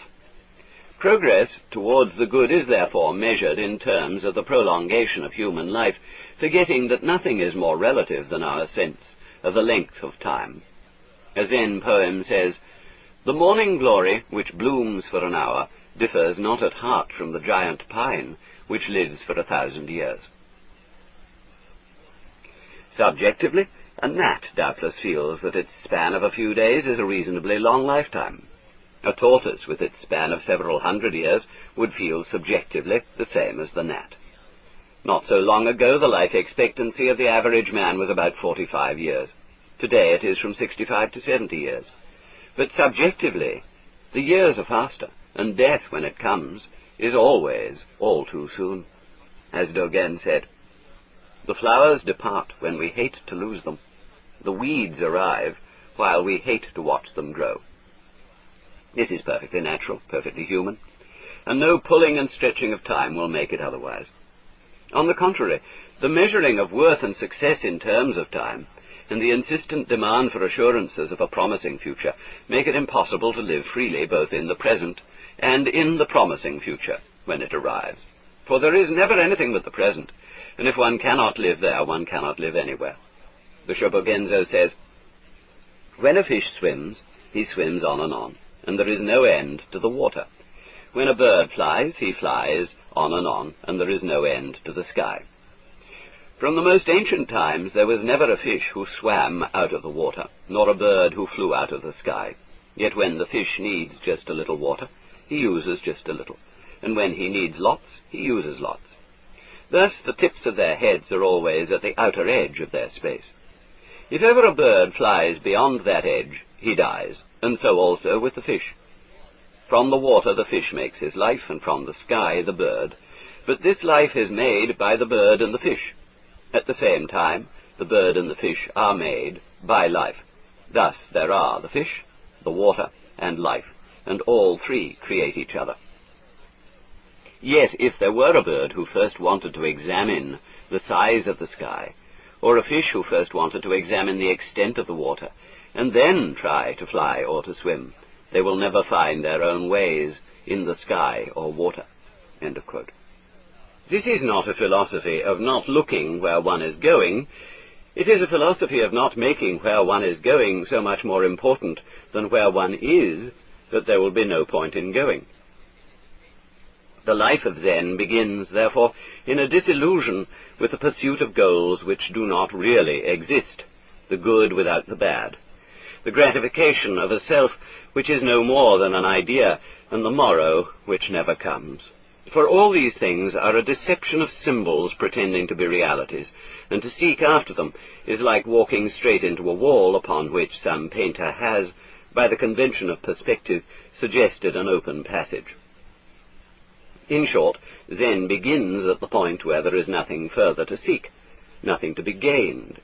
Zen is most emphatically not to be regarded as a system of self-improvement, or a way of becoming a Buddha. In the words of Lin Ji, if a man seeks the Buddha, that man loses the Buddha. For all ideas of self-improvement and of becoming or getting something in the future relate solely to our abstract image of ourselves. To follow them is to give ever more reality to that image. On the other hand, our true non-conceptual self is already the Buddha and needs no improvement. In the course of time it may grow, but one does not blame an egg for not being a chicken. Still less does one criticize a pig for having a shorter neck than a giraffe. A Zen poem says, "In the landscape of spring there is neither high nor low. The flowering branches grow naturally, some long, some short." When Sui Wei was asked about the meaning of Buddhism, he answered, "Wait until there is no one around, and I will tell you." Some time later the monk approached him again, saying, "There is nobody here now. Please answer me." Sui Wei led him out into the garden, and went over to the bamboo grove, saying nothing. Still the monk did not understand. So at last Sui Wei said, "Here is a tall bamboo, there is a short one." Or, as another Zen verse puts it, "A long thing is the long body of Buddha, a short thing is the short body of Buddha." What is therefore to be gained from Zen is called Wu Shi, Japanese Buji, or nothing special. For as the Buddha says in the Vajracchedika, "I obtained not the least thing from unexcelled complete awakening, and for this very reason it is called unexcelled complete awakening."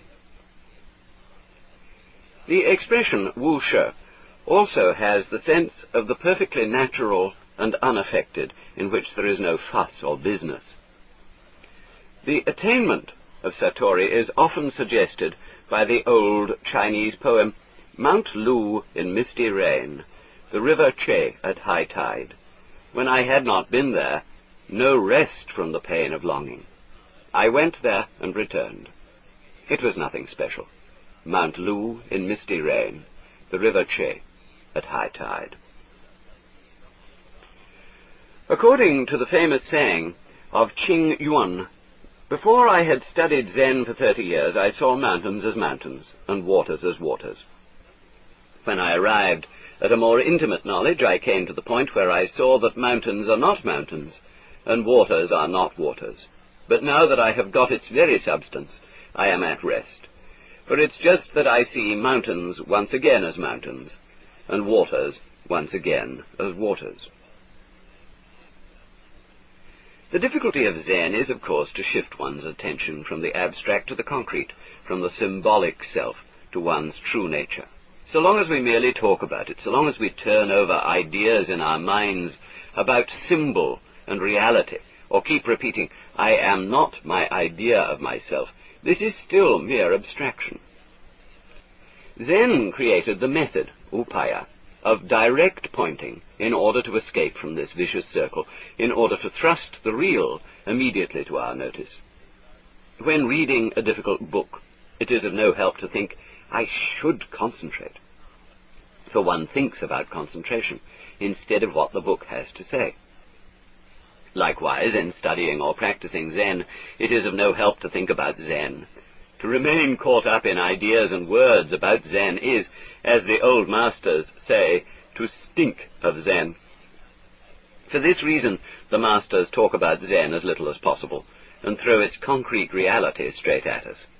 This reality is the suchness, tathata, of our natural, non-verbal world. If we see this just as it is, there is nothing good, nothing bad, nothing inherently long or short, nothing subjective, and nothing objective. There is no symbolic self to be forgotten, and no need for any idea of a concrete reality to be remembered. A monk asked Zhao Zhu, "For what reason did the first patriarch come from the West?" This is a formal question asking for the central point of Bodhidharma's teaching, that is, of Zen itself. Zhao Zhu answered, "The cypress tree in the yard."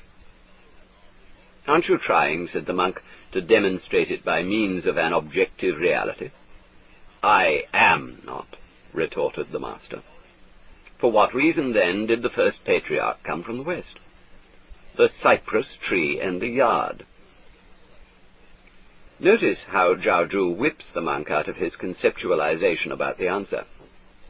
When Tongshan was asked, "What is the Buddha?" he answered, 3 pounds of flax.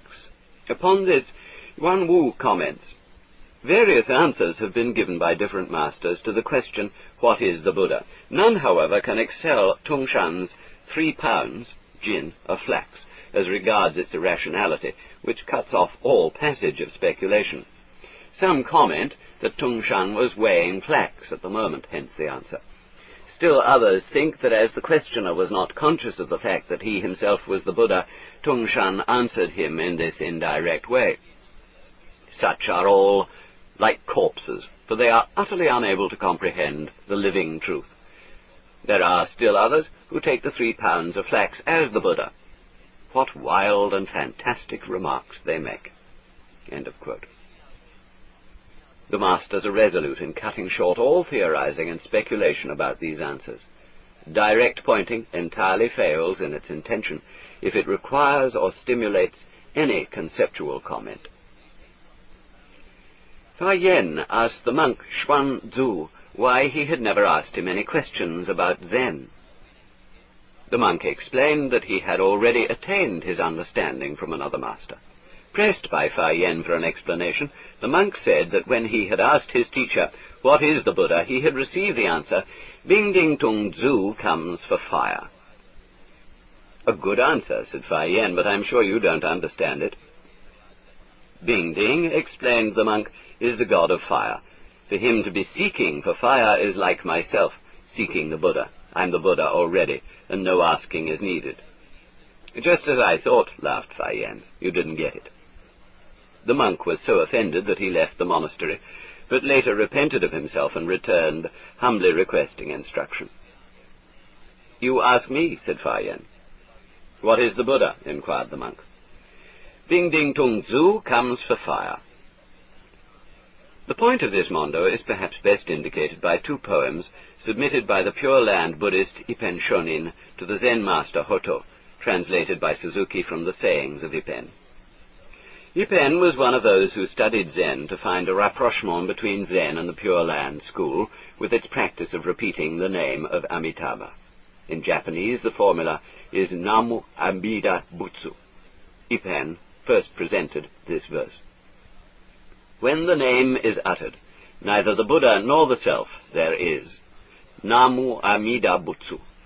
The voice alone is heard."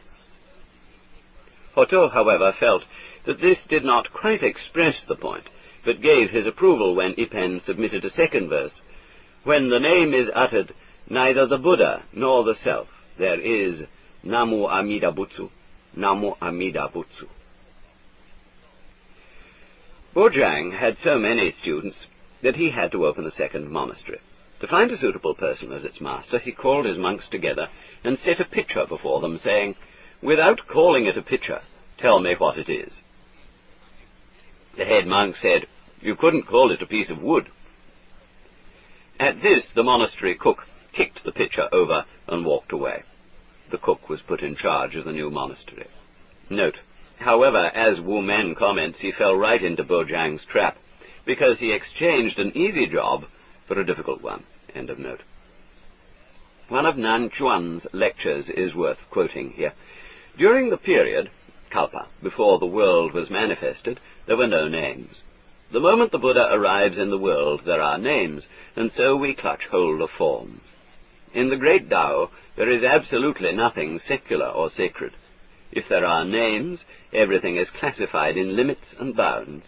Therefore, the old man west of the river, that is, Madzu, said, "It is not mind, it is not Buddha, it is not a thing."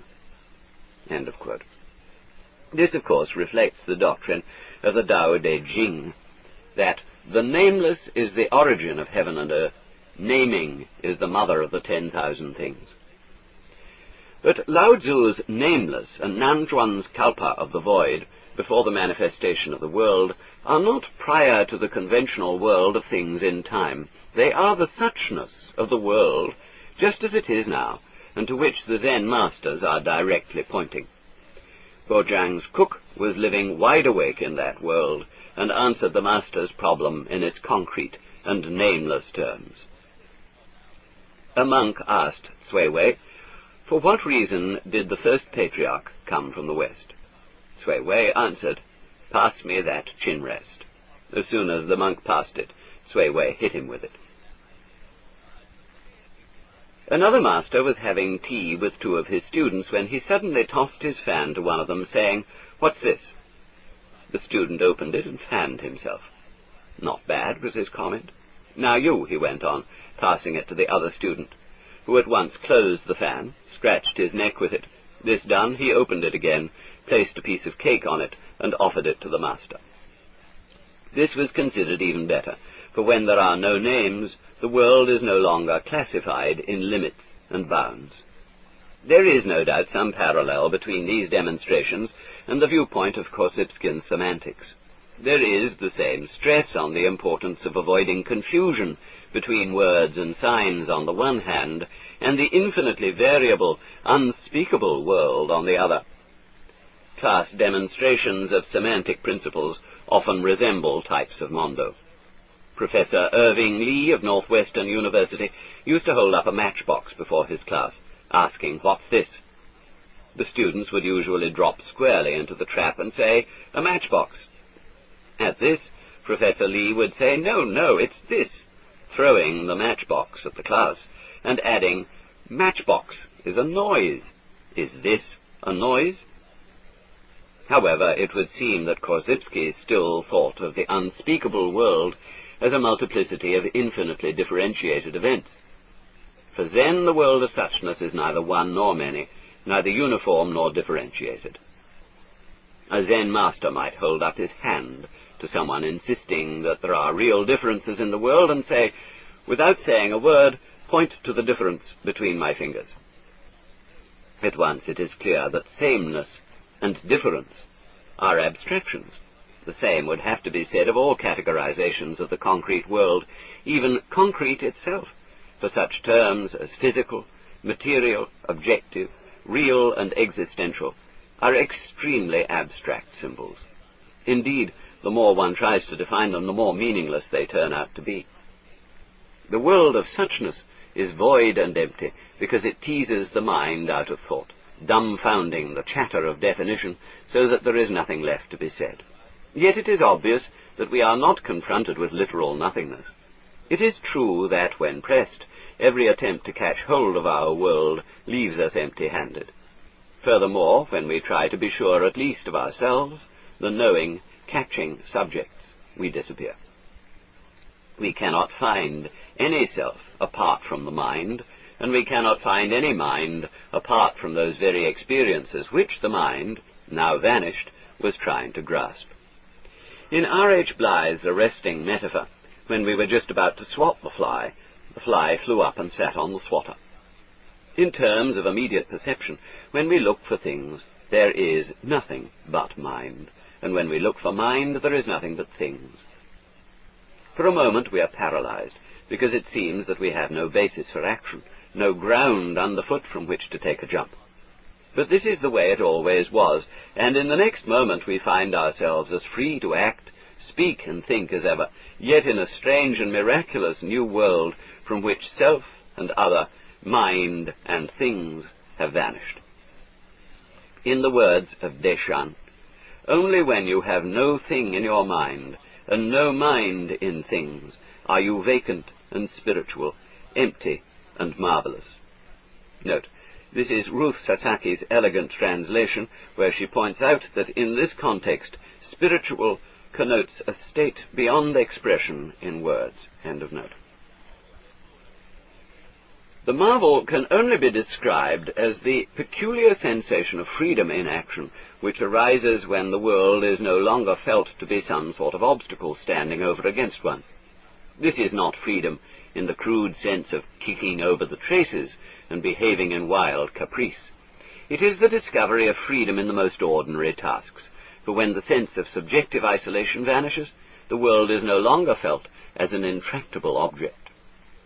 Yin Men once said, "Our school lets you go any way you like. It kills and it brings to life, either way." A monk then asked, "How does it kill?"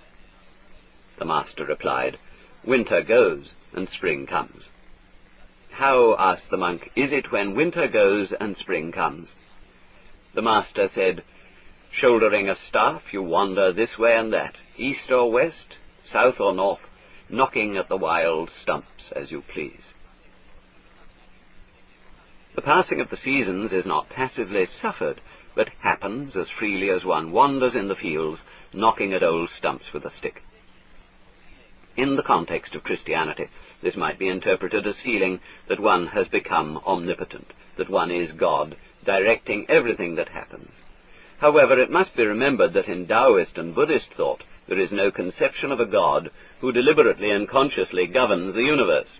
Lao Tzu said of the Tao, "To its accomplishments it lays no claim. It loves and nourishes all things, but does not lord it over them." The Tao, without doing anything, Wu Wei, leaves nothing undone. To use the imagery of a Tibetan poem, every action, every event, comes of itself from the void, as from the surface of a clear lake there leaps suddenly a fish. When this is seen to be as true of the deliberate and the routine as of the surprising and the unforeseen, one can agree with the Zen poet Pang Yun. Miraculous power and marvelous activity, drawing water and hewing wood, drawing water and hewing wood, drawing water and hewing wood, drawing water and hewing wood, drawing water and hewing wood. Chapter 2, Sitting Quietly, Doing Nothing. In both life and art, the cultures of the Far East appreciate nothing more highly than spontaneity or naturalness, zu ran. This is the unmistakable tone of sincerity marking the action which is not studied and contrived. For a man rings like a cracked bell when he thinks and acts with a split mind, one part standing aside to interfere with the other, to control, to condemn, or to admire. But the mind, or the true nature of man, cannot actually be split. According to a Zen poem, it is like a sword that cuts but cannot cut itself, like an eye that sees but cannot see itself. The illusion of the split comes from the mind's attempt to be both itself and its idea of itself, from a fatal confusion of fact with symbol. To make an end of the illusion, the mind must stop trying to act upon itself, upon its stream of experiences, from the standpoint of the idea of itself which we call the ego. This is expressed in another Zen poem as, "Sitting quietly, doing nothing, spring comes, and the grass grows by itself." This by itself is the mind's and the world's natural way of action, as when the eyes see by themselves, and the ears hear by themselves, and the mouth opens by itself without having to be forced apart by the fingers. As the Zen says again, "The blue mountains are of themselves blue mountains. The white clouds are of themselves white clouds." In its stress upon naturalness, Zen is obviously the inheritor of Daoism, and its view of spontaneous action as marvelous activity, Miao Yung, is precisely what the Daoists meant by the word de, virtue, with an overtone of magical power. But neither in Daoism nor in Zen does it have anything to do with magic in the merely sensational sense of performing superhuman miracles. The magical or marvelous quality of spontaneous action is, on the contrary, that it is perfectly human, and yet shows no sign of being contrived. Such a quality is peculiarly subtle, another meaning of miao, and extremely hard to put into words. The story is told of a Zen monk who wept upon hearing of the death of a close relative. When one of his fellow students objected that it was most unseemly for a monk to show such personal attachment, he replied, "Don't be stupid. I'm weeping because I want to weep." The great Hak Win was deeply disturbed in his early study of Zen when he came across the story of the master, Yen Tu, who was said to have screamed at the top of his voice when murdered by a robber. Yet this doubt was dissolved at the moment of his satori, and in Zen circles his own death is felt to have been especially admirable for its display of human emotion. On the other hand, the abbot Zen and his monks allowed themselves to be burnt alive by the soldiers of Oda Nobunaga, sitting calmly in the posture of meditation. Such contradictory naturalness seems most mysterious, but perhaps the clue lies in the saying of Yin Men, "In walking just walk, in sitting just sit," above all, don't wobble. For the essential quality of naturalness is the sincerity of the undivided mind, which does not dither between alternatives. So when Yentu screamed, it was such a scream that it was heard for miles around. But it would be quite wrong to suppose that this natural sincerity comes about by observing such a platitude as, "Whatsoever thy hand findeth to do, do it with all thy might." When Yentu screamed, he was not screaming in order to be natural, nor did he first make up his mind to scream and then implement the decision with the full energy of his will. There is a total contradiction in planned naturalness and intentional sincerity. This is to overlay, not to discover, the original mind. Thus, to try to be natural is an affectation. To try not to try to be natural is also an affectation. As a Zen poem says, "You cannot get it by taking thought. You cannot seek it by not taking thought." But this absurdly complex and frustrating predicament arises from a simple and elementary mistake in the use of the mind.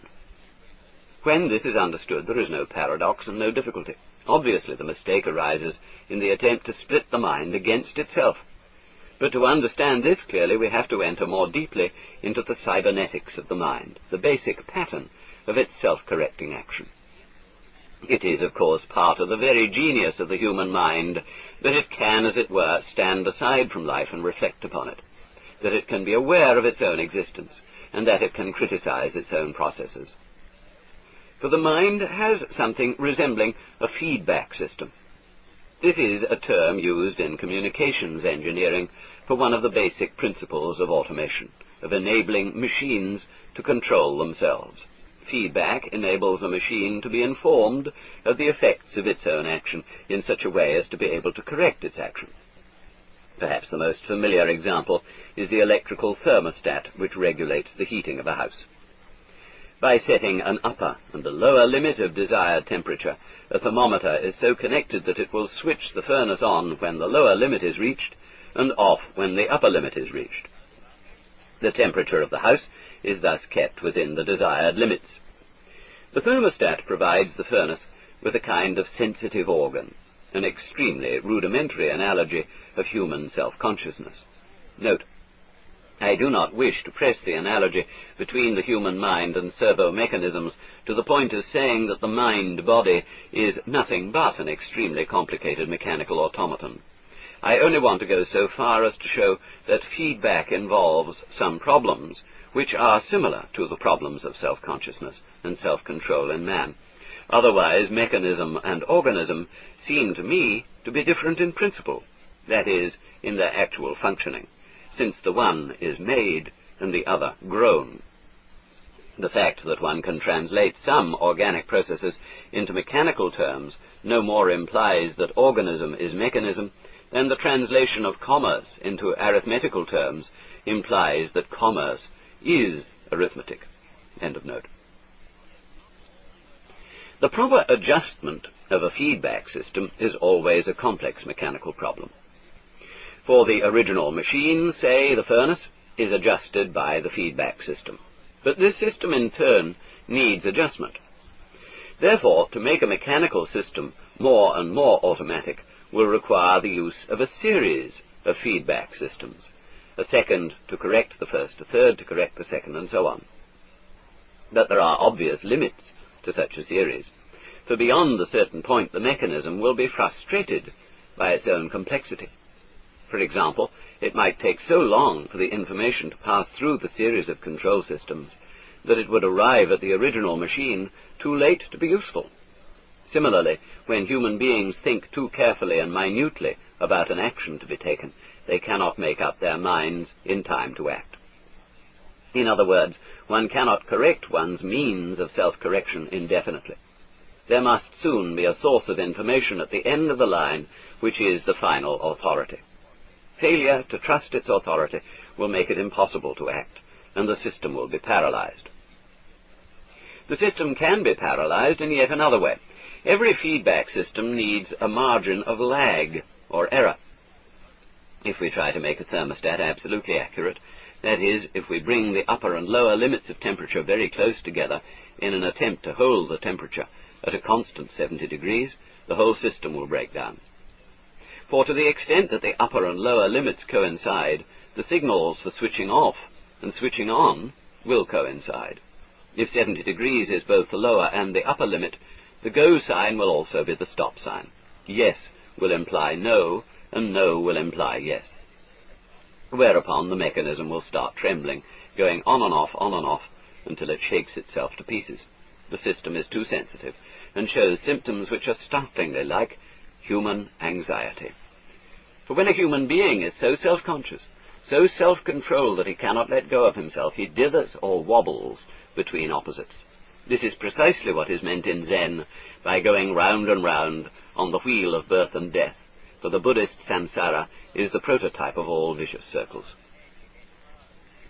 Now, human life consists primarily and originally in action, in living in the concrete world of suchness. But we have the power to control action by reflection, that is, by thinking, by comparing the actual world with memories or reflections. Memories are organized in terms of more or less abstract images, words, signs, simplified shapes and other symbols which can be reviewed very rapidly one after another. From such memories, reflections and symbols, the mind constructs its idea of itself. This corresponds to the thermostat, the source of information about its own past action by which the system corrects itself. The mind-body must, of course, trust that information in order to act, for paralysis will soon result from trying to remember whether we have remembered everything accurately. But to keep up the supply of information in the memory, the mind-body must continue to act on its own. It must not cling too closely to its own record. There must be a lag or distance between the source of information and the source of action.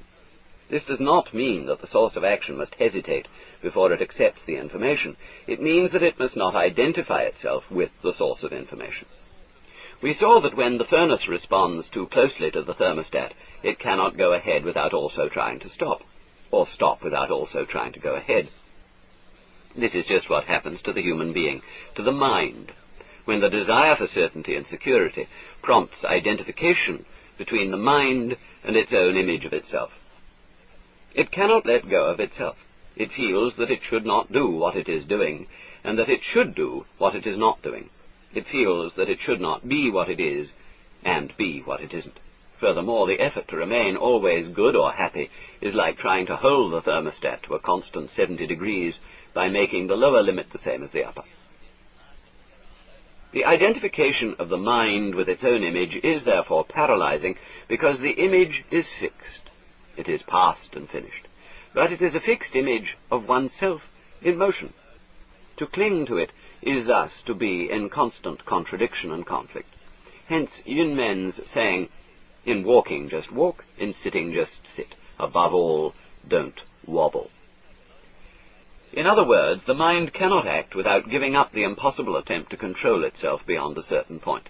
It must let go of itself both in the sense of trusting its own memory and reflection, and in the sense of acting spontaneously, on its own, into the unknown. This is why Zen often seems to take the side of action as against reflection, and why it describes itself as no mind, wu xin, or no thought, wu nian, and why the masters demonstrate Zen by giving instantaneous and unpremeditated answers to questions. When Yun Men was asked for the ultimate secret of Buddhism, he replied, dumpling. In the words of the Japanese master, Takuan, when a monk asks, what is the Buddha, the master may raise his fist.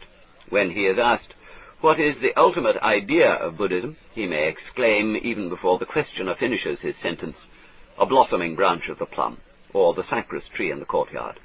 The point is that the answering mind does not stop anywhere, but responds straightway without giving any thought to the felicity of an answer. Translated by Suzuki. This is allowing the mind to act on its own. But reflection is also action, and Yun Men might also have said, in acting just act, in thinking just think, above all, don't wobble. In other words, if one is going to reflect, just reflect, but do not reflect about reflecting. Yet Zen would agree that reflection about reflection is also action, provided that in doing it we do just that and do not tend to drift off into the infinite regression of trying always to stand above or outside the level upon which we are acting. Thus Zen is also a liberation from the dualism of thought and action, for it thinks as it acts, with the same quality of abandon, commitment, or faith. The attitude of Wushin is by no means an anti-intellectualist exclusion of thinking. Wushin is action on any level whatsoever, physical or psychic, without trying at the same moment to observe and check the action from outside. This attempt to act and think about the action simultaneously is precisely the identification of the mind with its idea of itself. It involves the same contradiction as the statement which states something about itself. This statement is false. The same is true of the relationship between feeling and action. The feeling blocks action, and blocks itself as a form of action. When it gets caught in this same tendency to observe or feel itself indefinitely, as when in the midst of enjoying myself, I examine myself to see if I'm getting the utmost out of the occasion. Not content with tasting the food, I am also trying to taste my tongue. Not content with feeling happy, I want to feel myself feeling happy, so as to be sure not to miss anything. Whether trusting our memories or trusting the mind to act on its own, it comes to the same thing. Ultimately, we must act and think, live and die, from a source beyond all our knowledge and control. But this source is ourselves, and when we see that, it no longer stands over against us as a threatening object. No amount of care and hesitancy, no amount of introspection and searching of our motives can make any ultimate difference to the fact that the mind is like an eye that sees but cannot see itself. In the end, the only alternative to a shuddering paralysis is to leap into action regardless of the consequences.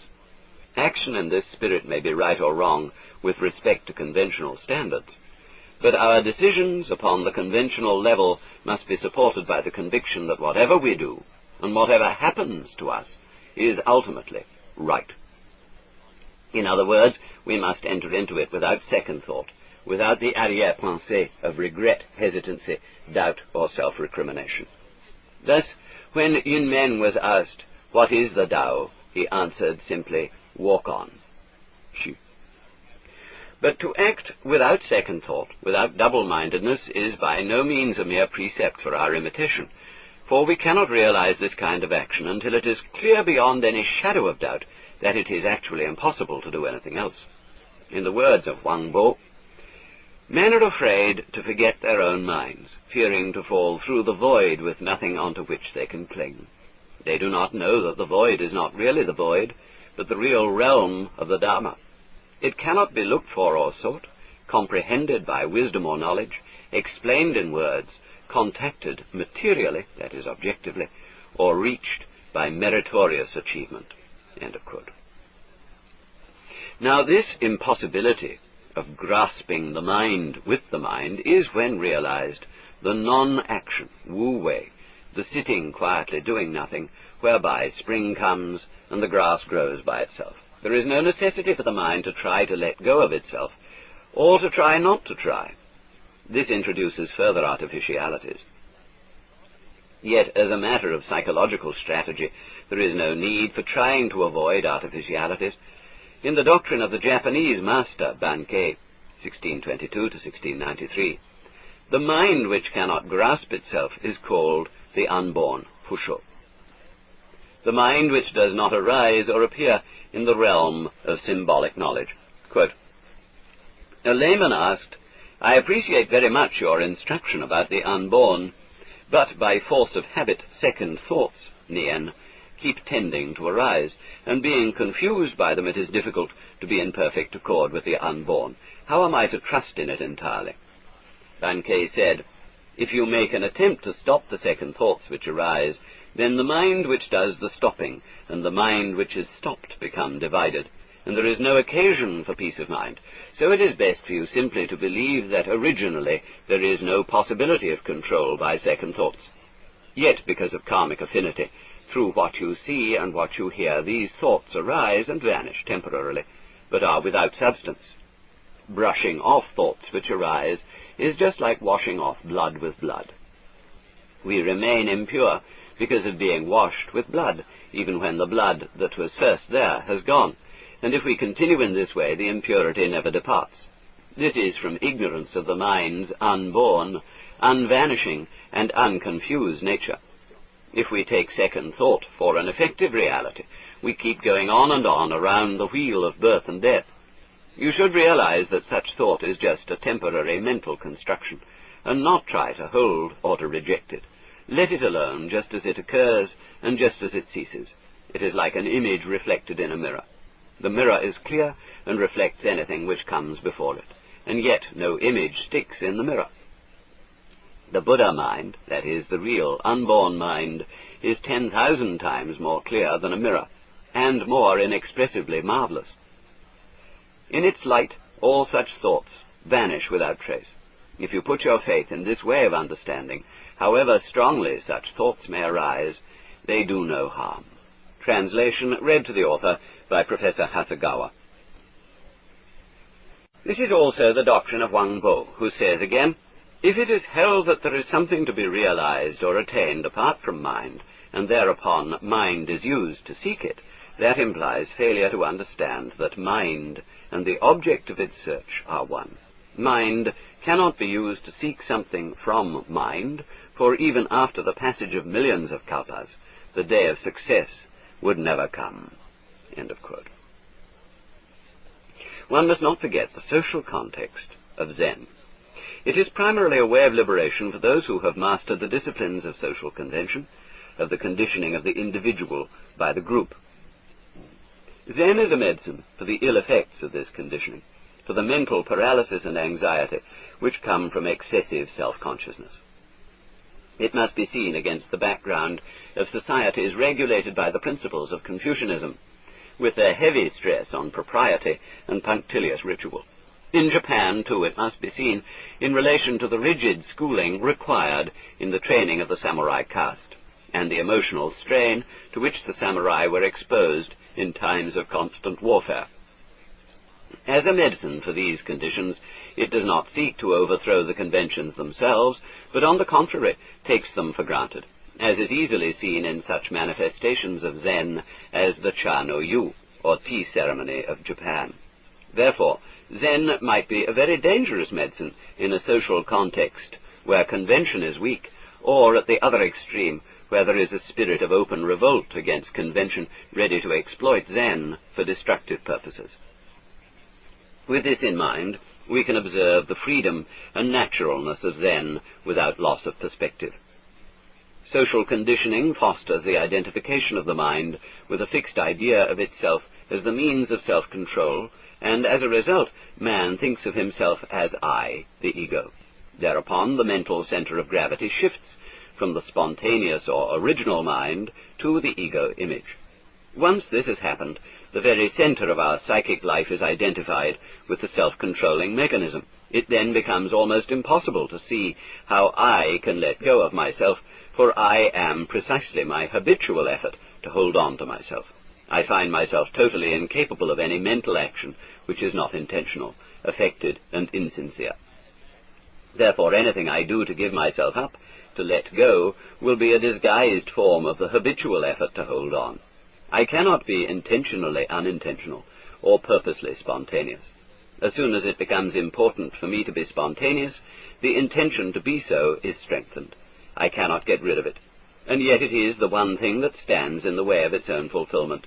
It is as if someone had given me some medicine with the warning that it will not work if I think of a monkey while taking it. While I am remembering to forget the monkey, I am in a double-bind situation, where to do is not to do, and vice versa. Yes implies no, and go implies stop. At this point, Zen comes to me and asks, if you cannot help remembering the monkey, are you doing it on purpose?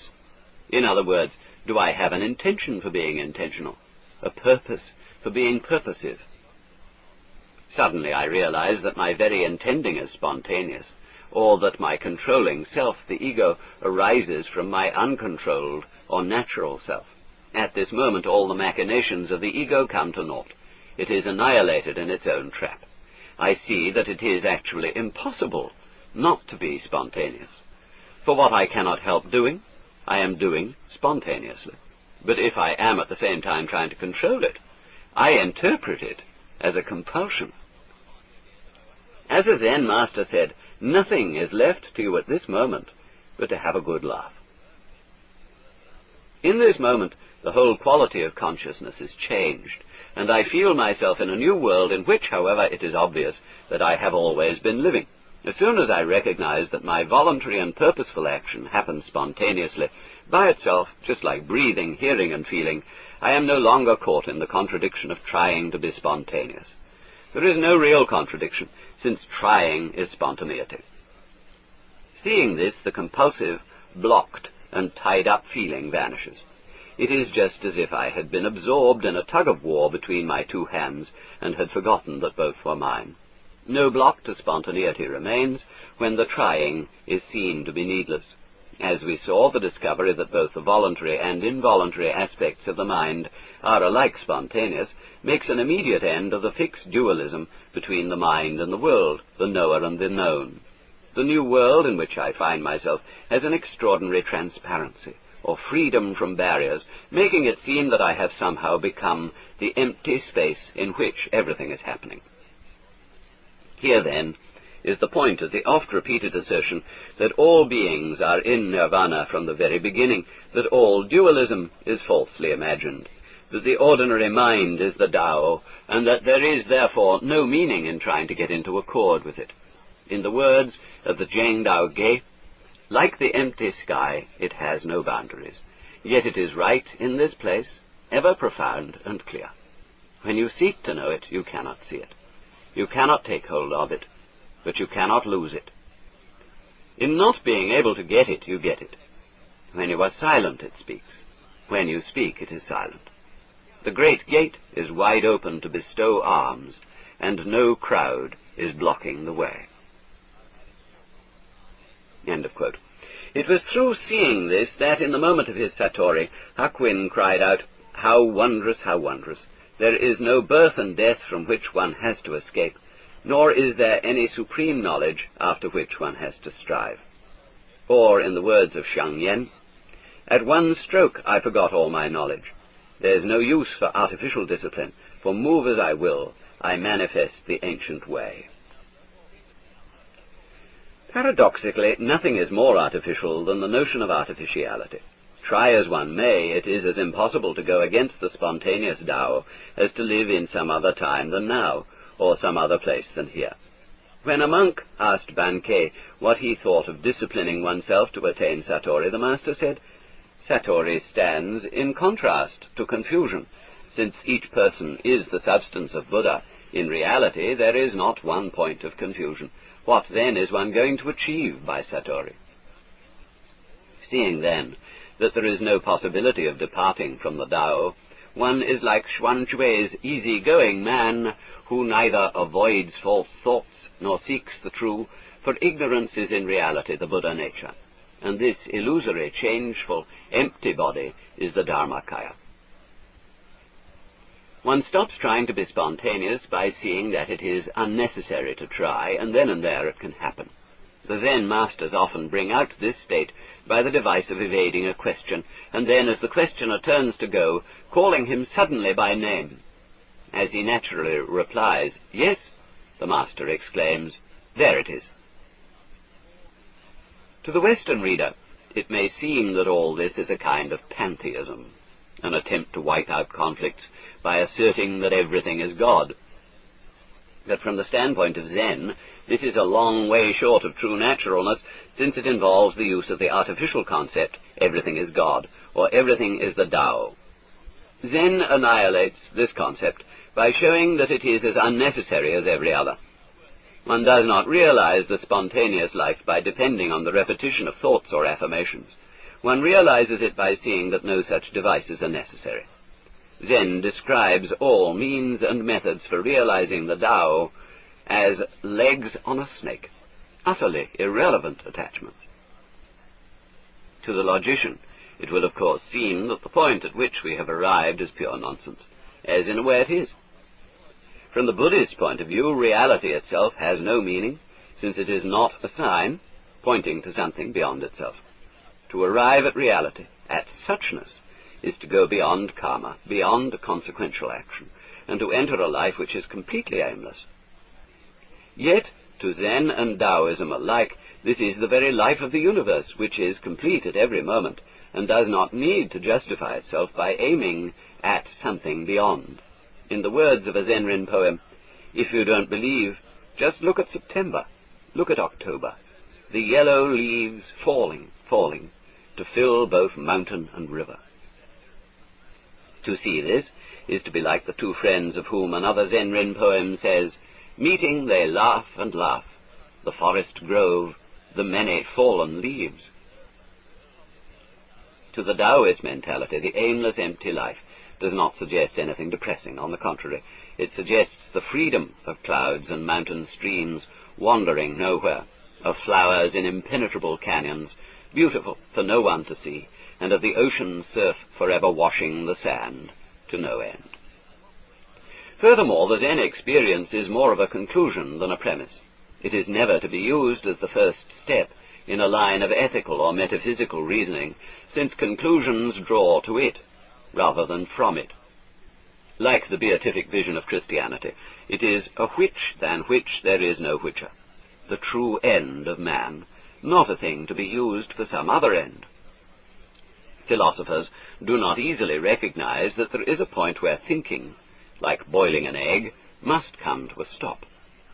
To try to formulate the Zen experience as a proposition, everything is the Tao, and then to analyze it and draw conclusions from it is to miss it completely.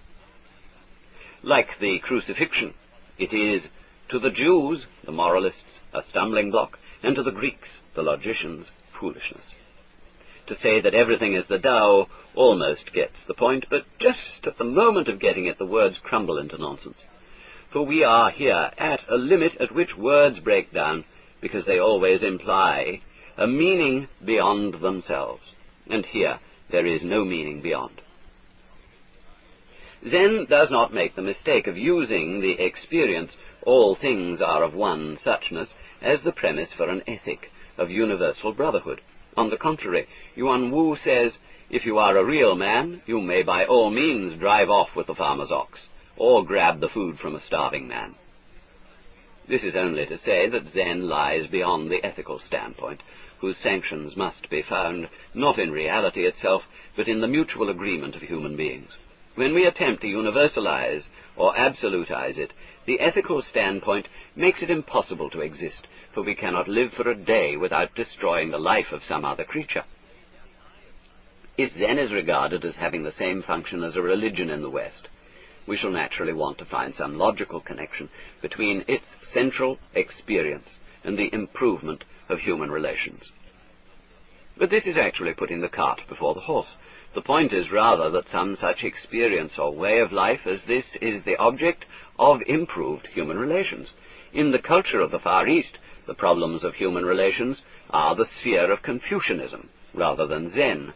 But since the Sung dynasty, 959 to 1278, Zen has consistently fostered Confucianism and was the main source of the introduction of its principles into Japan.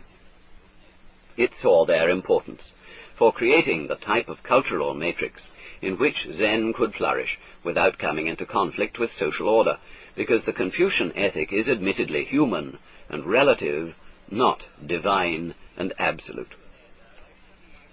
Although profoundly inconsequential, the Zen experience has consequences in the sense that it may be applied in any direction, to any conceivable human activity, and that wherever it is so applied it lends an unmistakable quality to the work. The characteristic notes of the spontaneous life are mo zhe chu, or going ahead without hesitation, wu wei, which may here be understood as purposelessness, and wu she, lack of affectation or simplicity. While the Zen experience does not imply any specific course of action, since it has no purpose, no motivation, it turns unhesitatingly to anything that presents itself to be done. Mo zhe chu is the mind functioning without blocks, without wobbling between alternatives. And much of Zen training consists in confronting the student with dilemmas which he is expected to handle without stopping, to deliberate and choose. The response to the situation must follow with the immediacy of sound issuing from the hands when they are clapped, or sparks from a flint when struck. The student, unaccustomed to this type of response, will at first be confused, but as he gains faith in his original or spontaneous mind, he will not only respond with ease, but the responses themselves will acquire a startling appropriateness. This is something like the professional comedian's gift of unprepared wit, which is equal to any situation. The master may begin a conversation with the student by asking a series of very ordinary questions about trivial matters, to which the student responds with perfect spontaneity. But suddenly he will say, "When the bathwater flows down the drain, does it turn clockwise or counterclockwise?" As the student stops at the unexpectedness of the question, and perhaps tries to remember which way it goes, the master shouts, "Don't think, act, this way," and whirls his hand in the air.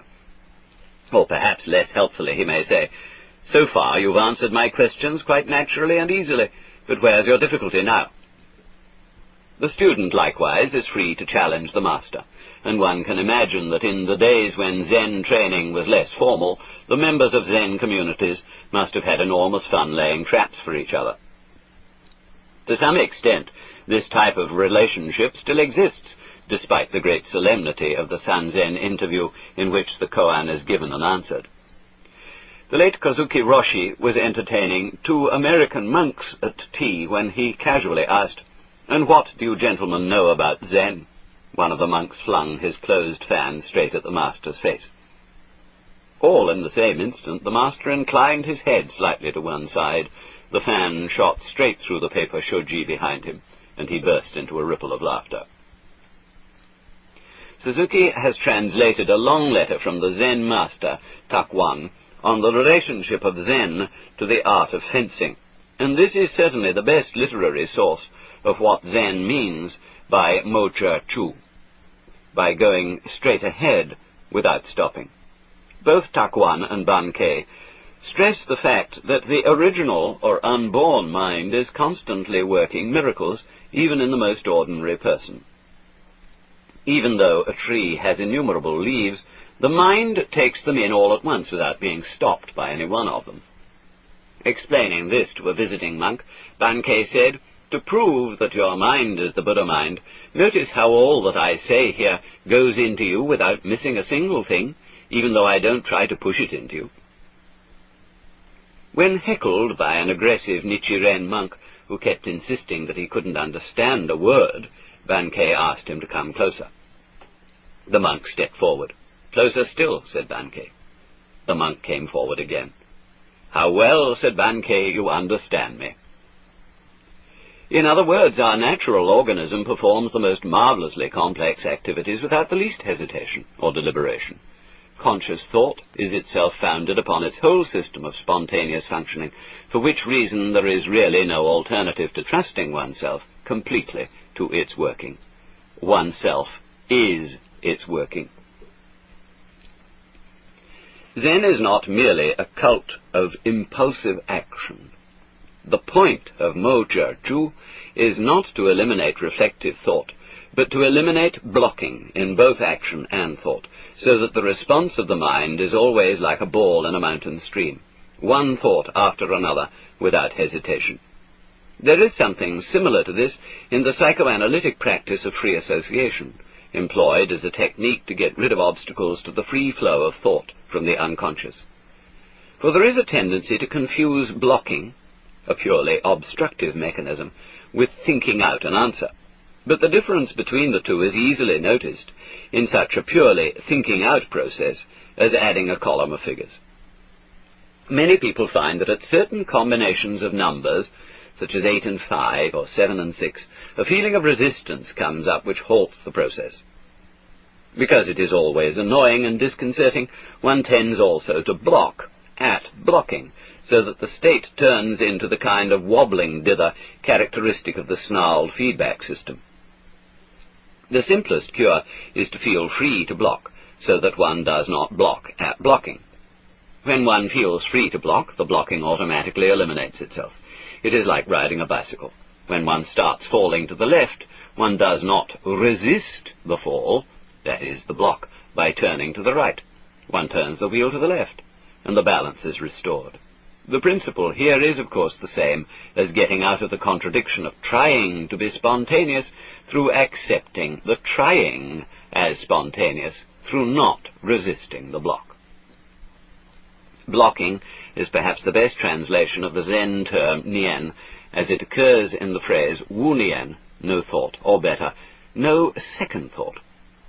Taoism points out that this is the real meaning of attachment in Buddhism, as when it is said that a Buddha is free from worldly attachments. It does not mean that he is a stone Buddha with no feelings, no emotions, and no sensations of hunger or pain. It means that he does not block at anything. Thus it is typical of Zen that its style of action has the strongest feeling of commitment, of follow-through. It enters into everything wholeheartedly and freely, without having to keep an eye on itself. It does not confuse spirituality with thinking about God while one is peeling potatoes. Zen spirituality is just to peel the potatoes. In the words of Linji, when it's time to get dressed, put on your clothes. When you must walk, then walk.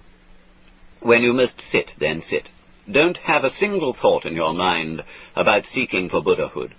You talk about being perfectly disciplined in your six senses and in all your actions, but in my view all this is making karma. To seek the Buddha nature and to seek the Dharma is at once to make karma, which leads to the hells. To seek to be bodhisattvas is also making karma, and likewise studying the sutras and commentaries. Buddhas and patriarchs are people without such artificialities. It is said everywhere that there is a Tao which must be cultivated and a Dharma which must be realized. What Dharma, do you say, must be realized, and what Tao cultivated? What do you lack in the way you are functioning right now? What will you add to where you are? As another Zen Rin poem says, there's nothing equal to wearing clothes and eating food. Outside this there are neither Buddhas nor patriarchs. This is the quality of wuxia, of naturalness without any contrivances or means for being natural, such as thoughts of Zen, of the Tao, or of the Buddha. One does not exclude such thoughts, they simply fall away when seen to be unnecessary. He does not linger where the Buddha is, and where there is no Buddha, he passes right on. For, as the Zen Rin says again, to be conscious of the original mind, the original nature, just this is the great disease of Zen. As the fish swims in the water but is unmindful of the water, the bird flies in the wind but knows not of the wind, so the true life of Zen has no need to raise waves when no wind is blowing, to drag in religion or spirituality as something over and above life itself. This is why the sage Fa Yung received no more offerings of flowers from the birds after he had had his interview with the fourth patriarch, for his holiness no longer stood out like a sore thumb. Of such a man the Zen Rin says, entering the forest he moves not the grass, entering the water he makes not a ripple. No one notices him, because he does not notice himself. It is often said that to be clinging to oneself is like having a thorn in the skin, and that Buddhism is a second thorn to extract the first. When it is out, both thorns are thrown away. But in the moment when Buddhism, when philosophy or religion becomes another way of clinging to oneself through seeking a spiritual security, the two thorns become one. And how is it to be taken out? This, as Bankei said, is wiping off blood with blood. Therefore in Zen there is neither self nor Buddha to which one can cling, no good to gain, and no evil to be avoided, no thoughts to be eradicated, and no mind to be purified, no body to perish, and no soul to be saved. At one blow this entire framework of abstractions is shattered to fragments. As the Zen Rin says, to save life it must be destroyed. When utterly destroyed, one dwells for the first time in peace. One word settles heaven and earth. One sword levels the whole world. Of this one sword, Linji said, if a man cultivates the Tao will not work. On all sides, evil conditions will head up competitively. But when the sword of wisdom, prajna, comes out, there's not one thing left. The sword of prajna, which cuts away abstraction, is that direct pointing whereby Zen avoids the entanglements of religiosity and goes straight to the heart. Thus, when the governor of Lang asked Yao Shan, "What is the Tao?" the master pointed upwards to the sky and downwards to a water jug beside him. Asked for an explanation, he replied, "A cloud in the sky, and water in the jug, and water in the jug, and water in the jug, and water in the jug, and water in the jug, and water." Chapter 3. Zazen and the Koan. There is a saying in Zen that original realization is marvelous practice, Japanese honsho myoshu. The meaning is that no distinction is to be made between the realization of awakening, satori, and the cultivation of Zen in meditation and action. Whereas it might be supposed that the practice of Zen is a means to the end of awakening, this is not so. For the practice of Zen is not the true practice, so long as it has an end in view. And when it has no end in view, it is awakening, the aimless, self-sufficient life of the eternal now. To practice with an end in view is to have one eye on the practice and the other on the end, which is lack of concentration, lack of sincerity. To put it in another way, one does not practice Zen to become a Buddha. One practices it because one is a Buddha from the beginning, and this original realization is the starting point of the Zen life. Original realization is the body, ti, and the marvelous practice, the use, yung, and the two correspond respectively to prajna, wisdom, and karuna, the compassionate activity of the awakened bodhisattva in the world of birth and death. In the two preceding chapters we discussed the original realization. In this and the one that follows we turn to the practice or activity which flows from it, firstly to the life of meditation, and secondly to the life of everyday work and recreation. We have seen that, whatever may have been the practice of the Tang masters, the modern Zen communities, both Soto and Rinzai, attach the highest importance to meditation, or sitting Zen, Zazen. It may seem both strange and unreasonable that strong and intelligent men should simply sit still for hours on end. The Western mentality feels that such things are not only unnatural, but a great waste of valuable time, however useful as a discipline for inculcating patience and fortitude.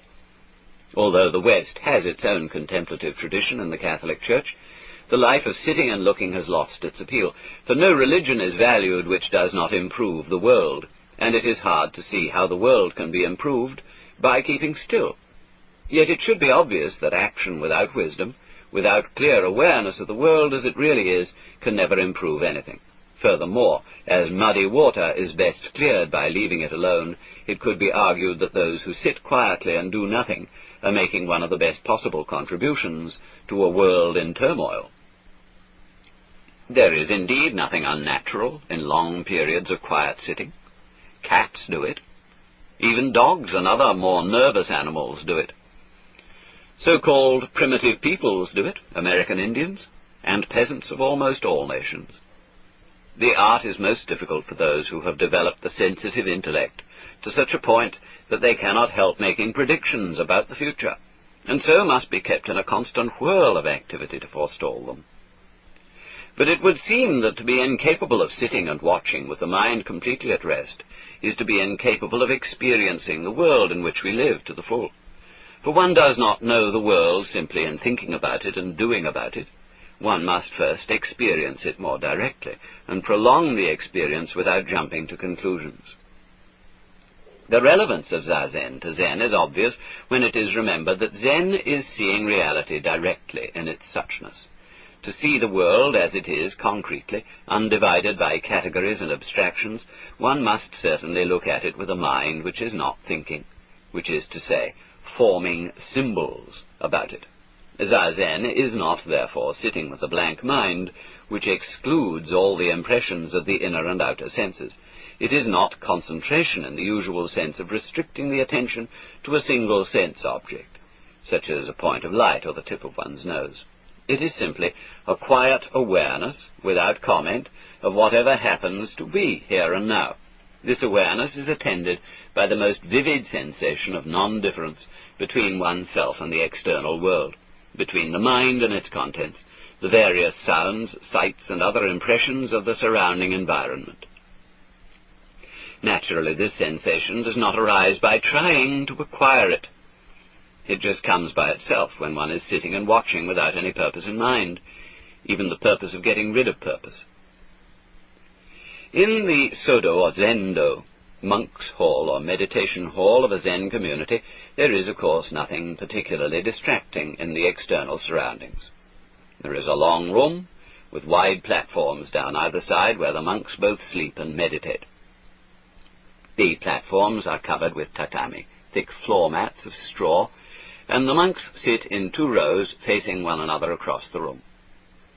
The silence which prevails is deepened rather than broken by occasional sounds that float up from a nearby village, by the intermittent ringing of soft-toned bells from other parts of the monastery, and by the chatter of birds in the trees.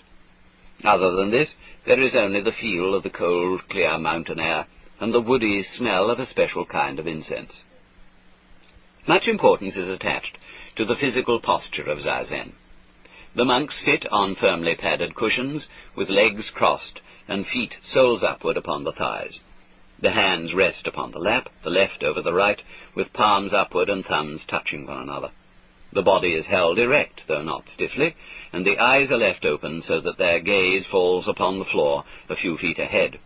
The breathing is regulated so as to be slow without strain, with the stress upon the out-breath and its impulse from the belly rather than the chest. This has the effect of shifting the body's center of gravity to the abdomen, so that the whole posture has a sense of firmness, of being part of the ground upon which one is sitting. The slow, easy breathing from the belly works upon the consciousness like bellows, and gives it a still, bright clarity. The beginner is advised to accustom himself to the stillness by doing nothing more than counting his breaths from 1 to 10 over and over again, until the sensation of sitting without comment becomes effortless and natural. While the monks are thus seated, 2 attendants walk slowly back and forth along the floor between the platforms, each carrying a keisaku, or warning stick, round at one end and flattened at the other, a symbol of the Bodhisattva Manjusri's sword of prajna. As soon as they see a monk going to sleep, or sitting in an incorrect posture, they stop before him, bow ceremoniously, and beat him on the shoulders. It is said that this is not punishment, but an invigorating massage to take the stiffness out of the shoulder muscles and bring the mind back to a state of alertness. However, monks with whom I have discussed this practice seem to have the same wryly humorous attitude about it which one associates with the usual corporal disciplines of boys' boarding schools. Furthermore, the Sodo regulations say, at the time of morning service, the dozing ones are to be severely dealt with the keisaku. Note, this is taken from Suzuki. The regulations also say, when submitting to the keisaku, courteously fold your hands and bow, do not permit any egoistic thoughts to assert themselves, and cherish anger.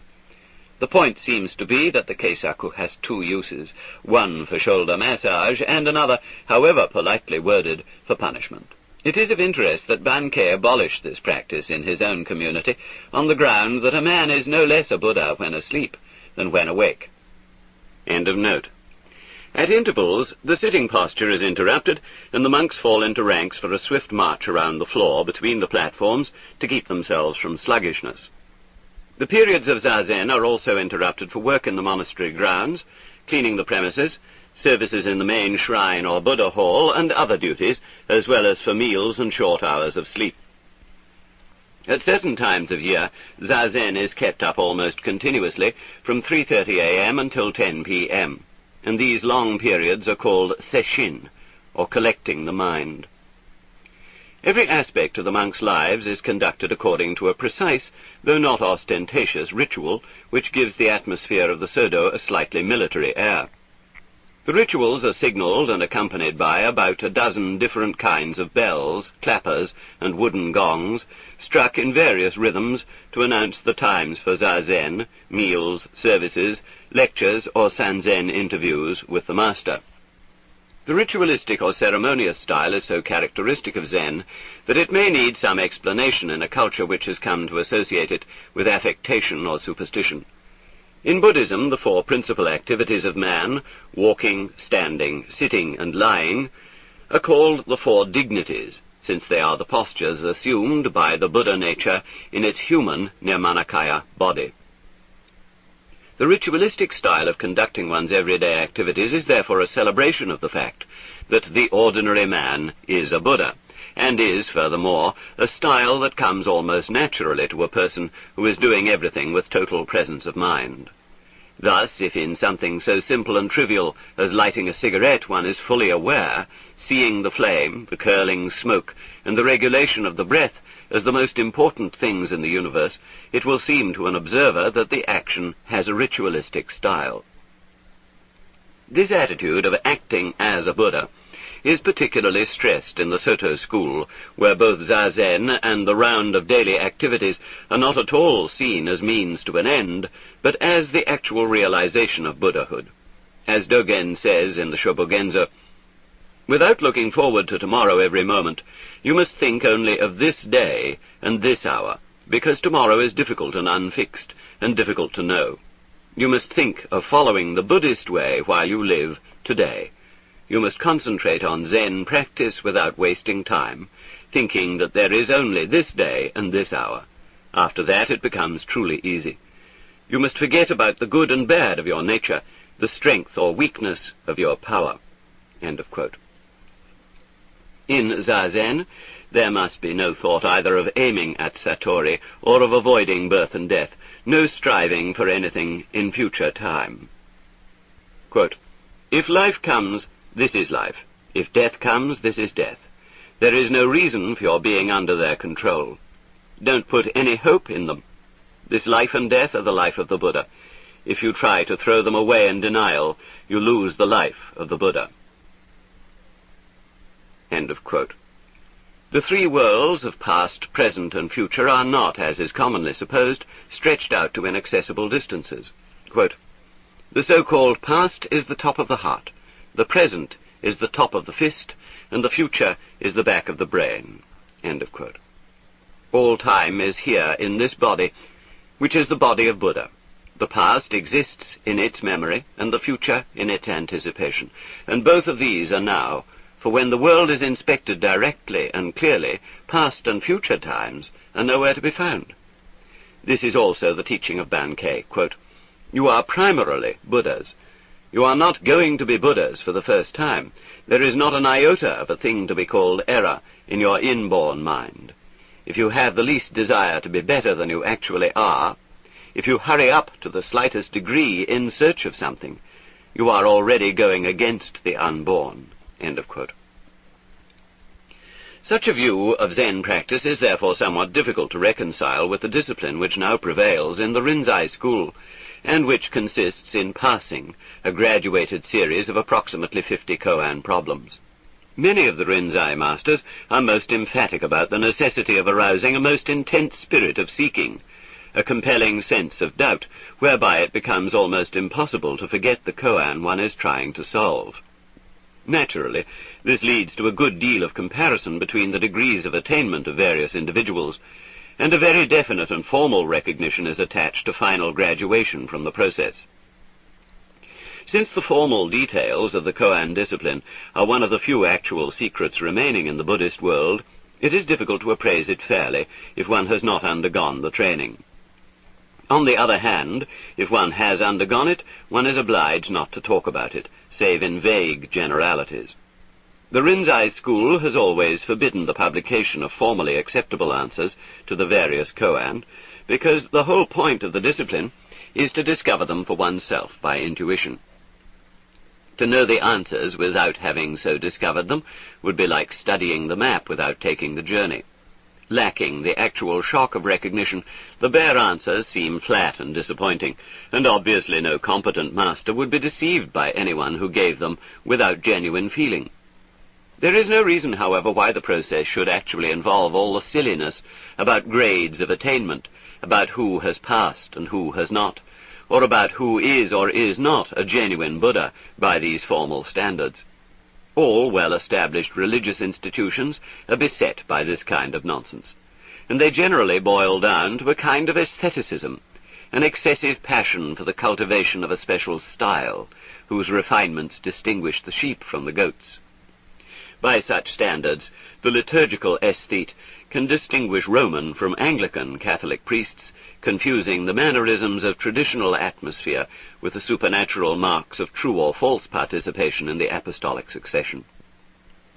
Sometimes, however, the cultivation of a traditional style may be rather admirable, as when a school of craftsmen or artists hands down from generation to generation certain trade secrets or technical refinements whereby objects of peculiar beauty are manufactured. Even so, this very easily becomes a rather affected and self-conscious discipline, and at that moment all its Zen is lost.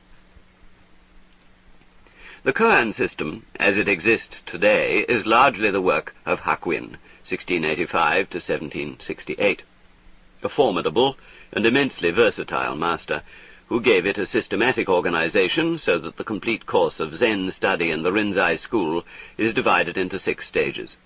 There are, first, 5 groups of koan. 1. Hoshin, or Dharmakaya koan, whereby one enters into the frontier gate of Zen. 2. Kikan, or cunning barrier koan, having to do with the active expression of the state realized in the first group. 3. Gonsen, or investigation of words koan, presumably having to do with the expression of Zen understanding in speech. 4. Nanto, or hard-to-penetrate koan. 5. Goi, or 5 ranks koan, based on the 5 relationships of lord and servant, or of principle, li, and thing-event, she, wherein Zen is related to the Huayen or Avatamsaka philosophy.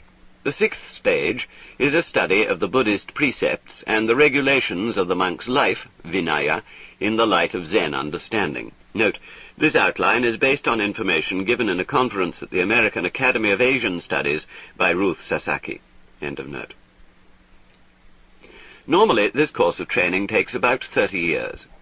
By no means all Zen monks complete the whole training. This is required only of those who are to receive their master's inka, or seal of approval, so that they themselves may become masters, roshi, thoroughly versed in all the skillful means, upaya, for teaching Zen to others. Like so many other things of this kind, the system is as good as one makes it, and its graduates are both tall Buddhas and short Buddhas. It should not be assumed that a person who has passed a koan, or even many koan, is necessarily a transformed human being whose character and way of life are radically different from what they were before. Nor should it be assumed that Satori is a single, sudden leap from the common consciousness to complete, unexcelled awakening, Anuttara Samyak Sambodhi. Satori really designates the sudden and intuitive way of seeing into anything, whether it be remembering a forgotten name or seeing into the deepest principles of Buddhism. One seeks and seeks, but cannot find. One then gives up, and the answer comes by itself. Thus there may be many occasions of Satori in the course of training, great Satori and little Satori, and the solution of many of the koan depends upon nothing more sensational than a kind of knack for understanding the Zen style of handling Buddhist principles. Western ideas of Buddhist attainments are all too often distorted by the mysterious East approach, and by the sensational fantasies so widely circulated in theosophical writings during the decades just before and after the turn of the century. Such fantasies were based not upon a first-hand study of Buddhism, but on literal readings of mythological passages in the sutras, where the Buddhas and Bodhisattvas are embellished with innumerable miraculous and superhuman attributes. Thus there must be no confusion between Zen masters and theosophical Mahatmas, the glamorous masters of wisdom who live in the mountain fastnesses of Tibet and practice the arts of occultism. Zen masters are quite human. They get sick and die. They know joy and sorrow. They have bad tempers, or other little weaknesses of character, just like anyone else. And they are not above falling in love and entering into a fully human relationship with the opposite sex. The perfection of Zen is to be perfectly and simply human. The difference of the adept in Zen from the ordinary run of men is that the latter are, in one way or another, at odds with their own humanity, and are attempting to be angels or demons. Note: one can hardly exaggerate the importance of the great Buddhist symbol of the Bhava Chakra, the wheel becoming. The angels and demons occupy the highest and lowest positions, the positions of perfect happiness and perfect frustration. These positions lie on the opposite sides of a circle, because they lead to each other. They represent not so much literal beings as our own ideals and terrors, since the wheel is actually a map of the human mind.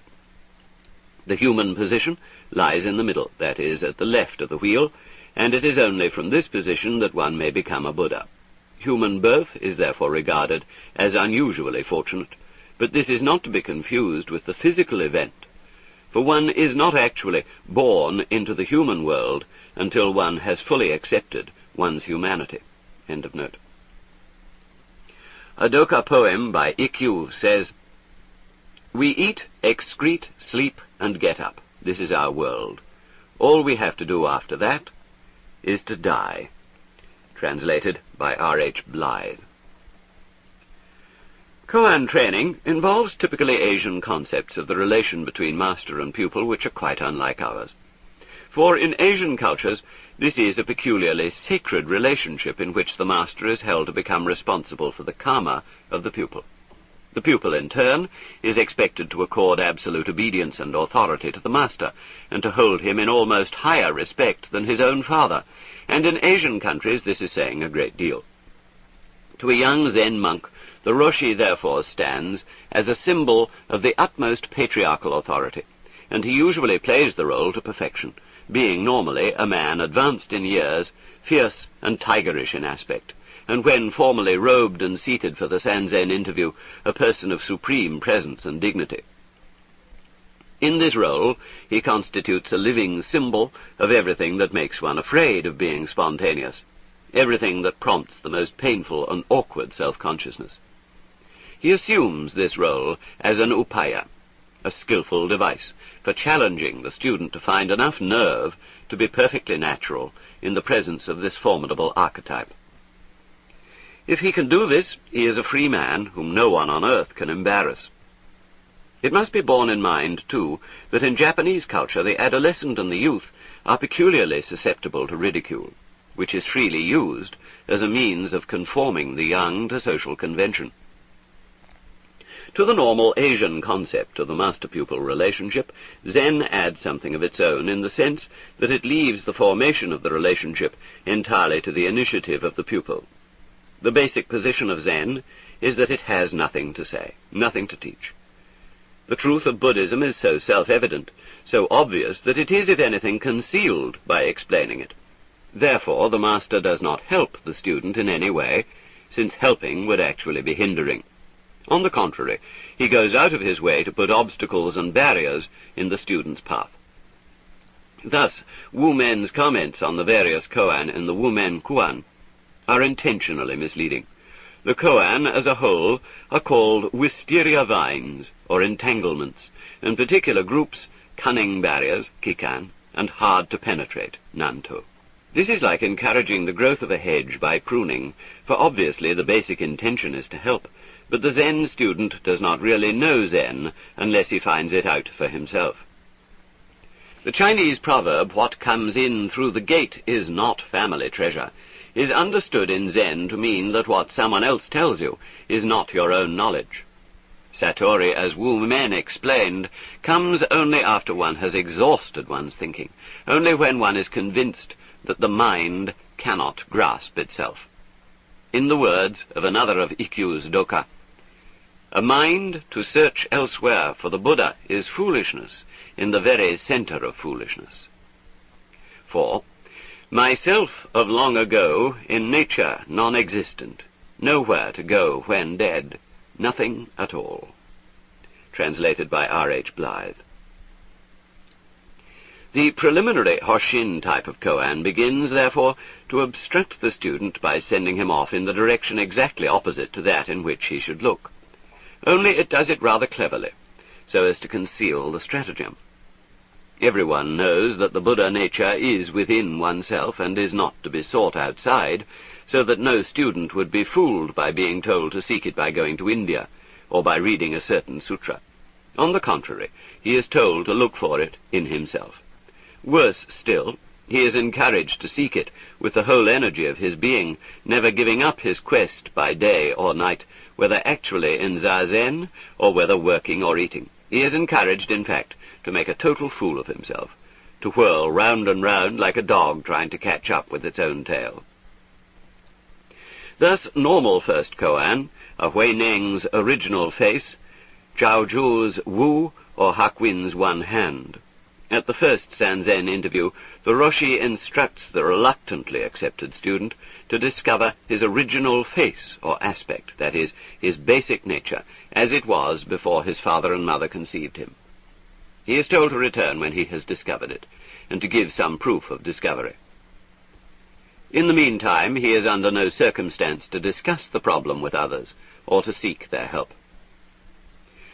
Joining the other monks in the Sodo, the Jikijitsu, or head monk, will probably instruct him in the rudiments of Zazen, showing him how to sit, and perhaps encouraging him to return to the Roshi for Sanzen as soon as possible, and to lose no opportunity for getting the proper view of his koan.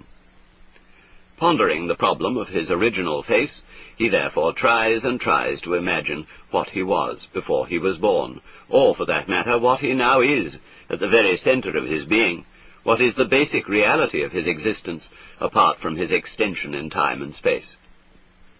He soon discovers that the Roshi has no patience whatever with philosophical or other wordy answers. For the Roshi wants to be shown. He wants something concrete, some solid proof. The student, therefore, begins to produce such specimens of reality as lumps of rock, leaves and branches, shouts, gestures of the hands, anything and everything he can imagine.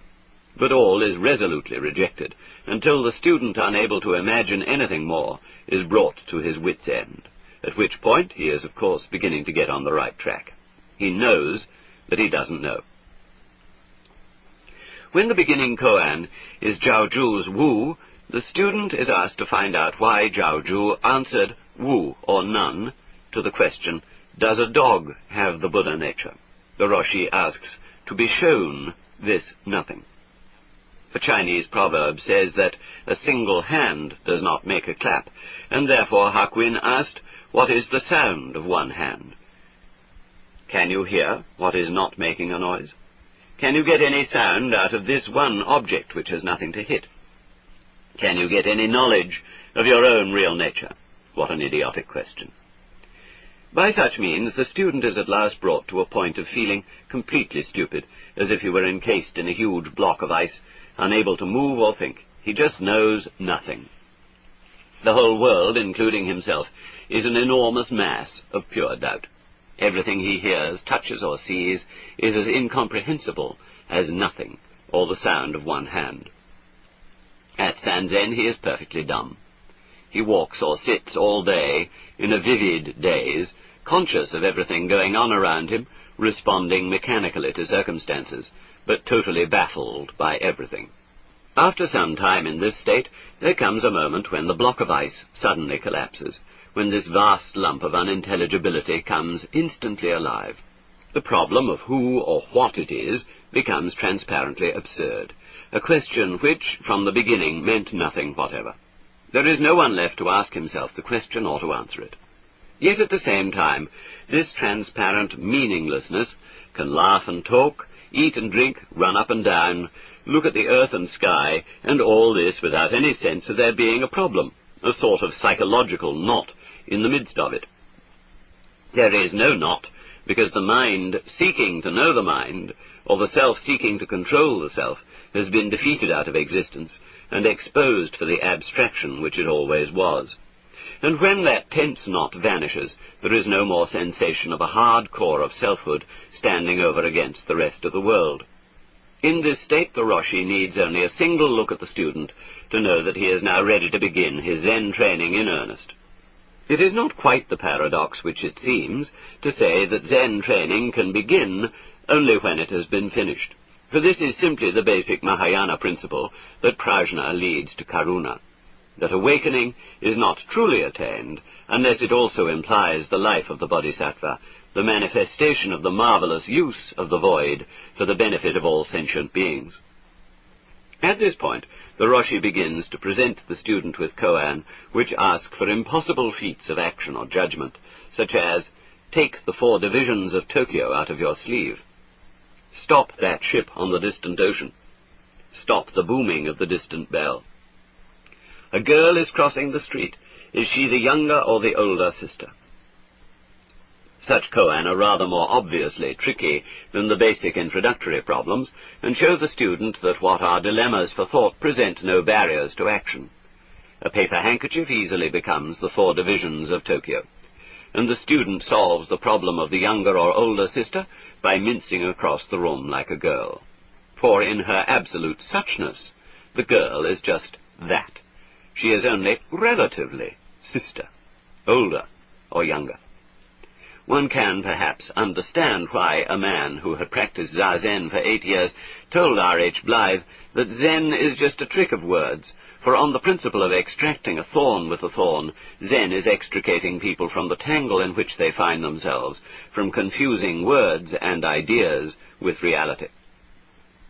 The continued practice of Zazen now provides the student with a clear, unobstructed mind, into which he can toss the koan like a pebble into a pool, and simply watch to see what his mind does with it.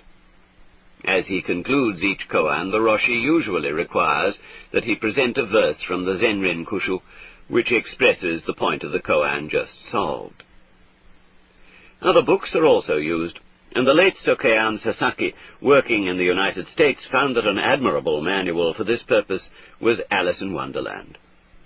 As the work goes on, crucial koan alternate with subsidiary koan, which explore the implications of the former and give the student a thorough working acquaintance with every theme in the Buddhist view of the universe, presenting the whole body of understanding in such a way that he knows it in his bones and nerves.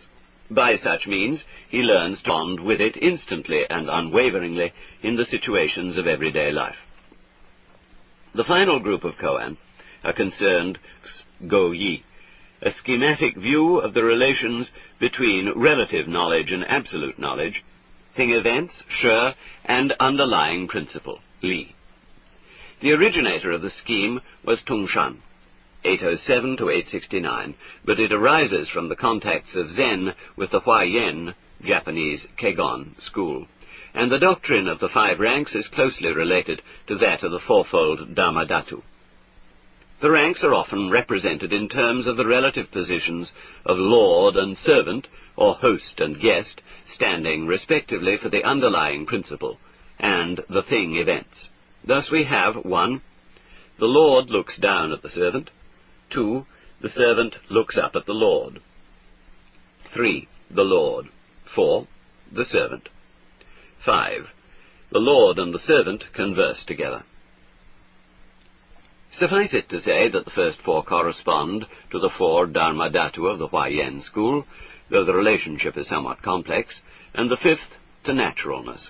In other words, one may regard the universe, the Dharmadhatu, from a number of equally valid points of view, as many, as one, as both one and many, and as neither one nor many. But the final position of Zen is that it does not take any special viewpoint, and yet is free to take every viewpoint, according to the circumstances. In the words of Lin Ji, sometimes I take away the man, that is the subject, but do not take away the circumstances, that is the object. Sometimes I take away the circumstances, but do not take away the man. Sometimes I take away both the man and the circumstances. Sometimes I take away neither the man nor the circumstances. And sometimes he might have added, I just do nothing special, Wu She. Koan training comes to its conclusion in the stage of perfect naturalness, of freedom in both the absolute and the relative worlds. But because this freedom is not opposed to the conventional order, but is rather a freedom which upholds the world, lokasamgraha. The final phase of study is the relationship of Zen to the rules of social and monastic life. As Yun Men once asked, in such a wide world, why answer the bell and put on ceremonial robes? Another master's answer, in quite a different context, applies well here. If there is any reason for it, you may cut off my head. For the moral act is significantly moral only when it is free, without the compulsion of a reason or necessity. This is also the deepest meaning of the Christian doctrine of free will, for to act in union with God is to act, not from the constraint of fear or pride, nor from hope of reward, but with the baseless love of the unmoved mover. To say that the koan system has certain dangers or drawbacks is only to say that anything can be misused. It is a highly sophisticated and even institutionalized technique, and therefore lends itself to affectation and artificiality. But so does any technique, even when so untechnical as Bankei's method of no method. This too can become a fetish. Yet it is important to be mindful of the points at which the drawbacks are most likely to arise, and it would seem that in koan training there are two. The first is to insist that the koan is the only way to a genuine realization of Zen. Of course, one may beg the question by saying that Zen, over and above the experience of awakening, is precisely the style of handling Buddhism which the koan embody. But in this case the Soto school is not Zen, and no Zen is to be found anywhere in the world outside the particular tradition of the Rinzai branch. So defined, Zen has no universality, and becomes as exotic and culturally conditioned as no drama or the practice of Chinese calligraphy. From the standpoint of the West, such Zen will appeal only to fanciers of Nipponery, to romanticists who like to play at being Japanese. Not that there is anything inherently bad in such romanticism, for there are no such things as pure cultures, and the borrowing of other people's styles always adds to the variety and spice of life. But Zen is so much more than a cultural refinement. The second, and more serious drawback, can arise from the opposition of Satori to the intense feeling of doubt which some koan exponents so deliberately encourage. For this is to foster a dualistic Satori. To say that the depth of the Satori is proportional to the intensity of seeking and striving which precede it is to confuse Satori with its purely emotional adjuncts. In other words, if one wants to feel exhilaratingly light-footed, it is always possible to go around for some time with lead in one's shoes, and then take them off. The sense of relief will certainly be proportional to the length of time such shoes have been worn, and to the weight of the lead. This is equivalent to the old trick of religious revivalists who give their followers a tremendous emotional uplift by first implanting an acute sense of sin and then relieving it through faith in Jesus. But such uplifts do not last, and it was of such a Satori that Yun Feng said, "That monk who has any Satori goes right into hell like a flying arrow." Awakening almost necessarily involves a sense of relief because it brings to an end the habitual psychological cramp of trying to grasp the mind with the mind, which in turn generates the ego with all its conflicts and defenses. In time, the sense of relief wears off, but not the awakening, unless one has confused it with the sense of relief and has attempted to exploit it by indulging in ecstasy. Awakening is thus only incidentally pleasant or ecstatic, only at first an experience of intense emotional release. But in itself, it is just the ending of an artificial and absurd use of the mind. Above and beyond that, it is wuxia, nothing special, since the ultimate content of awakening is never a particular object of knowledge or experience. The Buddhist doctrine of the Four Invisibles is that the void, sunya, is to a Buddha as water to a fish, air to a man, and the nature of things to the deluded, beyond conception. It should be obvious that what we are most substantially and fundamentally will never be a distinct object of knowledge. Whatever we can know, life and death, light and darkness, solid and empty, will be the relative aspects of something as inconceivable as the color of space.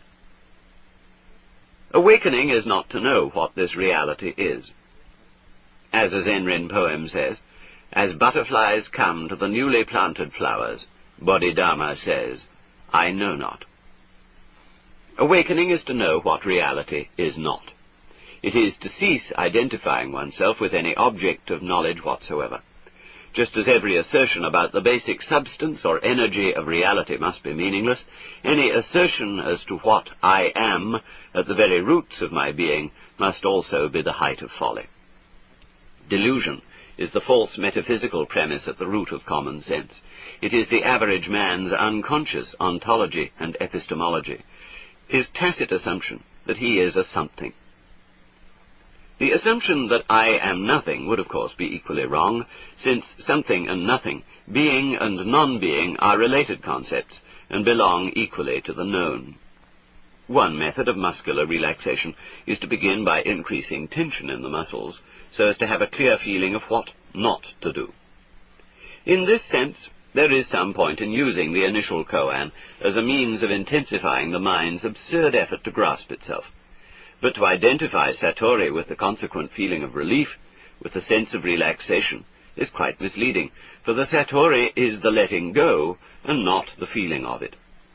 The conscious aspect of the Zen life is not therefore satori, not the original mind, but everything one is left free to do and to see and feel when the cramp in the mind has been released.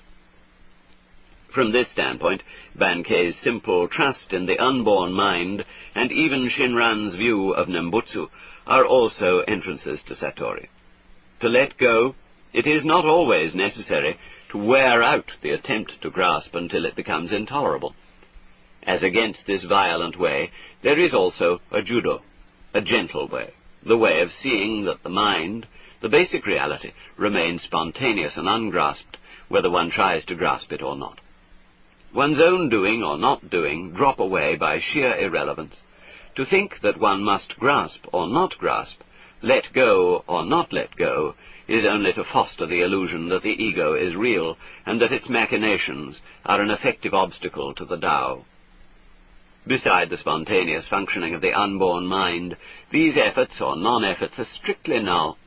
In the more imagistic language of Shinran, one has only to hear of the saving vow of Amitabha and to say his name, the Nembutsu, even just once, without concern as to whether one has faith or not, or as to whether one is desireless or not.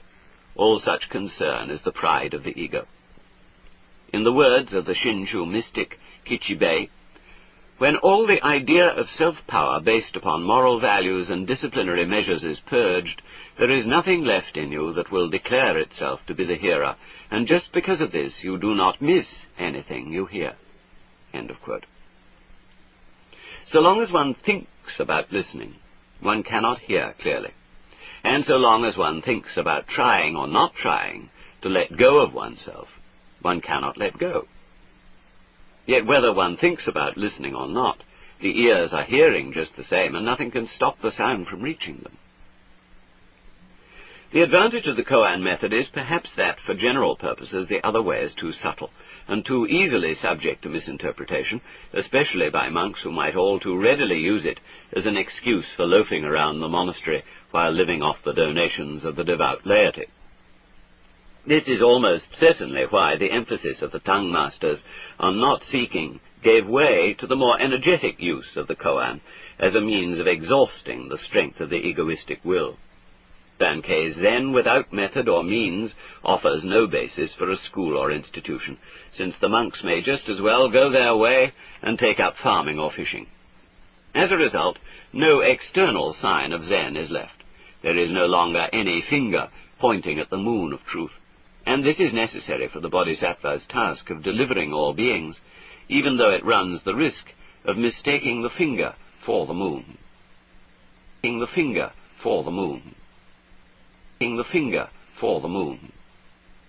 Taking the finger for the moon. Taking the finger for the moon. Taking the Chapter 4. Zen in the Arts. Happily Happily, it is possible for us not only to hear about Zen, but also to see it. Since one showing is worth 100 sayings, the expression of Zen in the arts gives us one of the most direct ways of understanding it. This is the more so because the art forms which Zen has created are not symbolic in the same way as other types of Buddhist art, or as is religious art as a whole. The favorite subjects of Zen artists, whether painters or poets, are what we should call natural, concrete, and secular things. Even when they turn to the Buddha or to the patriarchs and masters of Zen, they depict them in a peculiarly down-to-earth and human way. Furthermore, the arts of Zen are not merely or primarily representational. Even in painting, the work of art is considered not only as representing nature, but as being itself a work of nature. For the very technique involves the art of artlessness, or what Saburo Hasegawa has called the controlled accident, so that paintings are formed as naturally as the rocks and grasses which they depict. This does not mean that the art forms of Zen are left to mere chance, as if one were to dip a snake in ink and let it wiggle around on a sheet of paper. The point is rather that for Zen there is no duality, no conflict between the natural element of chance and the human element of control. The constructive powers of the human mind are no more artificial than the formative actions of plants or bees, so that from the standpoint of Zen it is no contradiction to say that artistic technique is discipline in spontaneity, and spontaneity in discipline. The art forms of the Western world arise from spiritual and philosophical traditions, in which spirit is divided from nature, and comes down from heaven to work upon it as an intelligent energy upon an inert and recalcitrant stuff. Thus Melrose speaks always of the artist conquering his medium, as our explorers and scientists also speak of conquering mountains or conquering space. To Chinese and Japanese ears, these are grotesque expressions, for when you climb it is the mountain as much as your own legs which lifts you upwards, and when you paint it is the brush, ink and paper which determine the result as much as your own hand. Daoism, Confucianism and Zen are expressions of a mentality which feels completely at home in this universe, and which sees man as an integral part of his environment. Human intelligence is not an imprisoned spirit from afar, but an aspect of the whole intricately balanced organism of the natural world, whose principles were first explored in the Book of Changes.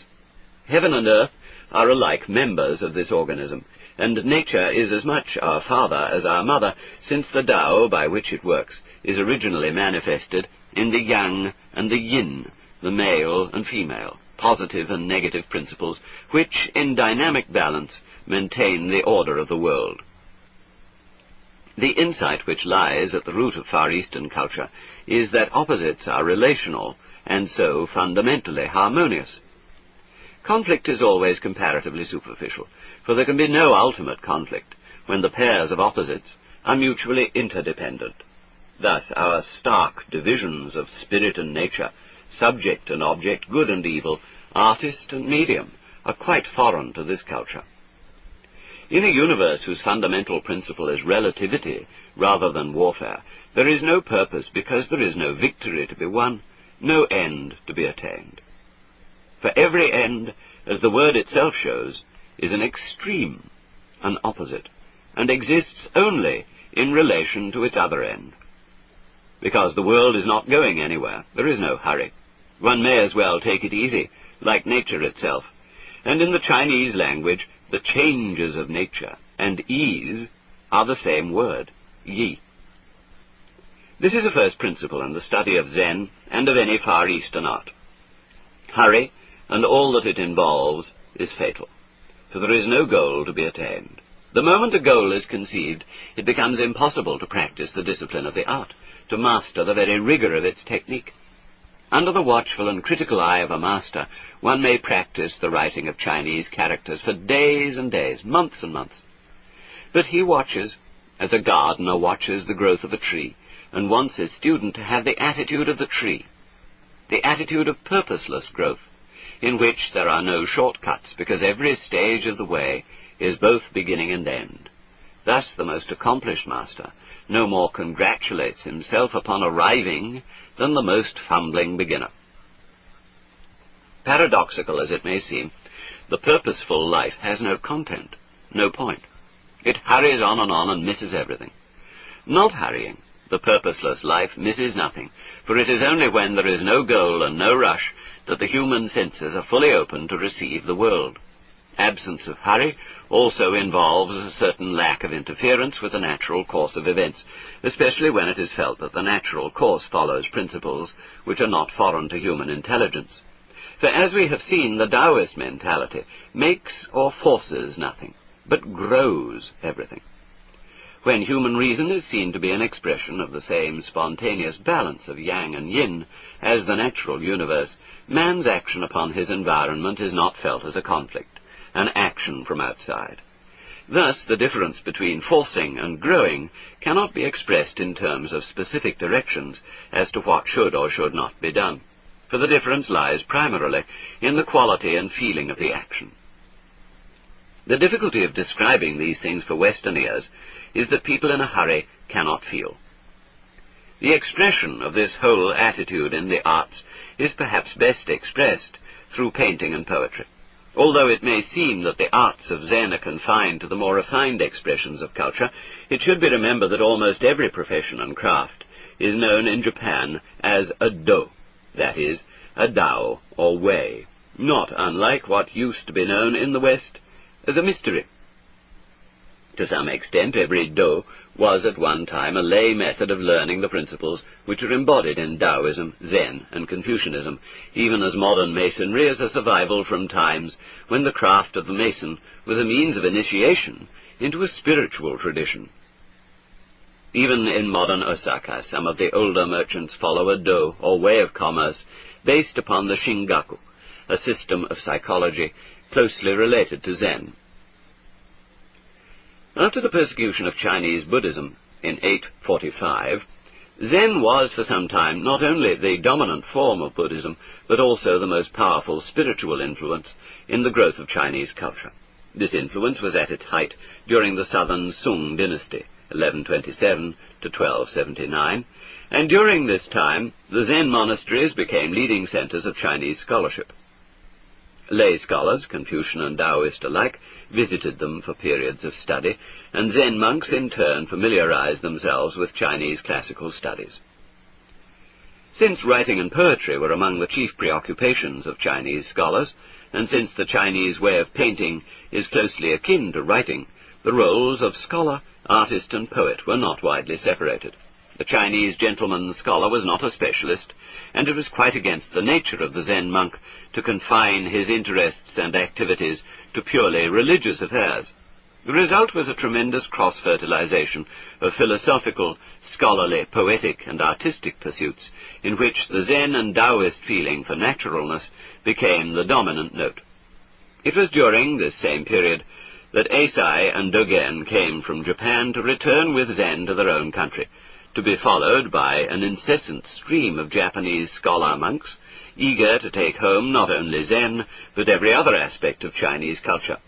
Shiploads of monks, amounting almost to floating monasteries, plied between China and Japan, carrying not only sutras and Chinese classical books, but also tea, silk, pottery, incense, paintings, drugs, musical instruments, and every refinement of Chinese culture, not to mention Chinese artists and craftsmen. Closest to the feeling of Zen was a calligraphic style of painting, done with black ink on paper or silk, usually a painting and poem in one. Chinese black ink is capable of a great variety of tones, varied by the amount of water, and the ink itself is found in an enormous number of qualities and colors of black. The ink comes in a solid stick, and is prepared by pouring a little water into a flat stone dish, upon which the stick is rubbed until the liquid is of the required density.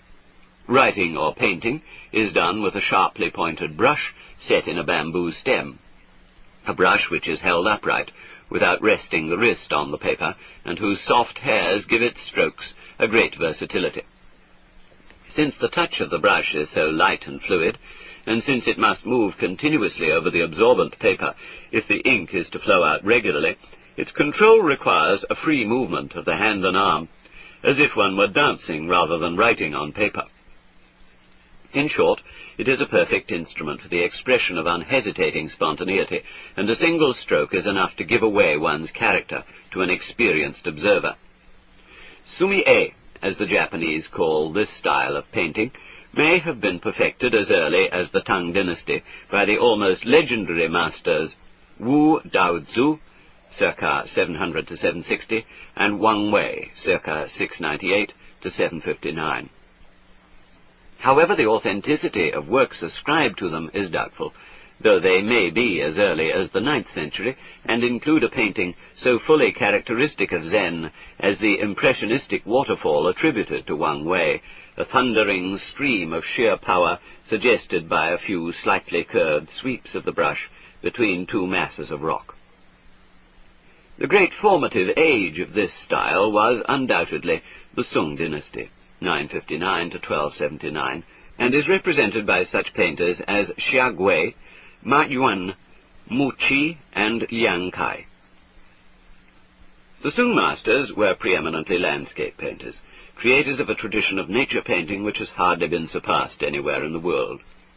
For it shows us the life of nature, of mountains, waters, mists, rocks, trees, and birds, as felt by Taoism and Zen.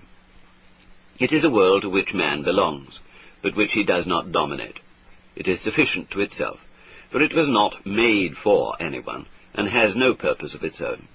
As Xuan Chui said, "Over the river the shining moon, in the pine trees sighing wind, all night long so tranquil. Why? And for whom?" Sung landscapes are by no means as fantastic and stylized as Western critics often suggest, for to travel in similar territory, in mountainous misty country, is to see them at every turn of the road, and it is a simple matter for the photographer to take pictures which look exactly like Chinese paintings.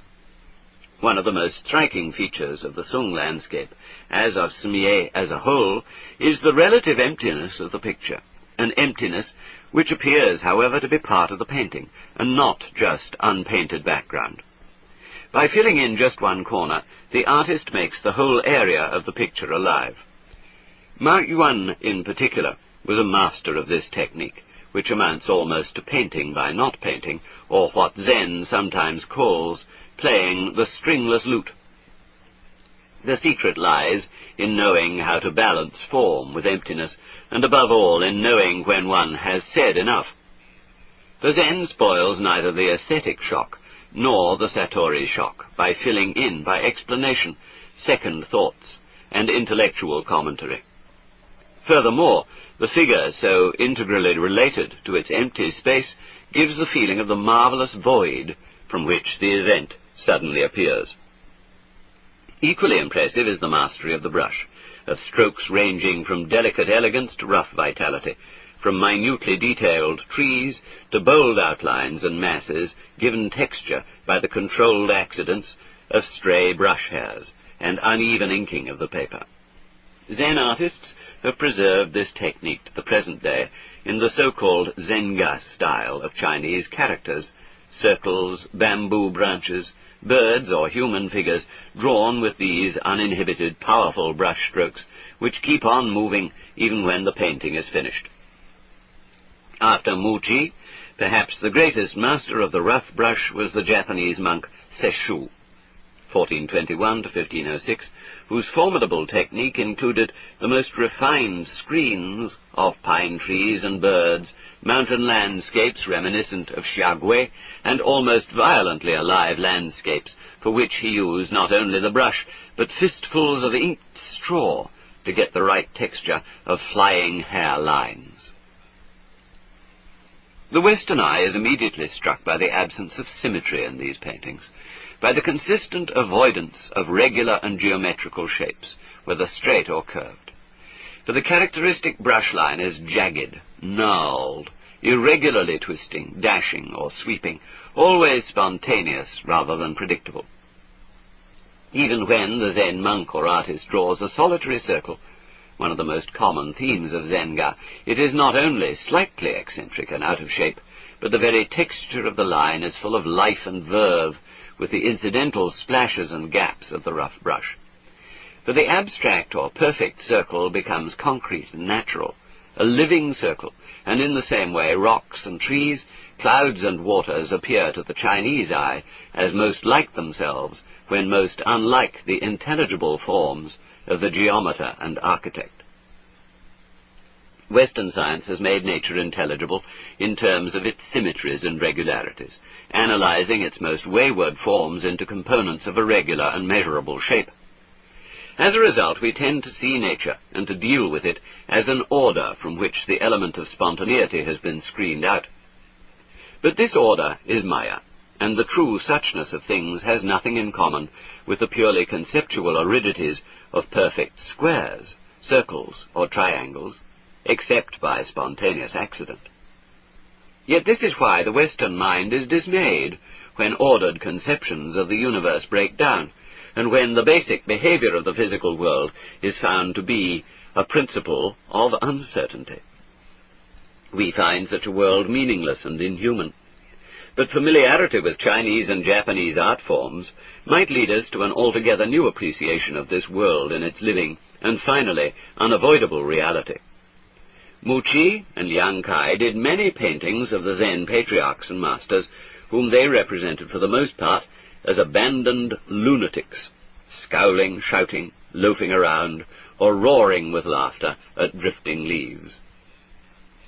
As favorite themes, they adopted as Zen figures the two crazy hermits, Han Shan and Shi De, and the enormously rotund folk god, Bu Dai, to complete a marvelous assortment of happy tramps and rogues to exemplify the splendid nonsense and emptiness of the Zen life. Zen and, to some extent, Daoism seem to be the only spiritual traditions which feel secure enough to lampoon themselves, or to feel sufficiently unself-conscious to laugh not only about their religion, but in the midst of it.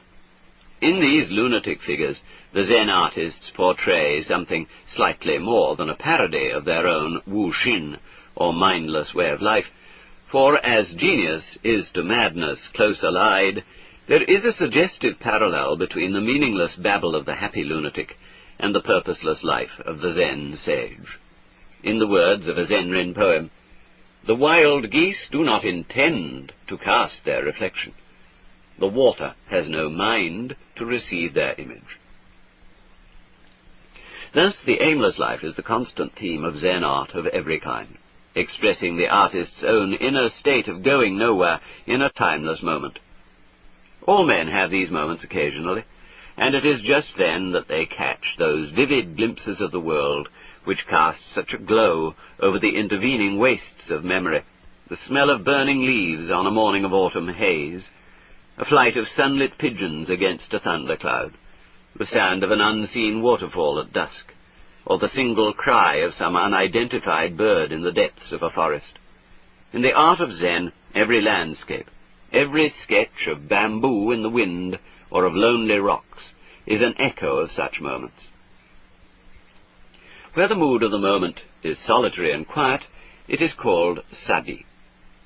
When the artist is feeling depressed or sad, and in this peculiar emptiness of feeling catches a glimpse of something rather ordinary and unpretentious in its incredible suchness, the mood is called wabi.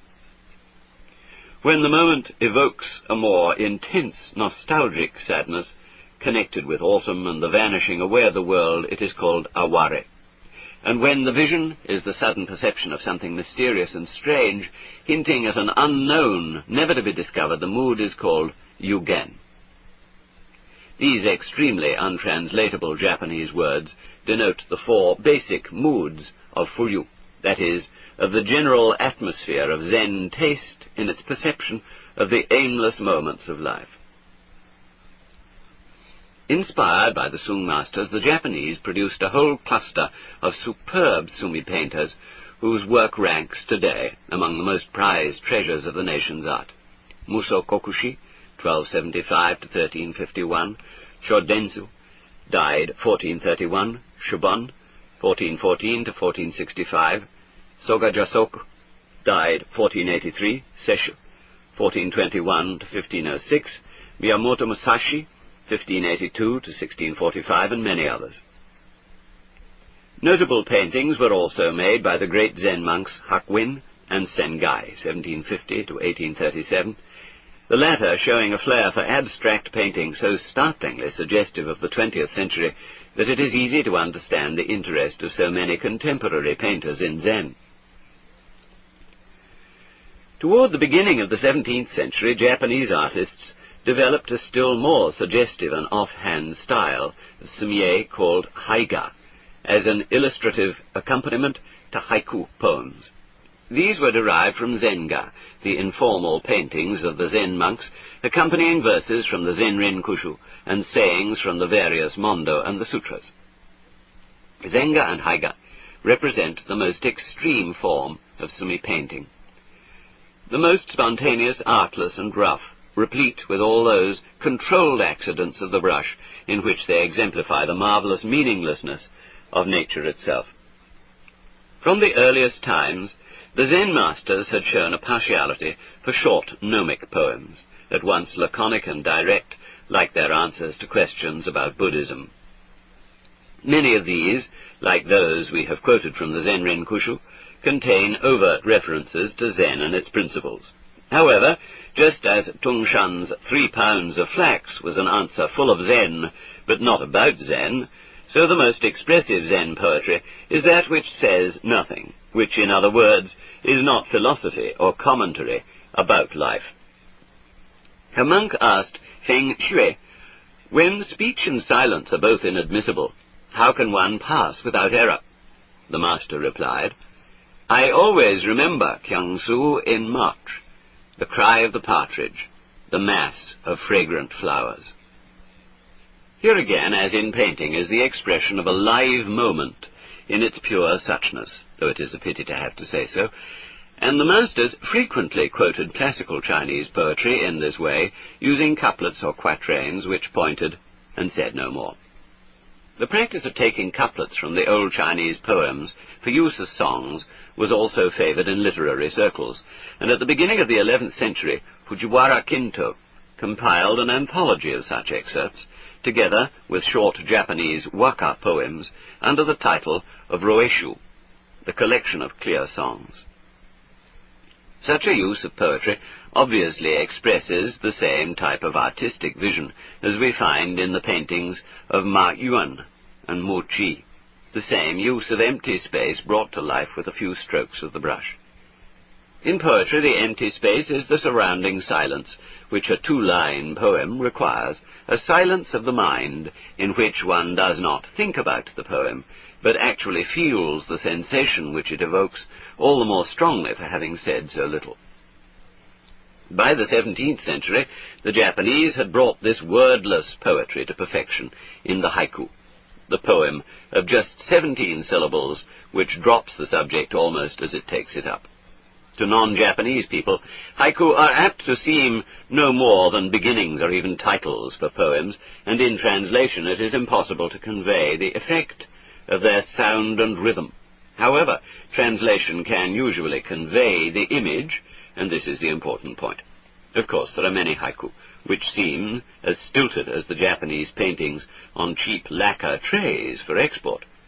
But the non-Japanese listener must remember that a good haiku is a pebble thrown into the pool of the listener's mind, evoking associations out of the richness of his own memory. It invites the listener to participate, instead of leaving him dumb with admiration while the poet shows off. The development of the haiku was largely the work of Basho, 1643 to 1694, whose feeling for Zen wanted to express itself in a type of poetry altogether in the spirit of Wu Shi, nothing special. To write haiku, he said, get a 3-foot child. For Basho's poems have the same inspired objectivity as a child's expression of wonder, and return us to that same feeling of the world as when it first met our astonished eyes. Kimi hitake, yoki monomizeru, yuki maroge. You light the fire. I'll show you something nice, a great ball of snow. Note, This and all the following translations of haiku are the work of R.H. Blythe, and come for the most part from his superb work, the 4-volume Haiku, which is, without any question, the best treatment of the subject in English. Blythe has the additional advantage of some experience in Zen training, and as a result his grasp of Chinese and Japanese literature is unusually perceptive. End of note. Basho wrote his haiku in the simplest type of Japanese speech, naturally avoiding literary and highbrow language, so creating a style which made it possible for ordinary people to be poets. Bankei, his contemporary, did just the same thing for Zen, for, as one of Ikkyu's Doka poems says, "Whatever runs counter to the mind and will of ordinary people hinders the law of men and the law of Buddha." This is in the spirit of Nan Chuan's saying, "The ordinary mind is the Tao," where ordinary means simply human, rather than merely vulgar. It was thus that the 17th century saw an extraordinary popularization of the Zen atmosphere in Japan, reaching down from the monks and samurai to farmers and artisans. The true feeling of haiku is given away in one of Basho's poems, which, however, says just too much to be true haiku. "How admirable! He who thinks not life is fleeting when he sees the lightning." For the haiku sees things in their suchness without comment, a view of the world which the Japanese call sono mama, just as it is, or just so. Weeds in the rice field, cut and left lying just so. Fertilizer. In Zen, a man has no mind apart from what he knows and sees, and this is almost expressed by Gochiku in the haiku. "The long night, the sound of the water, says what I think." And still more directly, "The stars on the pond, again the winter shower ruffles the water." Haiku and waka poems convey perhaps more easily than painting the subtle differences between the 4 moods of sabi, wabi, aware, and yugen. The quiet, thrilling loneliness of sabi is obvious in "On a withered branch a crow is perched in the autumn evening." But it is less obvious, and therefore deeper, in "With the evening breeze the water laps against the heron's legs. In the dark forest a berry drops, the sound of the water." Sabi is, however, loneliness in the sense of Buddhist detachment, of seeing all things as happening by themselves in miraculous spontaneity. With this goes that sense of deep, illimitable quietude which descends with a long fall of snow, swallowing all sounds in layer upon layer of softness. Sleet falling, fathomless, infinite loneliness. Wabi, the unexpected recognition of the faithful suchness of very ordinary things, especially when the gloom of the future has momentarily checked our ambitiousness, is perhaps the mood of "A brushwood gate, and for a lock this snail. The woodpecker keeps on in the same place. Day is closing. Winter desolation. In the rainwater tub, sparrows are walking." Aware is not quite grief, and not quite nostalgia in the usual sense of longing for the return of a beloved past. Aware is the echo of what has passed, and of what was loved, giving them a resonance such as a great cathedral gives to a choir, so that they would be the poorer without it. No one lives at the barrier of Fuha. The wooden penthouse has fallen away. All that remains is the autumn wind. The evening haze, thinking of past things, how far off they are. Aware is the moment of crisis between seeing the transience of the world with sorrow and regret, and seeing it as the very form of the great void. The stream hides itself in the grasses of departing autumn. Leaves falling lie on one another. The rain beats on the rain. That moment of transition is just about to cross over in the haiku written by Issa upon the death of his child.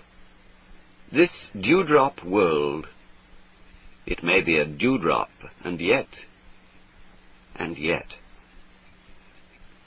Since yugen signifies a kind of mystery, it is the most baffling of all to describe, and the poems must speak for themselves. The sea darkens. The voices of the wild ducks are faintly white. The skylark, its voice alone fell, leaving nothing behind. In the dense mist, what is being shouted, between hill and boat? A trout leaps, clouds are moving in the bed of the stream.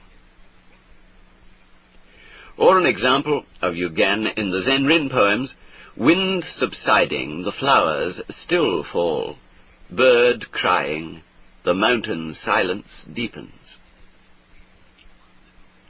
Because Zen training had involved a constant use of these Chinese couplets since at least the end of the 15th century, the emergence of haiku is hardly surprising. The influence is self-evident. In this yugen in reverse haiku by Moritake, the Zen says, "The shattered mirror will reflect no more. The fallen flower will hardly rise to the branch." And Moritake, "A fallen flower returning to the branch, it was a butterfly." The association of Zen with poetry must inevitably bring up the name of the Soto Zen monk and hermit Ryokan, 1758 to 1831. So often one thinks of the saint as a man whose sincerity provokes the enmity of the world, but Ryokan holds the distinction of being the saint whom everyone loved, perhaps because he was natural, again as a child, rather than good. It is easy to form the impression that the Japanese love of nature is predominantly sentimental, dwelling on those aspects of nature which are nice and pretty: butterflies, cherry blossoms, the autumn moon, chrysanthemums, and old pine trees. Note, an impression especially sickening to the poetic mood of the middle 20th century. It comes, however, from a level of haiku and other art forms which corresponds to our own greeting card verse and confectionery box art. But consider the almost surrealistic imagery of the following from the Zen Rin. On Mount Wutai, the clouds are steaming rice. Before the ancient Buddha hall, dogs piss at heaven. And there are many haiku such as this from Issa. The mouth that cracked a flea said Namu Amida Butsu. End of note. But Ryokan is also the poet of lice, fleas, and being utterly soaked with cold rain. On rainy days, the monk Ryokan feels sorry for himself, and his view of nature is all of a piece. The sound of the scouring of the saucepan blends with the tree frogs' voices. In some ways, Ryokan is a Japanese St. Francis, though much less obviously religious. He is a wandering fool, unself-consciously playing games with children, living in a lonely hut in the forest, where the roof leaks, and the wall is hung with poems in his marvelously illegible, spidery handwriting, so prized by Japanese calligraphers. He thinks of the lice on his chest as insects in the grass, and expresses the most natural human feelings: sadness, loneliness, bewilderment or pity, without a trace of shame or pride. Even when robbed, he is still rich, for the thief left it behind, the moon at the window. And when there is no money, the wind brings fallen leaves enough to make a fire. When life is empty with respect to the past, and aimless with respect to the future, the vacuum is filled by the present, normally reduced to a hairline, a split second in which there is no time for anything to happen. The sense of an infinitely expanded present is nowhere stronger than in Cha no Yu, the art of tea. Strictly, the term means something like tea with hot water, and through this one art, Zen has exercised an incalculable influence on Japanese life, since the Cha-jin, or man of tea, is an arbiter of taste in the many subsidiary arts which Cha no Yu involves: architecture, gardening, ceramics, metalwork, lacquer, and the arrangement of flowers, ikebana. Since Cha no Yu has become a conventional accomplishment for young ladies, it has been made the subject of a great deal of sentimental nonsense, associated with brocaded young dolls in moonlit rooms, nervously trying to imitate the most stilted feelings about porcelain and cherry blossom.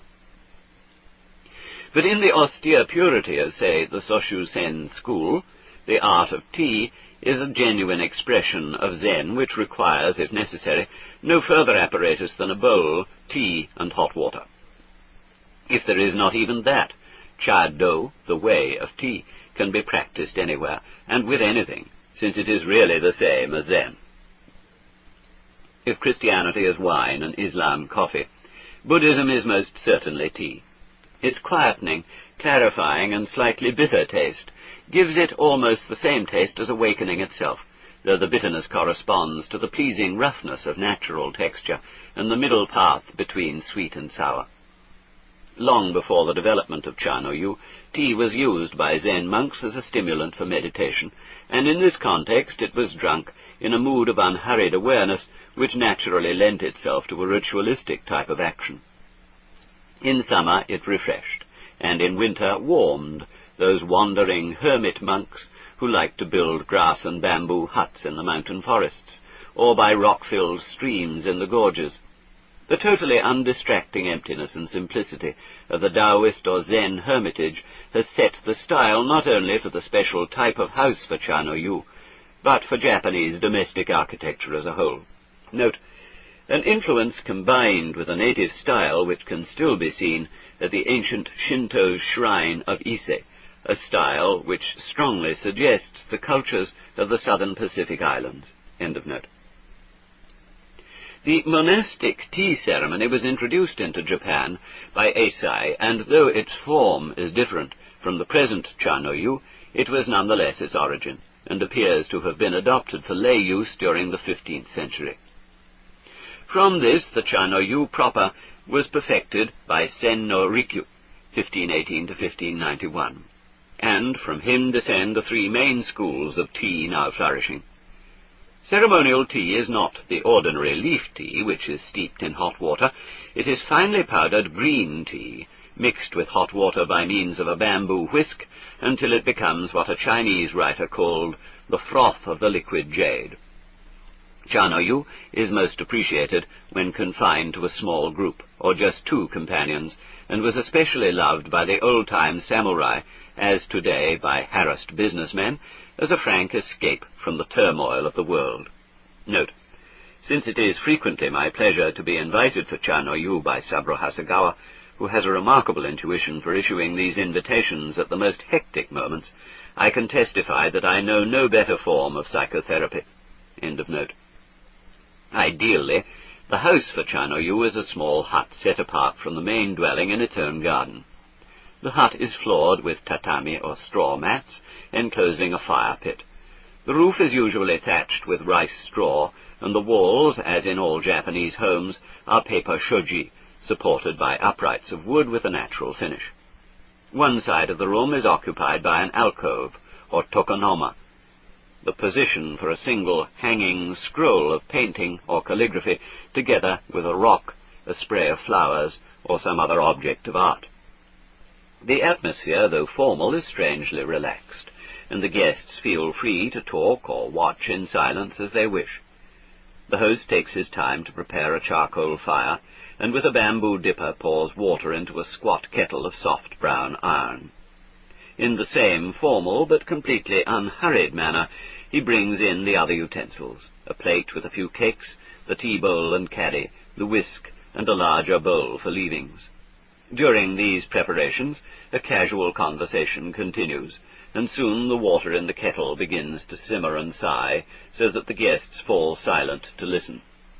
After a while, the host serves tea to the guests, one by one, from the same bowl, taking it from the caddy with a strip of bamboo bent into a spoon, pouring water from the kettle with the long-handled dipper, whipping it into a froth with a whisk, and laying the bowl before the first guest, with its most interesting side towards him.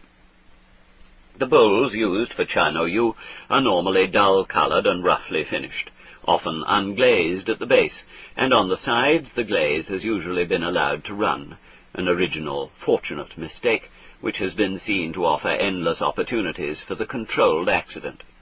Specially favoured are Korean rice bowls of the cheapest quality, a peasant ware of crude texture from which the tea masters have selected unintentional masterpieces of form. The tea caddy is often of tarnished silver, or infinitely deep black lacquer, though sometimes old pottery medicine jars are used, purely functional articles which were again picked out by the masters for their unaffected beauty. A celebrated caddy, once smashed to pieces, was mended with gold cement, and became the much more treasured for the haphazard network of thin gold lines which then covered its surface. After the tea has been drunk, the guests may ask to inspect all the utensils which have been used, since every one of them has been made or chosen with the utmost care, and often brought out for the occasion because of some feature that would particularly appeal to one of the guests. Every appurtenance of the cha-no-yu has been selected in accordance with canons of taste over which the most sensitive men in Japan have brooded for centuries. Though the choice is usually intuitive, careful measurement of the objects reveals interesting and unexpected proportions. Works of spontaneous geometry as remarkable as the spiral shell of the Nautilus or the structure of the snow crystal. Architects, painters, gardeners, and craftsmen of all kinds have worked in consultation with the cha-no-yu masters, like an orchestra with its conductor, so that their Zen taste has passed on into the objects made by the same craftsmen for everyday use. This applies most particularly to ordinary functional things: kitchen implements, shoji paper, soup bowls, common teapots and cups, floor mats, baskets, utilitarian bottles and jars, textiles for everyday clothing, and 100 other simple artifacts in which the Japanese show their good taste to best advantage. The Zen of the cha-no-yu comes out all the more for the purely secular character of the ritual, which has no liturgical character like the Catholic Mass or the elaborate ceremonies of Shingon Buddhism.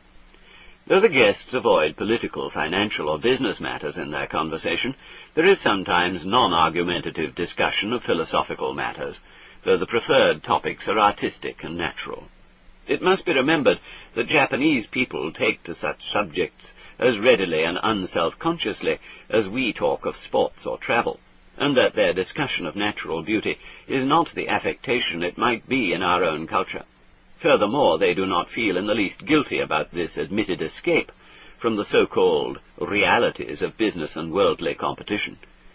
Escape from these concerns is as natural and necessary as sleep, and they feel neither compunction nor awkwardness in belonging for a while to the Taoist world of carefree hermits, wandering through the mountains like wind-blown clouds, with nothing to do but cultivate a row of vegetables, gaze at the drifting mist, and listen to the waterfalls. A few, perhaps, find the secret of bringing the two worlds together, of seeing the hard realities of human life, to be the same aimless working of the Tao as the patterns of branches against the sky. In the words of Hung Tzu Cheng, if the mind is not overlaid with wind and waves, you will always be living among blue mountains and green trees. If your true nature has the creative force of nature itself, wherever you may go, you will see fishes leaping and geese flying. Note: Hung's book of vegetable root talk is a collection of wandering observations by a 16th century poet whose philosophy was a blend of Daoism, Zen, and Confucianism. End of note. The style of garden which goes with Zen and cha-no-yu is not, of course, one of those ornate imitation landscapes with bronze cranes and miniature pagodas. The intention of the best Japanese gardens is not to make a realistic illusion of landscape, but simply to suggest the general atmosphere of mountain and water in a small space, so arranging the design of the garden that it seems to have been helped rather than governed by the hand of man. The Zen gardener has no mind to impose his own intention upon natural forms, but is careful rather to follow the intentionless intention of the forms themselves, even though this involves the utmost care and skill. In fact, the gardener never ceases to clip, prune, weed, and train his plants, but he does so in the spirit of being part of the garden himself, rather than a directing agent standing outside. He is not interfering with nature because he is nature, and he cultivates as if not cultivating. Thus the garden is at once highly artificial and extremely natural. This spirit is seen at its best in the great sand and rock gardens of Kyoto, of which the most famous example is the garden of Ryoanji. It consists of 5 groups of rocks laid upon a rectangle of raked sand, backed by a low stone wall and surrounded by trees. It suggests a wild beach, or perhaps a seascape with rocky islands, but its unbelievable simplicity evokes a serenity and clarity of feeling so powerful that it can be caught even from a photograph. The major art which contributes to such gardens is bonseki, which may well be called the growing of rocks. It requires difficult expeditions to the seashore, to mountains and rivers, in search of rock forms which wind and water have shaped into asymmetrical living contours. These are carted to the garden site and placed so as to look as if they had grown where they stand, so as to be related to the surrounding space or to the area of sand in the same way as figure to background in Sung paintings. Because the rock must look as if it had always been in the same position, it must have the air of moss-covered antiquity, and rather than try to plant moss on the rock is first set for some years in a place where the moss will grow by itself, and thereafter is moved to its final position. Rocks picked out by the sensitive eye of the bonseki artist are ranked among Japan's most precious national treasures, but except to move them, they are untouched by the human hand. The Zen monks liked also to cultivate gardens, which took advantage of an existing natural setting, to arrange rocks and plants along the edges of a stream, creating a more informal atmosphere suggesting a mountain canyon adjoining the monastery buildings. They were always sparing and reserved in their use of colour, as were the Sung painters before them, since masses of flowers in sharply varying colours are seldom found in the state of nature. Though not symmetrical, the Japanese garden has a clearly perceptible form. Unlike so many English and American flower gardens, they do not resemble a daub in oil colours, and this delight in the form of plants carries over into the art of flower arrangement inside the house, accentuating the shapes of single sprays and leaves rather than bunched colours. Every one of the arts which have been discussed involves a technical training which follows the same essential principles as training in Zen. The best account of this training thus far available in a Western language is Eugen Herrigel's Zen in the Art of Archery, which is the author's story of his own experience under a master of the Japanese bow. To this should be added the already mentioned letter on Zen and swordsmanship, Kendo, by the 17th century master Takuan, translated by Suzuki in his Zen Buddhism and its influence on Japanese culture. The major problem of each of these disciplines is to bring the student to the point from which he can really begin. Herrigel spent almost 5 years trying to find the right way of releasing the bowstring, for it had to be done unintentionally, in the same way as a ripe fruit bursts its skin. His problem was to resolve the paradox of practicing relentlessly without ever trying, and to let go of the taut string intentionally without intention. His master at one and the same time urged him to keep on working and working, but also to stop making an effort. For the art cannot be learned unless the arrow shoots itself, unless the string is released wu-shin and wu-nien, without mind and without blocking or choice.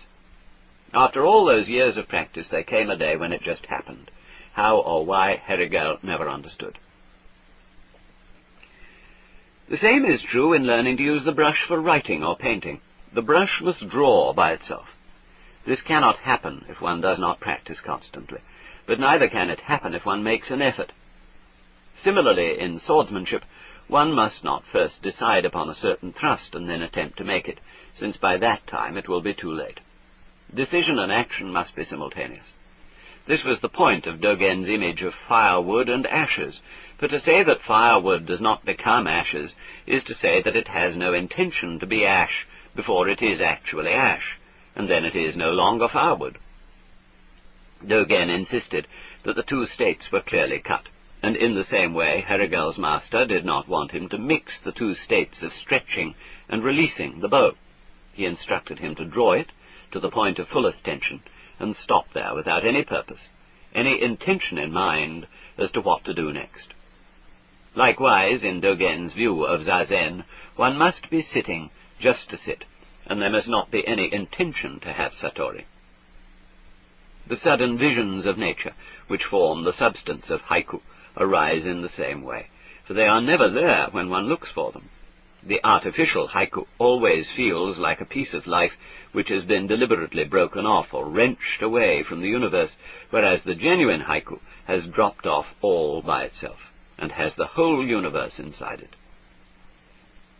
Artists and craftsmen of the Far East have indeed measured, analyzed, and classified the techniques of the masters to such a degree that by deliberate imitation they can come close to deceiving, if it were possible, even the elect. By all quantitative standards, the work so contrived is indistinguishable from its models, just as bowmen and swordsmen trained by quite other methods can equal the feats of Zen-inspired samurai. But so far as Zen is concerned, the end results have nothing to do with it, for as we have seen all along, Zen has no goal. It is a travelling without point, with nowhere to go.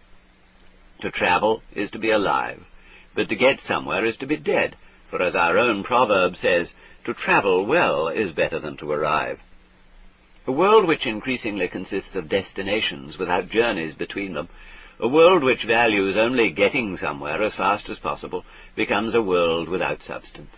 One can get anywhere and everywhere, and yet the more this is possible, the less is anywhere and everywhere worth getting to. For points of arrival are too abstract, too Euclidean to be enjoyed, and it is all very much like eating the precise ends of a banana without getting what lies in between. The point, therefore, of these arts is the doing of them rather than the accomplishments. But more than this, the real joy of them lies in what turns up unintentionally in the course of practice, just as the joy of travel is not nearly so much in getting where one wants to go as in the unsought surprises which occur on the journey. Planned surprises are as much of a contradiction as intentional satori, and whoever aims at satori is after all like a person who sends himself Christmas presents for fear that others will forget him. One must simply face the fact that Zen is all that side of life which is completely beyond our control, and which will not come to us by any amount of forcing or wangling or cunning stratagems which produce only fakes of the real thing. But the last word of Zen is not an absolute dualism, the rather barren world of controlled action on the one side and the spontaneous world of uncontrolled surprise on the other. For who controls the controller? Because Zen does not involve an ultimate dualism between the controller and the controlled, the mind and the body, the spiritual and the material, there is always a certain physiological aspect to its techniques. Whether Zen is practiced through Zazen or Chanoyu or Kendo, great importance is attached to the way of breathing. Not only is breathing one of the two fundamental rhythms of the body, it is also the process in which control and spontaneity, voluntary and involuntary action find their most obvious identity. Long before the origins of the Zen school, both Indian yoga and Chinese Daoism practiced watching the breath, with a view to letting, not forcing it, to become as slow and silent as possible. Physiologically and psychologically, the relationship between breathing and insight is not yet altogether clear. But if we look at man as process rather than entity, rhythm rather than structure, it is obvious that breathing is something which he does, and thus is, constantly. Therefore, grasping air with the lungs goes hand in hand with grasping at life. So-called normal breathing is fitful and anxious. The air is always being held and not fully released, for the individual seems incapable of letting it run its full course through the lungs. He breathes compulsively rather than freely. The technique, therefore, begins by encouraging a full release of the breath, easing it out as if the body were being emptied of air by a great leaden ball, sinking through the chest and abdomen and settling down into the ground. The returning in-breath is then allowed to follow as a simple reflex action, The air is not actively inhaled. It is just allowed to come, and then, when the lungs are comfortably filled, it is allowed to go out once more, the image of the leaden ball giving it the sense of falling out, as distinct from being pushed out. One might go as far as to say that this way of breathing is Zen itself in its physiological aspect. Yet, as with every other aspect of Zen, it is hindered by striving for it. And for this reason, beginners in the breathing technique often develop the peculiar anxiety of feeling unable to breathe unless keeping up a conscious control. But just as there is no need to try to be in accord with the Tao, to try to see, or to try to hear, so it must be remembered that the breath will always take care of itself. It is not a breathing exercise so much as a watching and letting of the breath, and it is always a serious mistake to undertake it in the spirit of a compulsive discipline to be practiced with a goal in mind. This way of breathing is not for special times alone. Like Zen itself, it is for all circumstances whatsoever, and in this way, as in others, every human activity can become a form of Zazen. The application of Zen in activity is not restricted to the formal arts, and on the other hand does not absolutely require the specific sitting technique of Zazen proper. The late Dr. Kanehiko Hashida, a lifelong student of Zen and editor of the works of Dogen, never used formal Zazen, but his Zen practice was precisely his study of physics, and to suggest his attitude, he used to say that his life work was to science rather than to study science. In its own way, each one of the arts which Zen has inspired gives vivid expression to the sudden or instantaneous quality of its view of the world. The momentariness of sumi paintings and haiku, and the total presence of mind required in Chanoyu and Kendo, bring out the real reason why Zen has always called itself the way of instantaneous awakening. It is not just that Satori comes quickly and unexpectedly, all of a sudden, for mere speed has nothing to do with it. The reason is that Zen is a liberation from time. For if we open our eyes and see clearly, it becomes obvious that there is no other time than this instant, and that the past and the future are abstractions without any concrete reality. Until this has become clear, it seems that our life is all past and future, and that the present is nothing more than the infinitesimal hairline which divides them. From this comes the sensation of having no time, of a world which hurries by so rapidly that it is gone before we can enjoy it. But through awakening to the instant, one sees that this is the reverse of the truth. It is rather the past and the future which are the fleeting illusions, and the present which is eternally real. We discover that the linear succession of time is a convention of our single-track verbal thinking, of a consciousness which interprets the world by grasping little pieces of it, calling them things and events. But every such grasp of the mind excludes the rest of the world, so that this type of consciousness can get an approximate vision of the whole only through a series of grasps, one after another.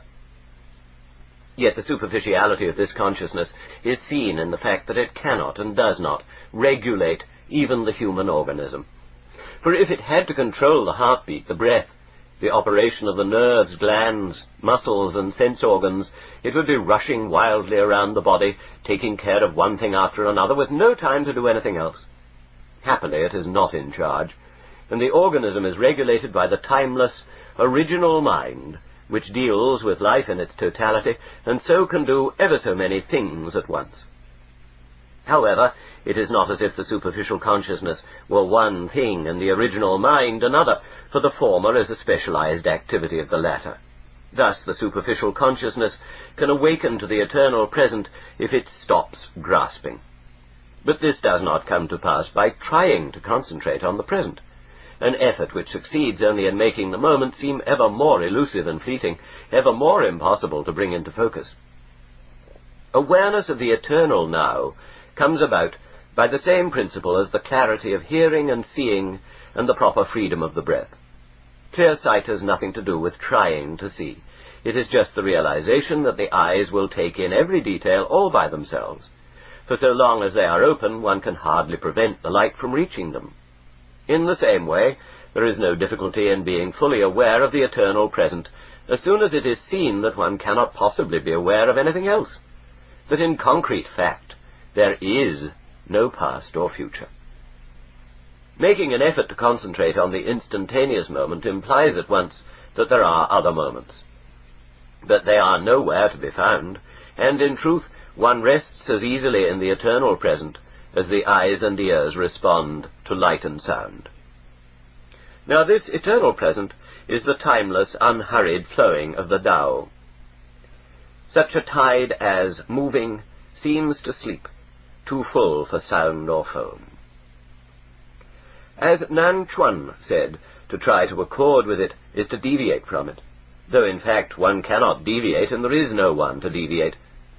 So too one cannot get away from the eternal present by trying to attend to it, and this very fact shows that apart from this present there is no distinct self that watches and knows it, which is why Hui Ko could not find his mind when Bodhidharma asked him to produce it.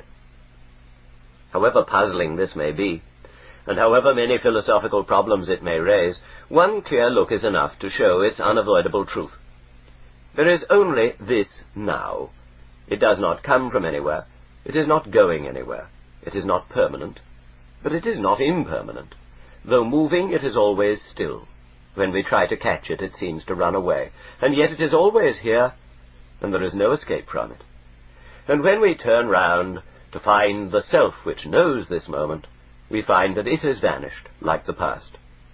Therefore the sixth patriarch says in the Tanjing, "In this moment there is nothing which comes to be. In this moment there is nothing which ceases to be. Thus there is no birth and death to be brought to an end. Wherefore the absolute tranquillity of nirvana is this present moment. Though it is at this moment, there is no limit to this moment, and herein is eternal delight."